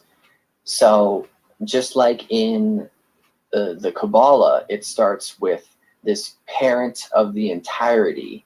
This is a mother-father aspect. This allness began to think. After a long duration of time, began to think. And it had only itself to contemplate. And this contemplation is what personified an entity called the Barbelo. And the Barbelo is the image of the parent of forethought or of thinking. So the God or the mother-father aspect, the entirety, made an image of itself. This is really analogous to the Kabbalah. This is what they call Kakman in the Kabbalah. God making an image of itself in order to perceive itself. So once the parent deity began thinking and contemplating, it also started to differentiate different intangible aspects of itself, different concepts. Each of these different concepts were called aeons, which is a term which means like eternal. So it started to create different aeons, different eternities, incredibly long spans of time, and being in their own rights. So the Barbelo is what led to the first aeons. The aeons would be named things like, or have embodiments of things like prognosis, incorruptibility, eternal life, and truth. So these are high value statements, the highest of value statements. The next beings to manifest were requested to the parent entity by the Barbelo. So it was requested by the image of the entirety. And this is only going to make more and more sense as we move along. And it conceived a few more, another entity to embody it so that it could be perceived by what is to come. And this is what the third aspect, which is called Christos. So this is what the Gnostics refer to as Christ, or the anointed one, or the self-originating one. And it was born of itself. So this is the intermediary. So there we have the Trinity. We have the thing, we have the image of the thing, and then we have the kind of distillation, which is the Christos. So this is the point of veneration to the Gnostics, up in this realm of things, purely spiritual realm of things. And this is the, in their mind, the ultimate divinity that the human mind can comprehend. And just like the Jews, they believe that the human mind cannot comprehend the greater God. And just like the early Greeks would believe in a greater God, but they felt that there was no right to speak on it, that they could only speak at the pantheon. So we can see how all these things are interrelated. The exception here is Christianity in its way that it wishes to personify and anthropomorphize the God. So there's the three, and this would stand for the intellect, the will, and the word. You know, in the beginning there was the word, and the word in this context is what they refer to as the logos, which, if you want to look into that, that has a tremendous history to that term. So from this, Christos created the great luminaries. So they're like the ions, but they are pervading other realms. So they take on names that you would kind of, that sound reminiscent of Judaism and sound reminiscent of a regular angel name. So there's Harmozel, Oriel, Dayuthe, and Eleth. So aspects like perfection, peace, wisdom, intelligence, love, ideal form, afterthought, perception, memory, loveliness, truth, and form. So these are the fundamental forms of what would later become embodiments in the universe, but they are not embodied. These are the kind of creations of the values. If we were kind of more of the nerdy types, then you would see something similar in the Silmarillion of J.R.R. Tolkien in creating the cosmos that would later become the Lord of the Rings and so forth. So with these created, this led to a distillation which would be referred to as the celestial atom. So with all these archons, or all these kind of creative forms, they thought up, or they created the kind of concrescence, the kind of full form of a being to encapsulate all this. And this was celestial atoms. So this is man's true place, as the Gnostics believe it to be, within the pleroma. And as we'll come to see, when materiality in the physical cosmos is made, they view this as, quite reasonably as we'll see, as an abomination. This should not be the case. We belong in this pleroma along with these other beatific entities. But we'll move on for now, and then we'll try to bring it back. But the important thing here is that the true place, or the idea of the true place and the true embodiment of man, was already conceived of in the realm of the spirit before the universe was ever created. That's the idea. So in Act 2, the very last eternal or further archon that was created in the other realm was Sophia. And to those of us that know, Sophia means wisdom. So this is the goddess of wisdom. And Sophia wished to create as the immortals did. She saw up the ladder and could see how the father-mother aspect could create. And she had what they refer to as an avarice or an envy for this aspect of creation. So she wanted to do so, but in this realm, the only way that you could create is with your opposite, much like we do here, masculine, feminine. And her lover at the time, or her opposite, was unwilling to create. So she went ahead and tried to do a self-conception like that which was done with Christos. And in this, created to what the Gnostics refer to as an abortion. And that is the demiurge, as it's referred to as. I think it's like Aldabaoth. Aldabaoth is the name that's used. And it was born deformed and blind. And by blind, it means without gnosis. And again, gnosis is the light. It is the divine spark, or what we can understand as consciousness. And insane. It was insane. And with great shame, she attempted to get rid of this right away. So in her experience of seeing the demiurge, of what she had given birth to, she experienced a series of emotions which were along the lines of horror, disturbance, shock, great pain. And this came to codify the demiurge and would be carried with him into the void. This is the point where material creation was made. So there is what is in the spirit realm to the Gnostics, and this is when the demiurge enters into the void.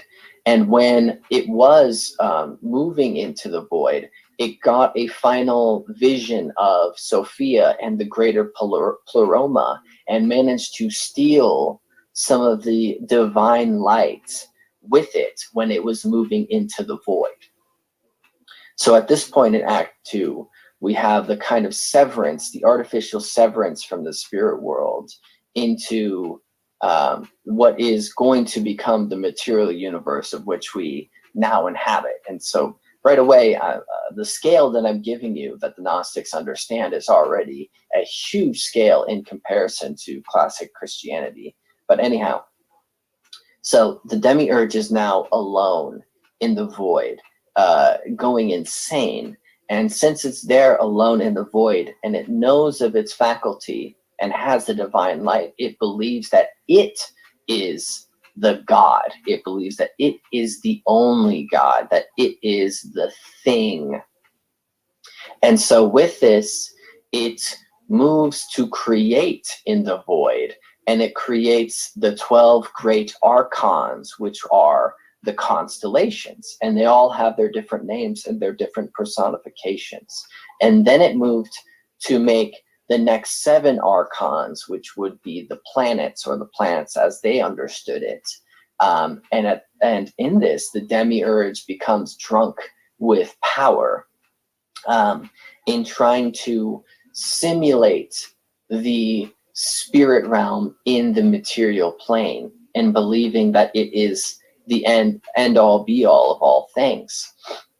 And Sophia registers this, and I love you too, baby girl. I already know you be in the. I been knowing you be in the class. I told you. That's why we be trying to tell them fools, baby girl. The energy is everything. Although you may not say nothing, I still know you be here. I said, well, hell, it wasn't no need of me damn stopping and starting over again. I said, I might as well just let it roll. Hell, let's do what the damn do. Fuck it. Y'all know I'm the remix queen around this bitch. goes to the higher eternals, and goes to Christos, and goes to the higher archons, and admits what she did and what has happened, the creation of the demiurge and what the demiurge is doing. And so they start to plot a way to return the divine light that the demiurge has to the pleroma. So this is the end of Act 2. And at this point into Act 3, we'll start to recognize it more, because in Act 3, we're going to start getting to Genesis. You do know that this guy here done been on my platform twice, right? He's supposed to have came back on in December, but I didn't never get back with him to do it. But I'm getting with him and see when I can get him back on the platform. We can have another open panel or Q&A.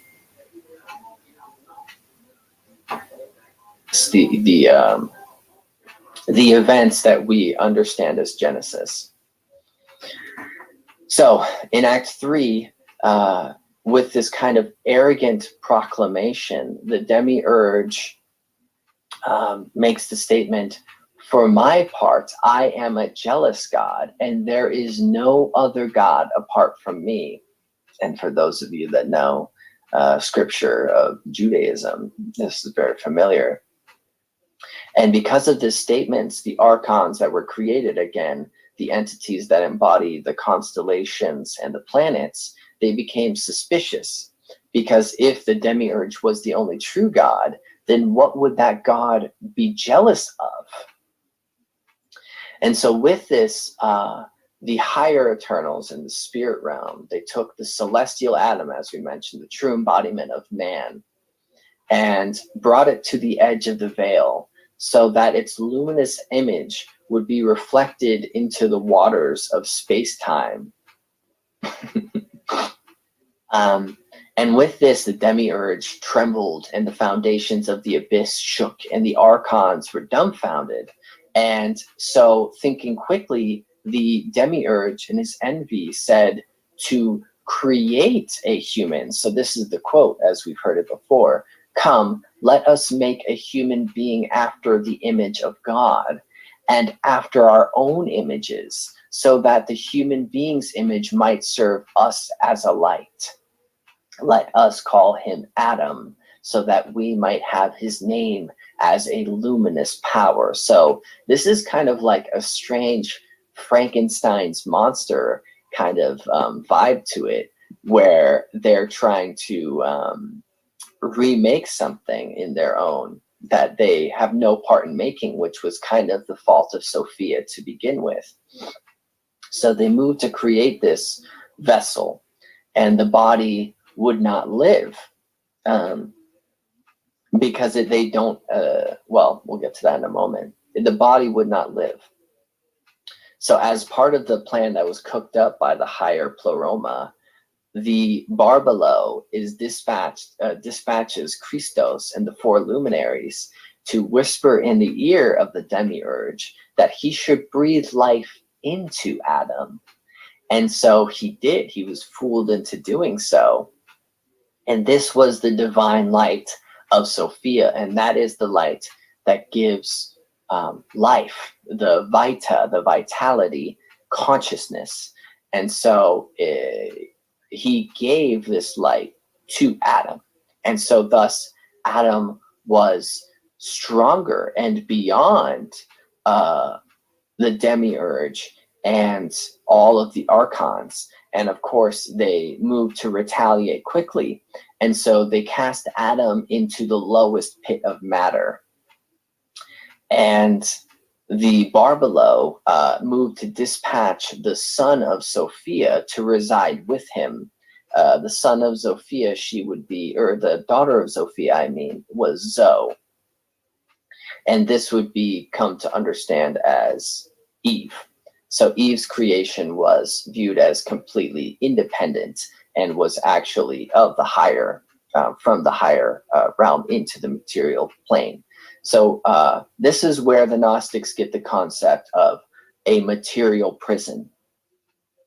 They wanted to create a prison for Adam so that he would not usurp their whole order.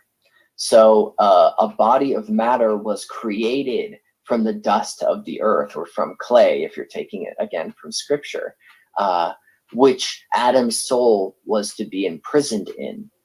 And the same was done for Eve. Furthermore, the Garden of Eden was, in this context, in the Gnostic context, a place of complacency and unperceptiveness, a place that was made for them to be asleep, as to not awaken the gnosis in Adam, a place of leisure and earthly delight. And so that he would have no clue as to his inner power and how to use it. And so the only rule, and again, we recognize this, the only rule the demiurge gave him was that he should never touch the tree of knowledge or the tree of gnosis. And then, of course, would understand his godhood and would defeat the demiurge and the host of rulers. And so this is one of the last interventions, is the higher Christos, as was mentioned in the Pleroma, is descended into the Garden of Eden in the form of a serpent. So you can see already how they've managed to flip the story of Christianity completely around. So in this case, the serpent is the good guy and actually is Christos. I don't know, it's an interesting twist, and you can see why mainstream Christianity found this as the greatest heresy. And mind you, if you look up Gnosticism, most of what you're going to find is still to this day this vehement hatred of Gnosticism. So it was the serpent, and in our discussion last week of the celestial hierarchy, we mentioned that the Sephirim, the highest angels, were serpents. They were fiery serpents. So this again is another way that we can kind of flip the idea of what serpents are in the understanding of religiosity. And so we know that the serpent convinces that they should eat from the fruit of the tree, so that they should know good and evil. And this is their realization of their own power and liberation from material darkness, from the material world. And so, again, moving quickly, the demiurge expels Adam and Eve from the garden and cursed the earth, the woman, and the serpent. So that's why we have a false understanding of the serpent and ourselves, is because of the demiurge's curse that was made at this time of splitting from the Garden of Eden. And that the two humans were given the waters of forgetfulness. So again, this is straight out of the afterlife, or the pre-life that is understood by the Greeks, that they would drink from the waters of Lethe to forget. So they were given the waters of forgetfulness, and so that they wouldn't remember who they were, and that they wouldn't, and that they would kind of be brainwashed into this aspect of the man was set to dominate the woman. And in this, they were blinded by their own sins and to the existence of the greater God, the parents, the father-mother aspect in the Pleroma. And they would be only convinced of what is here with them, and that would be the demiurge and the archons. So a kind of side note here is one of the archons, these names are really hard. So one of the archons made by the demiurge, Sabaoth, eventually repented and condemned the ways of his father, the demiurge, and sang praises to Sophia so that he could be lifted into the nearest place to the Pleroma. And so in this, Sabaoth became the god of the Jews.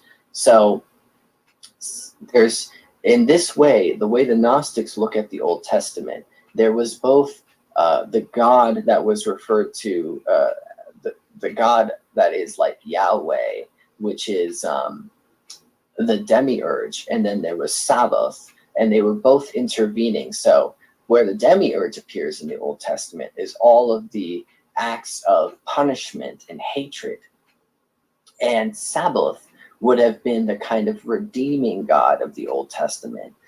So this explains the kind of contradiction in the mythos of the Old Testament. So one was not as arrogant, and one was completely arrogant. So the one that wished to ensue the deluge was the demiurge, and the one who warned and allowed them to prepare for the deluge was Sabaoth. And so you can see that they're acting against each other in this way. So this is where it's come to that humanity had its beginning, and as a lost people unaware of its divine origins. Again, the origin is in the pleroma. And so we have awakened onto the earth at this point, unaware of where we are, of who we are, and where we come from. And that's something that is very real to us, right? Like, you don't, most of the time people walk around and everyone's just going about their duties. But if you ask anybody where we come from, you know, then we can get this kind of scientism aspect where, you know, say that we come from monkeys and then we came from fish, but there's just this kind of missing aspect to this. And this is the explanation of the Gnostics, is that we do know, but we've been made to forget. So in this way, the Gnostics view the whole story as us trying to return the stolen light of Sophia to its rightful home in the pleroma. And again, the light is our consciousness, is our ability to care, to be understood, to supersede the material, the mind over matter, that kind of power within us. However, we have been imprisoned by these archons and by the demiurge to physical incarnation, the prison of physical incarnation. So again, this sounds like the Greeks in their concept of the grieving cycle, and this also sounds like samsara, which is, you know, the Buddhist understanding of this, and that this cycle will continue forever until the soul awakens and escapes what they call the wheels of fate. So same story, different twist.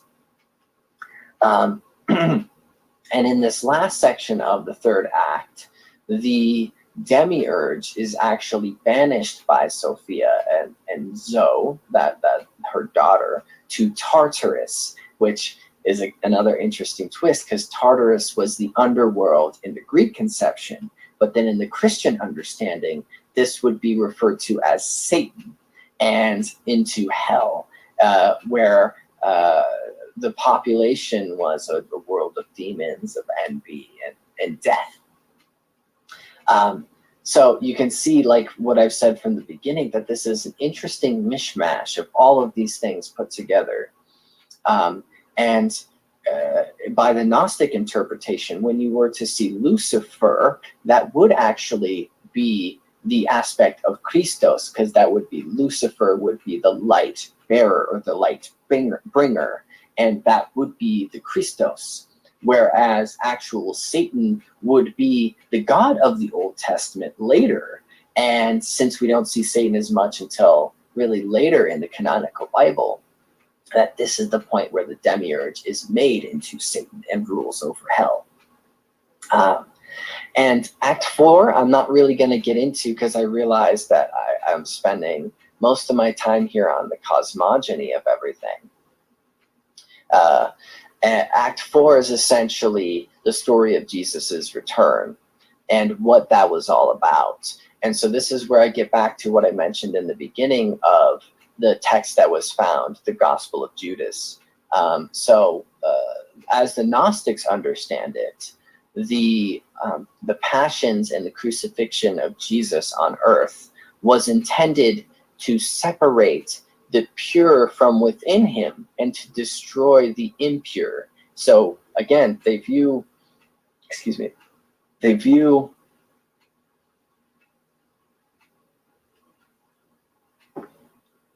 all of material as evil, being that it was created by the demiurge. And Christos descended into the material plane and became embodied. So the act of dying was to separate the material evil from his pure beinghood, to remember. And so Judas, in truly knowing who he was, again, is the hero of this tale, allowing himself to be martyred and to be viewed as the betrayer in order to bring Jesus to that pure form that needed to happen. That was a part of the divine plan from the pleroma. So that's the Act 4. And this leaves the Gnostic story with it as they were practicing, in the centuries past, in early AD. The story was that we would continue to slowly bring the light through Gnosticism, through gnosis, through understanding, through enlightenment, back to the pleroma through time. And essentially, we would eventually return all of the divine light that was stolen from Sophia by the demiurge to the pleroma. And that would leave the void in the void, and it would basically be nothingness. And we would be returned to our rightful place in the pleroma. And to kind of dive into this a little bit more philosophically, this is a way of explaining this feeling in humanity of something never quite being right, of something never completely being full, of us always striving and trying to find something, to never quite have a true home. And this, to the Gnostics, would be because this is not our home, and that we should do everything that we can to escape it. So they disagreed in many ways as to how this was done. They wished to become completely celibate, as to not create any more life, as this way it would not spread the light even further. And then they disagreed so much with that too. So, well, okay, either they be completely celibate, or they viewed any acts that could lead to conception as a sin. Or there was the opposite camp. So the first camp was like the Cathars. The Cathars were ones that didn't practice anything like that. And then there's the opposite camp to say that we are the celestial atom, and that we are greater than the material worlds. So thus we can do whatever we please, and that we will take over this place by the very quality of our character through time. So there's a lot of disagreements as to how do we go from here? How do we return the light? How do we return to the home? Now, before I kind of dissect that a little bit more, I want to just mention that, this might seem very strange to us. This might seem like it's very unrecognizable to the mainstream culture, but you see it, for one, there's plenty of churches that exist now of Gnosticism. There's the Ecclesia Gnostica, there's the Johannite Church, there's the Ecclesia Gnostica Catholica, there's the Gnostic Church of France, and the North American College of Gnostic Bishops. And then you have all sorts of writers that have kind of made this resurgence, and Madame Blavatsky, of course, is a big one, and so is J.R.S. Mead. But they're the ones that are associated with this theosophical movement, which has also been closely tied to Gnosticism. And of course, I'll probably have to touch on the Theosophists at some point.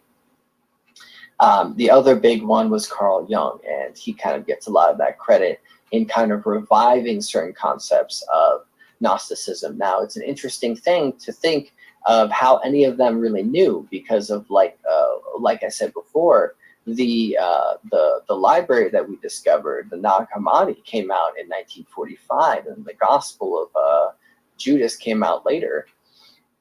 And so, or resurfaced later, I should say. So for Madame Blavatsky and Carl Jung to be familiar with this stuff seemed like it would have only passed through sort of secret school type of knowledge, through spoken traditions that have lasted since the BCs.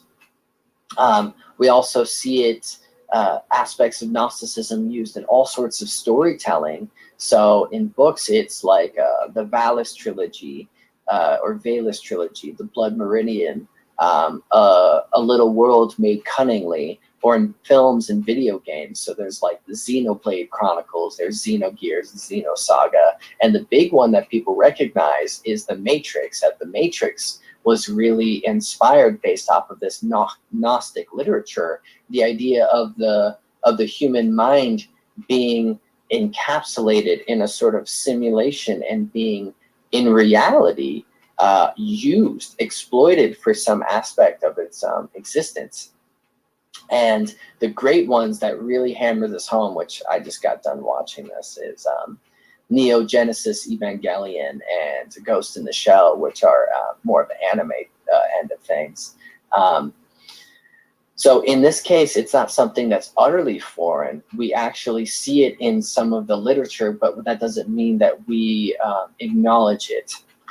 So neo-Gnosticism, as it stands nowadays, is mostly interested in this interpretation of the matrix or the simulation theory. This has become more popular, especially among like quantum physicists and so forth, or those that are really into computers. And the idea that it's all a sort of simulation and the kind of dissolving of our priorities in this life accordingly, that we are trapped in some sort of cube, and that there's seemingly no way of escaping it. Now, I feel like personally, a big reason why Gnosticism has really been brought back, neo-Gnosticism, why it's been a topic in counterculture, is because of these feelings that we have in the modern day of existentialism and nihilism and abandonment and alienation from the material world.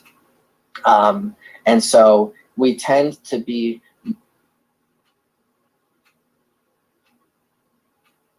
welcome to the Spiritual Studies session 15. We have two topics that bleed together this time. It is miracles and ESP, meaning extrasensory perception. These two topics together are both an attempt to assert the unknown potential of human beings. Everybody has experienced something inexplicable, but most of the time we have very shallow explanations for why. Some of us wish to dig deeper. This talk is definitely for them, and I'm hoping that this talk can also convince those that seem more right-brained that there may be more to us than we currently give ourselves credit. The big example that I want to break out right away is deja vu. This is something that I believe everybody experiences, and I've noticed in asking several people their explanations as to why. And most of the time you just see a disregard. There is no attempt to answer why they feel this way, this deja vu. For me in particular, my deja vus take the flavor of I have dreamed this before. Some people can place it to specific experiences they had as children. Some people claim that it is an experience that they lived in their last life. However, one of the more interesting that I've heard is a lady I know claims that deja vu is an affirmation for her, that when she experiences it, she believes that she is on the right path of her life, and she keeps track. And when she doesn't experience deja vu, she starts to question, what can I do to better align myself with this path? So although everybody explains it, of course, or doesn't explain it, science, much like in dreams, would say it's a sort of misfiring. Now, I have to right away kind of criticize science. Far be it from many philosophy readers, it's kind of always their joke to just dog on science. We have definitely made science the new religion of the day. Anything that is claimed within the mainstream seems unquestionable. However, what we are going to see more and more in the future, and we are already beginning to see, is that science has its boundaries. It is not omnipotent. It is not all-knowing. There is much outside of what is understood now and what has been observed so far.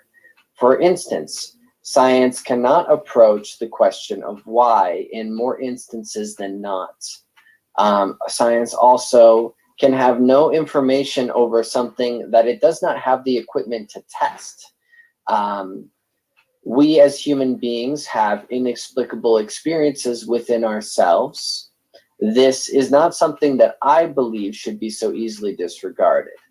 Now, for instance, a common miracle that people have heard of at some point is when a woman lifted a car, which is 20 times her body weight, to save an individual. Upon being told that she had saved him, that she had lifted this car and brought him to the hospital, she passed out in the realization of what she'd done, and later was only found to be said that I just knew that I needed to do that. Scientifically inexplicable, as we'll be saying over and over again throughout this. One of the big miracles that kind of set the tone for us, very well recorded, 1917, October 13th, some shepherd boys kind of prophesied that near Fatima, Portugal, that a miracle would happen in these fields. And of course, all the secular newspapers just were ridiculing it for months, you know, just dogging on people for believing in this. And according to eyewitnesses, which this is either, depending on what report we're looking at, between 30,000 to 40,000 people, or all the way up to 100,000 people that witnessed this one event, okay? So they were all out there on high noon of this day, October 13th. And after some rain, these dark clouds opened and the sun appeared in what is described as an opaque spinning disk, in the sky. It was significantly less bright, less radiant. It had multicolored lights everywhere, and it was reported to be careening towards the earth in a zigzag pattern. And many people saw this, right, and thought that this was the end of the world. With so many people seeing this, it is utterly inexplicable and not something that can be tested, or what we would call, in a grab bag, ham-fisted fashion, a miracle. By the way, as a side note, in the understanding of what magic is in general paganism, which is a whole nother discussion, it is the matter of belief. If you gain enough people together that have the belief of what they are doing, something will manifest. It is the power of mutual belief, magic. So there's another story that will set the tone for us. This guy, Grayson Kirby, he was thrown out of a demolition derby car in Ruckersville. This is June 2014, so more contemporary, maybe more believable for some people for some reason. He was in a coma. His lungs were completely done. Every bone in his body was broken, like practically every bone, I mean. He had hemorrhages, brain hemorrhages, and multiple strokes. His kidneys were failing. And of course, at this point, they're like, he's going to be a vegetable if he does wake up, right, from this coma. And thousands of people were called upon. And this tremendous community poured their dream, like their prayers together, their thoughts and prayers. And this is kind of cliche, right? Like when something terrible is happening, oh, you're in my prayers. But in this case, they had a concentrated and truly tremendous amount of people that were attempting to pray on behalf of Grace and Kirby. And this weird thing, the doctor decided to hook him up to a machine that is usually for transplant patients and not trauma patients. And just miraculously, it worked. And then 10 days after he was brought in, he woke up. And as far as I could see into this story, completely had healed. And he, of course, says, I know that God saved me, and that these prayers and believing saved me. Now, many people might be disregarding this right away, but I'm going to be discussing this topic later, and I'll give some more context as to how it can seem a little bit more believable for us. But just to kind of take a page out of Christianity and the Bible and so forth, you know, as a point of respect, it's Matthew 17:20. It says, if you have faith as small as a mustard seed, you can say to this mountain, move from here to there, and it will move. Now this seems rather gawky, right? Rather ominous now. Now I have to talk about quantum physics a little bit to give this some more context. So it's a double slit experiment. If you don't know it, you can look more into it. And essentially what it is that the researchers found that in observing quantum particles, that their act of observation, their act of belief of what they were seeing was affecting the quantum particles. This asserts the power to the individual, that the act of looking, that the act of believing has power in manifesting reality. Now, this is where science starts to dissolve a bit, right? Because science is supposed to be this objective knowledge that is separate from our emotions and our consciousness. However, as early as the 1900s, when they were doing these experiments, this has been shown to be untrue. There is a power in belief. There is a power in perception. So now I'm going to give an overall list of the different forms of ESP and the explanations of what they are. And I hope as a listener that some of these will seem a lot more out there, and then some of these you might relate to more. Maybe you ran into somebody who's had a similar experience, or maybe you yourself have experienced such strangeness, or maybe this is all just a curiosity for you in what people believe. But I'm going to start off with some of the harder to swallow ESP terminology. I'm mixing together two different ones. So one is called apportation, or what people call teleportation, and levitation. So apportation is the ability to undergo materialization or disappearance, or the movement of an object instantaneously. And then, of course, levitation, commonly depicted in witches, right, which is a curious thing I'm not going to get into, is the ability to float or to fly by mystical means. These, again, are the more hard to swallow ESPs. So the reason why this is so scoffed at nowadays, because, you know, take it back 500 years and this wasn't that nutso. But a lot of the reason why it's so disregarded is because there was so many shysters and fakes in the States and in Europe during the spiritualist movement. People were rigging ways, of hacking ways, of convincing people of apportation. You know, they would like produce a rock or flowers for somebody and said that the spirits of the dead gave it to them for them, right? Or they would hook up like these wires to make it appear as they're floating to kind of give the seance some more bravado, you know, some more showmanship. So definitely not saying that that wasn't a bunch of fakery there.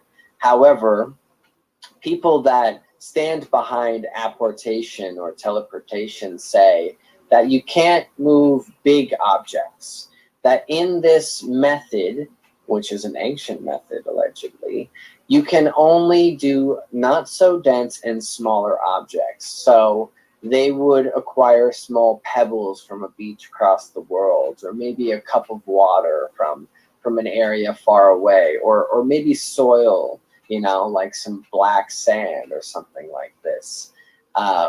If we dig into some more lore, especially in India, there's a lot more here. So this guy's called Swami Ramalingan. And you can look this up. This whole story is from a book called The Life of Swami Ramalingan. There's the story of Swami, who's a kind of, woke master, right? And him and his followers are going to an Ishwara temple. And they are about halfway there, and it just starts pouring rain from the sky. And, of course, the followers begin to run. And then Swami's like, hey, dudes, actually, just gather close to me. I've got an idea. And allegedly, in an instant, as the followers report, bam, they were in front of the temple. This is something that Swami would do all the time, apparently, completely without explanation to his followers. This type of travel reminds me of in your dreams. Sometimes you kind of just skip to the next location instantaneously. There's not a traveling that happens. This is interesting because maybe there's a way of blending the two together. So in January 30th of 1874, Ramalingan tells everybody that he's going to lock himself in a room, and he told his followers not to open it. And he told them that when they do open it, even though it's against his wishes, that he will not be found in that room. And it took months and months and months, and eventually the government forced open the room in May. So this was like 3 or 4 months later.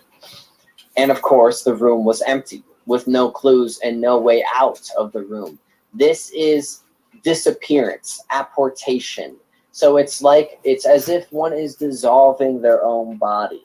Now, this sounds strange, but in even the States and in more contemporary examples, there are these stories of there was an Arizona cop that kind of came forward, a retired Arizona cop, that said that there was a certain drive, I think it was alongside the Navajo reservation, where his vehicle skipped time. He did this drive every year, and that this drive he arrived 2 hours too early. He would always leave at the same time. He always had the same schedule. And he claimed that there was a kind of apportation or a teleportation or a bam, time's gone, and he was suddenly in a place where he wasn't before. This is also a very common occurrence that is reported in UFO sightings when they see something strange behind them, and then bam, they are time has passed and they are far away from where they should be, traveled at a rate that is not humanly possible. This is also maybe made more personable for people in regards to objects appearing and reappearing in people's lives. I know certain individuals that they would have certain stones like lapis lazuli or so forth, and it would disappear. I have a friend who had a lighter that had a specific gopher on it, and she lost it across in Pennsylvania. And when she was living in Colorado, she found it on the ground, if I'm remembering correctly, completely without explanation. This is a teleportation, quantum entanglement, apportation. There's many different words for it. But I'm going to get back to this in a moment, but I got to mention levitation as well, because these two kind of go together in a certain way. And again, this seems strange to us. This seems completely theatrical, but Marco Polo, who is a real person, it's not just a swimming game, right? Was the first Westerner to encounter Buddhist lamas, and he recorded witnessing the act of levitation. They would be meditating, and they would float 2.5 feet off the ground. There are still recordings to this day that you can look up, whether you believe it or not, of this act of levitation. And the lamas have lore that says that, you know, masters can not only levitate, but they can do psychokinesis, they can do telepathy, and they can astral project. And I'll mention all of Dr. these Strange. later. But you know, you see these things where these monks walk over hot Shaolin coals monk. casually, like no biggie, Bulletproof right? monk. Where they can run over water, no biggie. Or you have these guys that are like grappling up a mountain, and here comes the monk just walking casually. Or they'll allow themselves to be stabbed and they're not pierced. Or they'll be meditating in burning oil. Or they'll be in freezing temperatures, and they'll be melting these wet rags on themselves. Another guy, Swami Rama, records a monk, you know, that not only could levitate 2.5 feet off the ground, but he would transform a rock into a sugar cube. So again, to a Westerner and our kind of fakery of the spiritualist movement and science ruling over, this is all like, whoa, man, what are you saying? Like, this is all hubbub, right? But in many different traditions, to them, there's this concept of the rainbow body. And I believe in India, it's the concept of, in the Vedas, it's the diamond body. And then there's the divine body. And then I think in Islam, it's called the most sacred body or the golden body. And this is a type of way of separating oneself from their physical form, or death via ascension. And in Western religion, there is, this case of in Judaic texts or in Christianity, where somebody doesn't just die, they ascend. They just kind of go away. So what does this mean? Is this same apportation that I mentioned, dematerialization, where they literally fizzle out and they kind of become particles and then filter their way up into the air? Or is this teleportation, where they literally rise up from the ground? In Tibet, they have over 160,000 recorded cases of dissipation upon death. And, you know, if we want to tie it to something that is inexplicable in the Western world, there's spontaneous human combustion. What is that about? How does that happen? Mm-hmm. Science has no explanation. But it seems like it would be the exact same thing, where all of a sudden you're just poof. And call it rainbow body, call it apportation, call it whatever you want, death via ascension. Another case of this being brought to the Western world is this guy, Wim Hof, the Iceman. He's setting world records for not freezing to death. He's hanging out in frozen lakes, and he's doing this technique of mind over matter, of asserting heat into his body and surviving climates that he shouldn't. He did a whole marathon barefoot in like the Arctic. Another weird case in the 1600s, this guy Joseph of Cupertino was an Italian saint, and everybody around him said that he was, quote, remarkably unclever. But he would be prone to spontaneous fits of levitation. He would just levitate all of a sudden. And this guy is the patron saint of aviators and air travelers. This is a recorded event in the Western world of a guy that would just start levitating. This isn't witchcraft. This is Christianity right here. He's a saint. Anyway, that's a way of kind of like giving some more context to the two of those, apportation and levitation. And of course, it's something that I've mentioned before, but does belong in the conversation of ESP. It's astral projection and remote viewing. And the two kind of go together, but are different. I'm going to mention it slightly here, but if you want to know more about that, I did talk about it a bit more in my New Age talk. And also there's plenty of information that you can find on the internet and beyond. The CIA recently did a debunking, or they exposed or declassified, that's the word I'm looking for, a number of documents related to this and transcendental meditation. So you definitely have a lot of homework you can do if you want to, if this is interesting to you.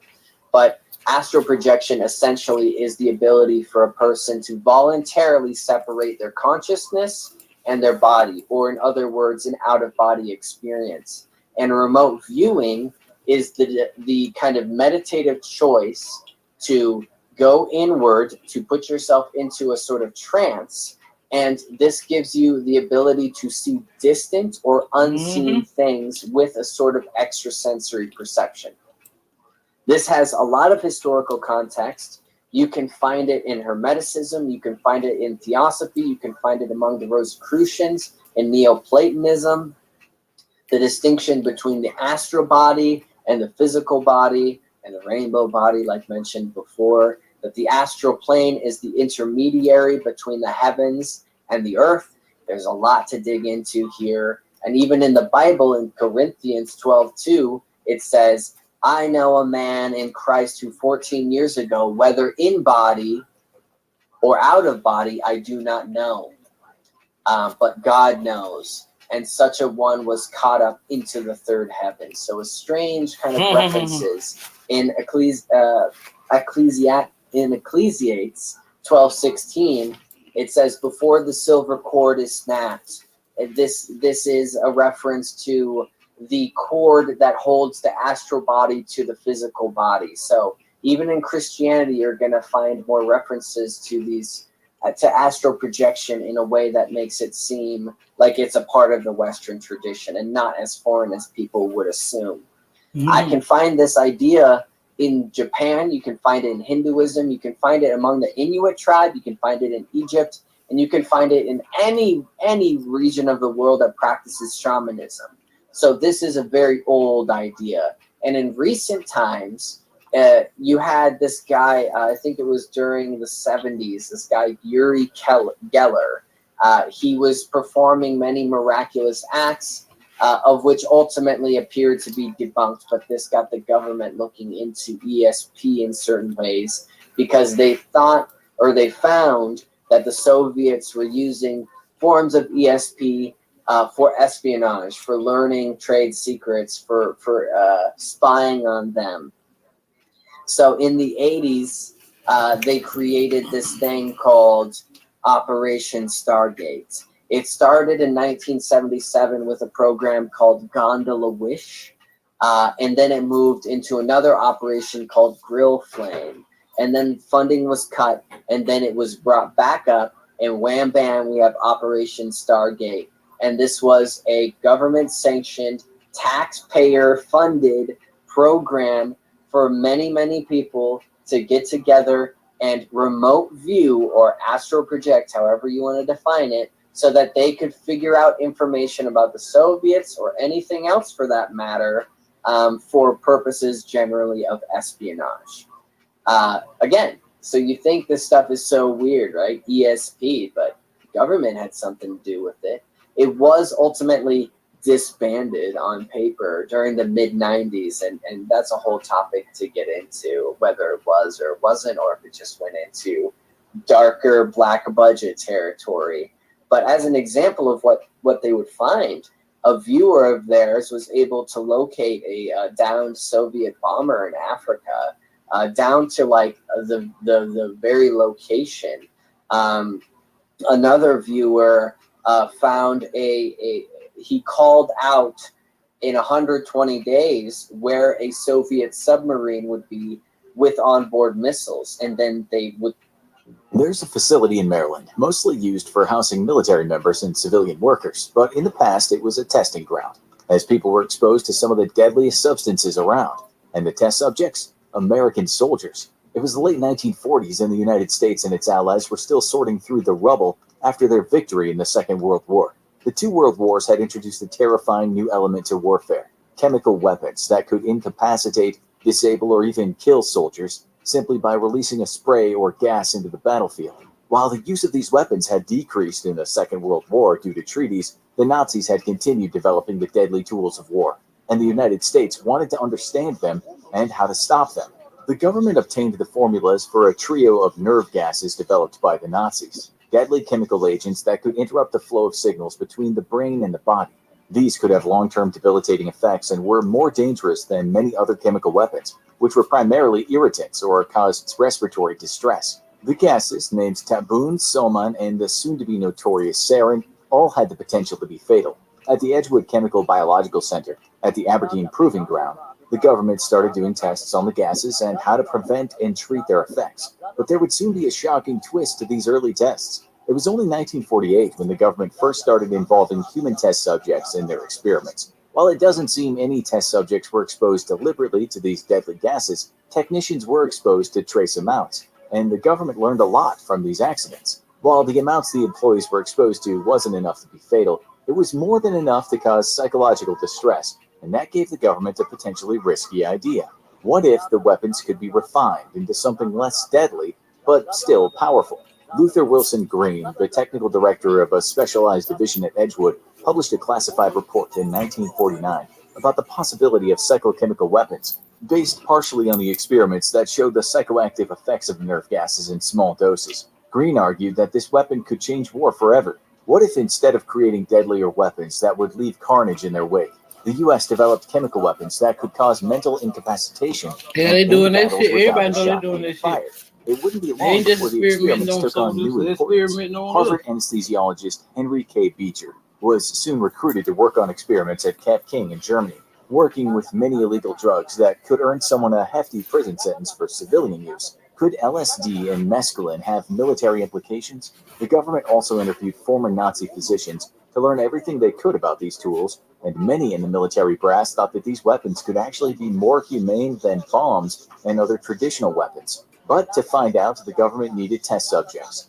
It was 1948 when the government first authorized what would be known as the Edgewood Arsenal Human Experiments, a series of tests of chemical substances on human volunteers at their Aberdeen facilities. In total, they would experiment on around 8,000 people over close to 3 decades and test over 250 chemicals. Most would be mid-spectrum incapacitants, or drugs that cause a mental effect without much in the way of long-term physical consequences. For airborne gases, the government would use a wind tunnel to deliver the compound in a way similar to how it would be blown by the wind on the battlefield. Now the government just needed to get volunteers. While the use of human subjects in experiments on potential chemical weapons was controversial, the government tried to stay above board with how they conducted it. No enlisted men were ordered by their commanding officers to be parts of these experiments. Instead, the government conducted a series of recruitments at Army installations. The soldiers would be shown a short film and given some handouts to explain the experiment, and those who showed interest were given a medical and psychological screening. The Army wanted men who were healthy and able to withstand the effects of the compounds, but they also needed to be in the right frame of mind and know their limits. Men who were too enthusiastic and wanted to see how much they could handle were usually rejected, but those with an interest in science were prime recruits. It was surprisingly easy to get the men they needed. By the time the military had gone through 10 Army bases, they would often be given 400 to 600 applications. They would be winnowed down to no more than 100, and these soldiers would be brought to Edgewood, where they would serve 1 to 2 months as a test subject. There were perks for volunteering, a small allowance, free weekends, and only light duty while volunteering. But it still wasn't for the faint of heart, because these test subjects would be spending some very unpleasant hours being exposed to substances that could cause chaos in large amounts. So, what substances were tested? The government was particularly interested in the effects of popular drugs and if they could be weaponized. LSD, a psychoactive drug notorious for causing intense hallucinations and altered thoughts, was thought to be a potential way to send an opposing army into a panic. THC, one of the key components in marijuana, had no known lethal dose and was seen as a possible tool for slowing down enemy soldiers and reducing their aggression levels. The same goes for benzodiazepines, which lower brain activity and are commonly used to treat anxiety and insomnia. Making an entire army fall asleep would certainly be an effective tool in a war. But there was one drug that was considered of particular interest. BZ, also known as triquinylclidenol benzylate, is an odorless and stable powder that can survive a lot, even being spread by hot munitions. It can dissolve in most subjects and has powerful effects, including a state of delirium. Subjects exposed became confused, started to hallucinate, and find it challenging to perform even basic tasks. It can also cause some uncomfortable and distracting physical effects, including temporary blindness, a high heart rate, overheating, dry mouth, and skin disorders. But can it kill? Unlike many other chemical weapons, it has a very high lethal dose, with people needing to ingest around 450 milligrams to die from it. Although testing is inconclusive, this makes it very different from other powerful chemical weapons which could wipe out an army or kill a scientist with a minor spill. BZ had the potential to change the face of warfare, letting armies win battles by rendering the opposite side mad as a hatter, red as a beet, dry as a bone, and blind as a bat, as a famous mnemonic put it. But this wasn't a drug invented for combat. BZ had actually been developed by a Swiss pharmaceutical company as an attempt to treat gastrointestinal ailments and ulcers, but it was repeatedly ruled out due to its severe host of non-lethal but highly unpleasant side effects. While it was quickly dropped as a drug, it was soon picked up by the US military for potential weaponization and was extensively tested on the Edgewood subjects. It even became the first chemical authorized for military use and was weaponized to be released by cluster bombs. But these plans would never be realized as the bombs were destroyed in 1989 when the government downsized the program. But BZ wouldn't be the only substance that the government would test on. This video was made possible by CuriosityStream. Sign up for the CuriosityStream Nebula Bundle deal to watch an extended version of this video by going to curiositystream.com/HAI. Okay, so back in the 1970s, when disco was king, Nixon was queen, and Elvis was their inbred prince son, the Dirty Reds tricked the pure, hardworking Americans into thinking the Russians were spending 60 million rubles a year on, quote, psychotronic research, and while it turns out they were probably punking us, we nonetheless decided to show those communists the brilliance of capitalism by spending $20 million of public money training psychics to help the military. This was the birth of the Stargate Project. Now, this is just one chapter in the history of very real experiments into very not real psychic phenomena. There's the Gansfield experiments, dream telepathy research dating back to Freud, even experiments supposedly proving precognition by Daryl Bam as recently as 2011. Instead of talking about those multiple other interesting things, let's talk about one half as interesting thing. Stargate's earliest and most foundational experiments, conducted with CIA funding in 1972 at the Stanford Research Institute by Dr. Harold Puthoff and not a Dr. Russell Targ. The experiment went like this. Step 1. Find a person. Any person, actually. Part of Targ and Puthoff's theory is that anyone can express psychic ability. But the person does have to be willing to do a bunch of experiments to see if they are, in fact, psychic, so maybe do the recruiting at a Renaissance fair or something. Step 2. Come up with a list of 12 distinct locations. Do not tell the maybe psychic person about them. Step 3. Put the maybe psychic person in a room with an experimenter. Step 4. Without telling either of the people in the room, have another experimenter choose one of the 12 places and then drive there along with 1 to 3 observers. Step 5. Once at the site, have the observers walk around and look at stuff, acting as, quote, psychic beacons, whatever that means. Step 6. Simultaneously, have the maybe psychic person describe and draw pictures of what the observers are seeing, despite not knowing where they are. Record this. Step 7. Take the maybe psychic to the site so they can see how they did, but do not record this. Step 8. Repeat steps 1 through 7 9 times with different locations, doing a few a day. Step 9. Get an objective judge, take them to all 9 of the locations, and give them the 9 unedited transcripts of the maybe psychic person's attempts at descriptions. Step 10. Have the judge attempt to match up the transcripts to the locations. Step 11. Analyze the data.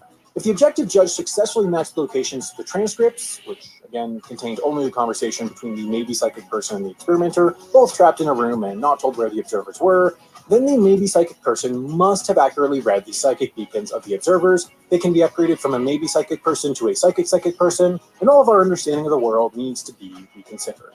Going in with 1 in 9 odds if picking randomly, the 6 judges in Targ and Puthoff's experiment matched 24 of 45 right.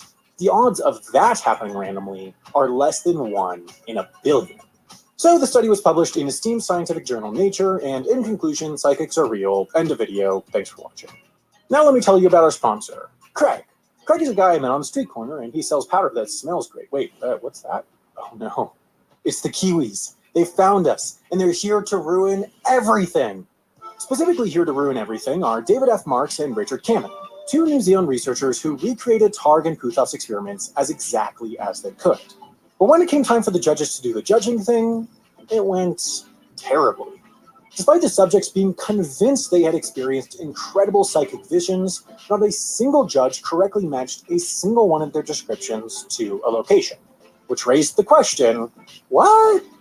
Well, while the answer is complicated, the answer is also pretty not complicated.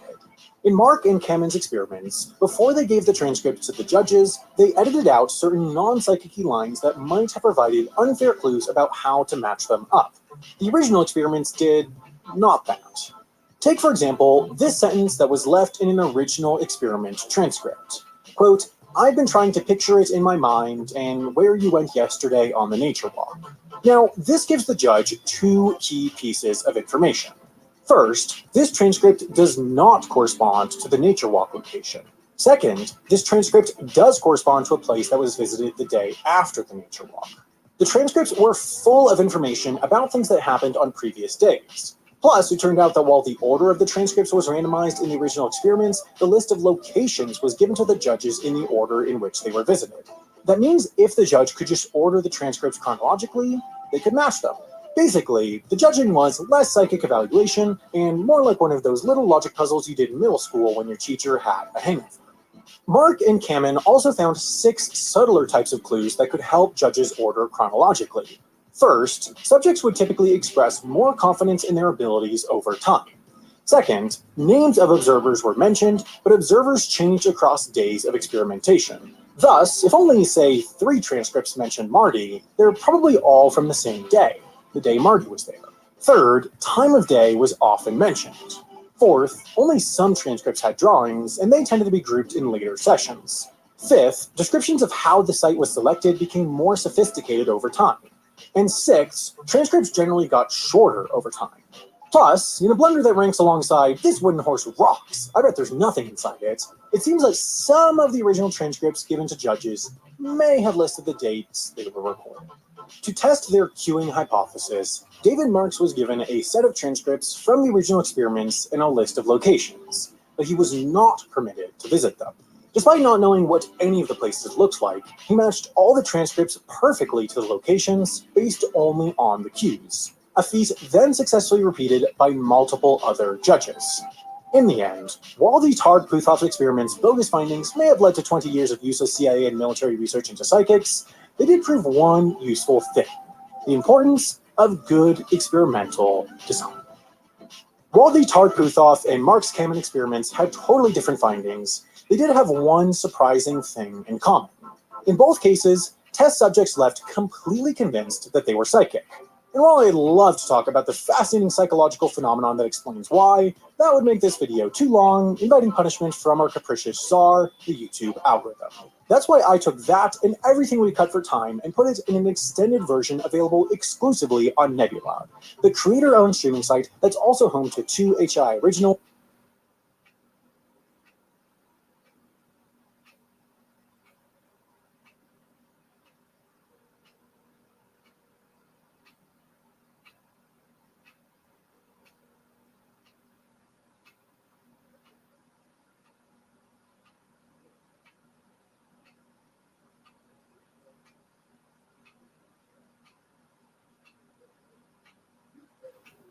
A college graduate serving in the artillery will feel woozy in 15 minutes. In 3 hours, he will be overcome by sleep, even though listed for duty. The 3rd and 4th test participants reported to the aerosol branch of the laboratories to receive the incapacitating agent by inhalation. A low dose of agent was fed into the mixing bowl, and the longest weekend began for Specialist 4th Class Carpenter, 23 years old, and with 16 months in the infantry. Within an hour, Carpenter's hands will feel cold, his face hot. Borderline hallucinations will come late in the experiment. For the 4th volunteer, Sergeant Hall, there would be no effects. Hall was unaware that he was inhaling an inactive substance, in effect, an aerosol placebo. He is 24, a high school graduate, with 6 years military service in the engineers and infantry. He had received a full dose of the incapacitating agent in a prior test. The medium dose received by Private Hannon made him careless, but he worked with Sergeant Hall to maintain the situation mat so that it reflected information from incoming messages. Delta 1, this is Alpha 1. Over. This is Delta 1, over. Delta 1, this is Alpha 1. It is now 1232 hours. Set your clock to conform. Over. Alpha 1 is Delta 1, roger. Now 1232, let's set the clock. Okay, guessing.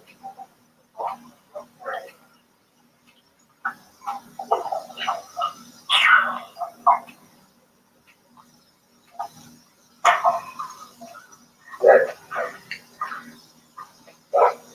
1232.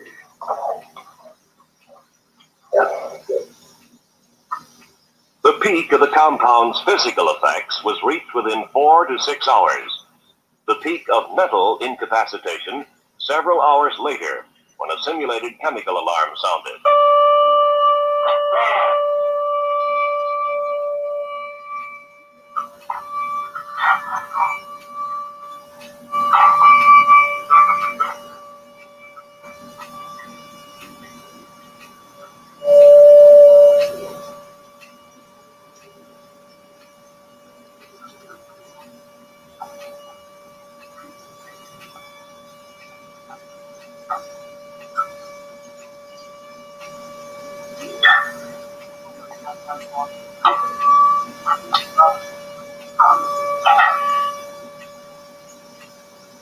Inability to put on his protective mask demonstrated that the full dose recipient, Zadrozny, was totally ineffective as a team member. The team, therefore, had suffered 25% total casualties plus. Private Hannon also was a minus factor for 6.5 hours Friday. Hannon made numerous mistakes through Sunday without correcting them, jeopardizing the team's mission. Carpenter, the low-dose recipient, was operational but substandard in efficiency. Carpenter remained on the fringe of the group activity throughout the test. For Zadrozny, the high-dose subject, the peak of mental incapacitation arrived about 9 hours after exposure to the agent. He remained awake, experiencing hallucinations for a total of 36 hours.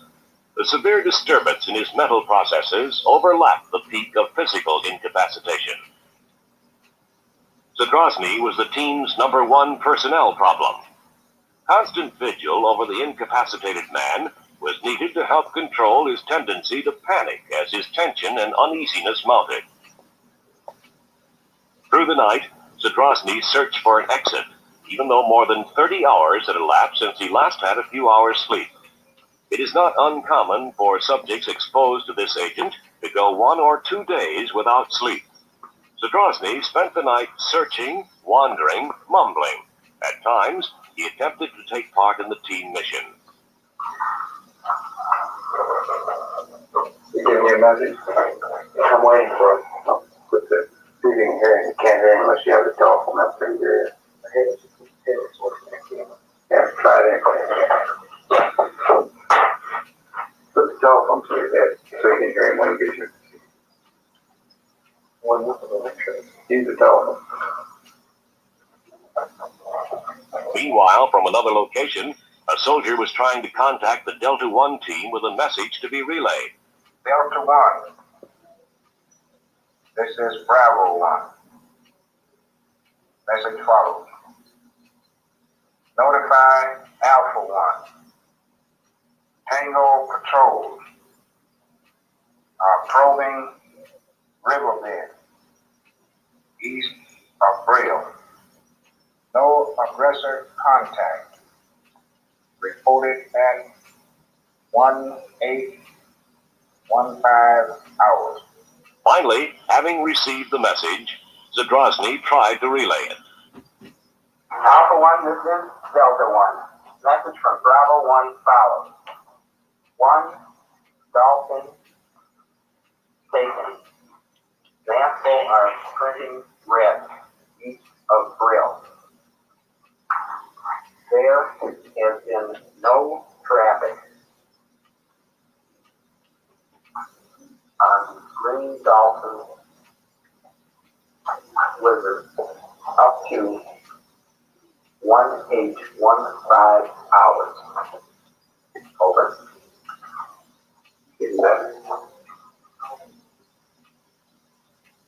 Finally, after a day and a half without sleep, fatigue overcame the restlessness of Zadrozny's delirium.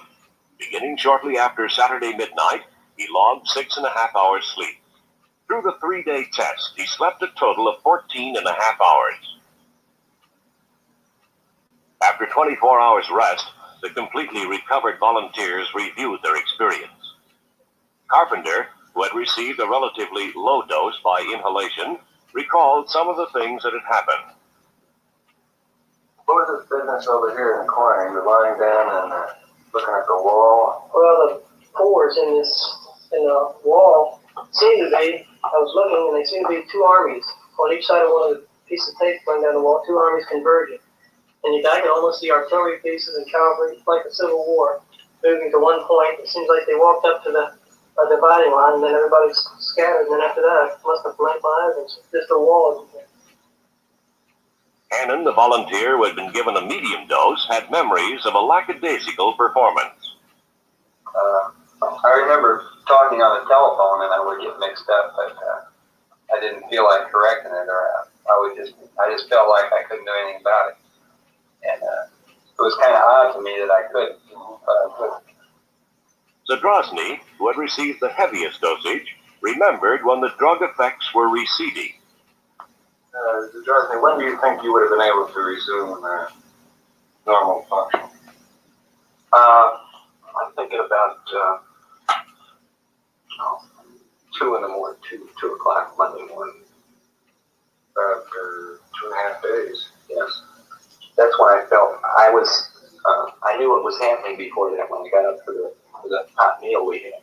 But I didn't feel coordinated enough or something like that to take part in the action. So I went back to sleep, and then when I got up about 2, I felt I could do things. The medical officer asked for comment from the volunteer who had been undrugged. Like trying to get some drugs and drink some water. The way he acted, his tongue was sticking to the roof of his mouth. And I just wanted to mix some water to break it away and kind of dampen his mouth. So.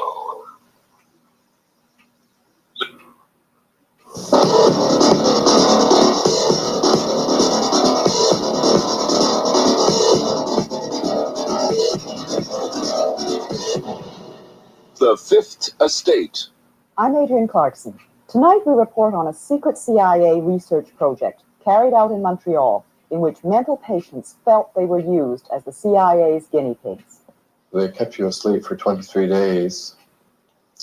And while I was asleep, they were shocking the heck out of me with electric shocks. The CIA was interested in Dr. Cameron's work on psychic driving because it could give them an idea of where the personality could break or be stressed. Those of us who were involved with trying to find out something about brainwashing, yes, this is the reason that we were interested in Dr. Cameron's work.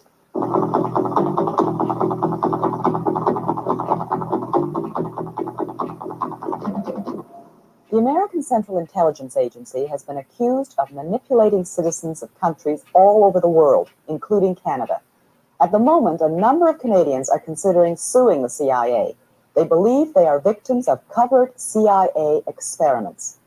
Tonight, 2 Canadians who feel the past 20 years of their lives were damaged by the CIA tell their stories publicly for the first time. They believe they were part of a CIA project called MK Ultra, a research project so secret that even the Canadian government was not informed that the agency was funding activities in this country. The CIA was seeking a new weapon, aimed not at the body, but at the mind. Americans became obsessed with brainwashing during the Korean War. Prisoners of war returned home denouncing the American way of life. Hearing them parroting propaganda, the CIA became convinced the communists had found the key to brainwashing. Now the Americans had to unlock the mystery of mind control. There was great worry that the Soviets had developed rather esoteric and unusual methods of so-called brainwashing people. the purge trials. Dr. John Gittinger was the CIA's chief psychologist for 25 years. There was continued pressure put upon anybody within the agency in connection with trying to explain or understand brainwashing. So we were charged with rather an elaborate attempt to try to find out chemical, psychological, any kind of means that people could use to influence the behavior of other people. Nothing seemed too bizarre. To find out if sex could be used in spying, the agency studied San Francisco prostitutes and their clients. Using unwitting human beings as their guinea pigs, the agency tried everything: drugs, hypnosis, electroshock. Under code names like MK Ultra, the CIA spent 25 years and $25 million on secret mind control research. Brainwashing could be a powerful ideological weapon, and the US had to have it. And when the agency didn't undertake its own studies, it funded someone else's. Thus, the search for mind control brought MK Ultra to Canada, to Montreal. Even in the Cold War years of the late 50s and early 60s, most doctors and academics would have been embarrassed to have found that an organization of spies was openly paying for their research. So the CIA set up a number of fronts, respectable foundations like the Human Ecology Fund. Sounds innocent enough, but it was run by the CIA's brainwashing experts. Here at McGill University in Montreal, the fund found 3 projects worth financing. They supported an extensive study of witch doctors in Nigeria. How, investigators wondered, did native healers cure mental illness? What mysterious drugs and potions did they use? Used to bind up excited patients. A sleeping potion is then administered. 20 years ago, the Human Ecology Fund paid for this movie. This soothes the patient's pain.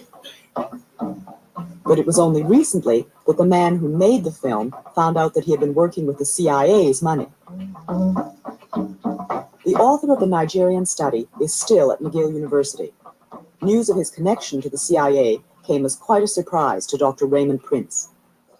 I couldn't imagine why the CIA would be interested in my work in looking at indigenous healers in West Africa. That seemed really strange.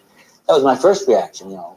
And I couldn't believe that, I couldn't understand how the CIA would be interested in that. Because there were all kinds of beliefs that the African witch doctors could put the hex on people. But anybody who makes a systematic study of what are the psychological factors that can produce anything from having a person run amok in Indonesia or die of the sickness from a witch doctor in Africa would certainly add to all of the knowledge that we're being able to accumulate about behavioral science technique. The Human Ecology Fund also helped set up the Transcultural Psychiatric Research Review. Edited at McGill, the journal continues to publish without CIA support. The largest MK Ultra research project, this one directly related to brainwashing, was carried out at the university's psychiatric hospital, the Allen Memorial Institute. Located atop Mount Royal in a mansion with the eerie name of Ravenscrag, the Allen Memorial was once the most prestigious mental hospital in Canada. The unorthodox treatments of its director caught the attention of the CIA in the mid-50s. Dr. Ewan Cameron, the first director of the Allen Memorial, ran the institute with an iron hand for 20 years. But Dr. Cameron remained an American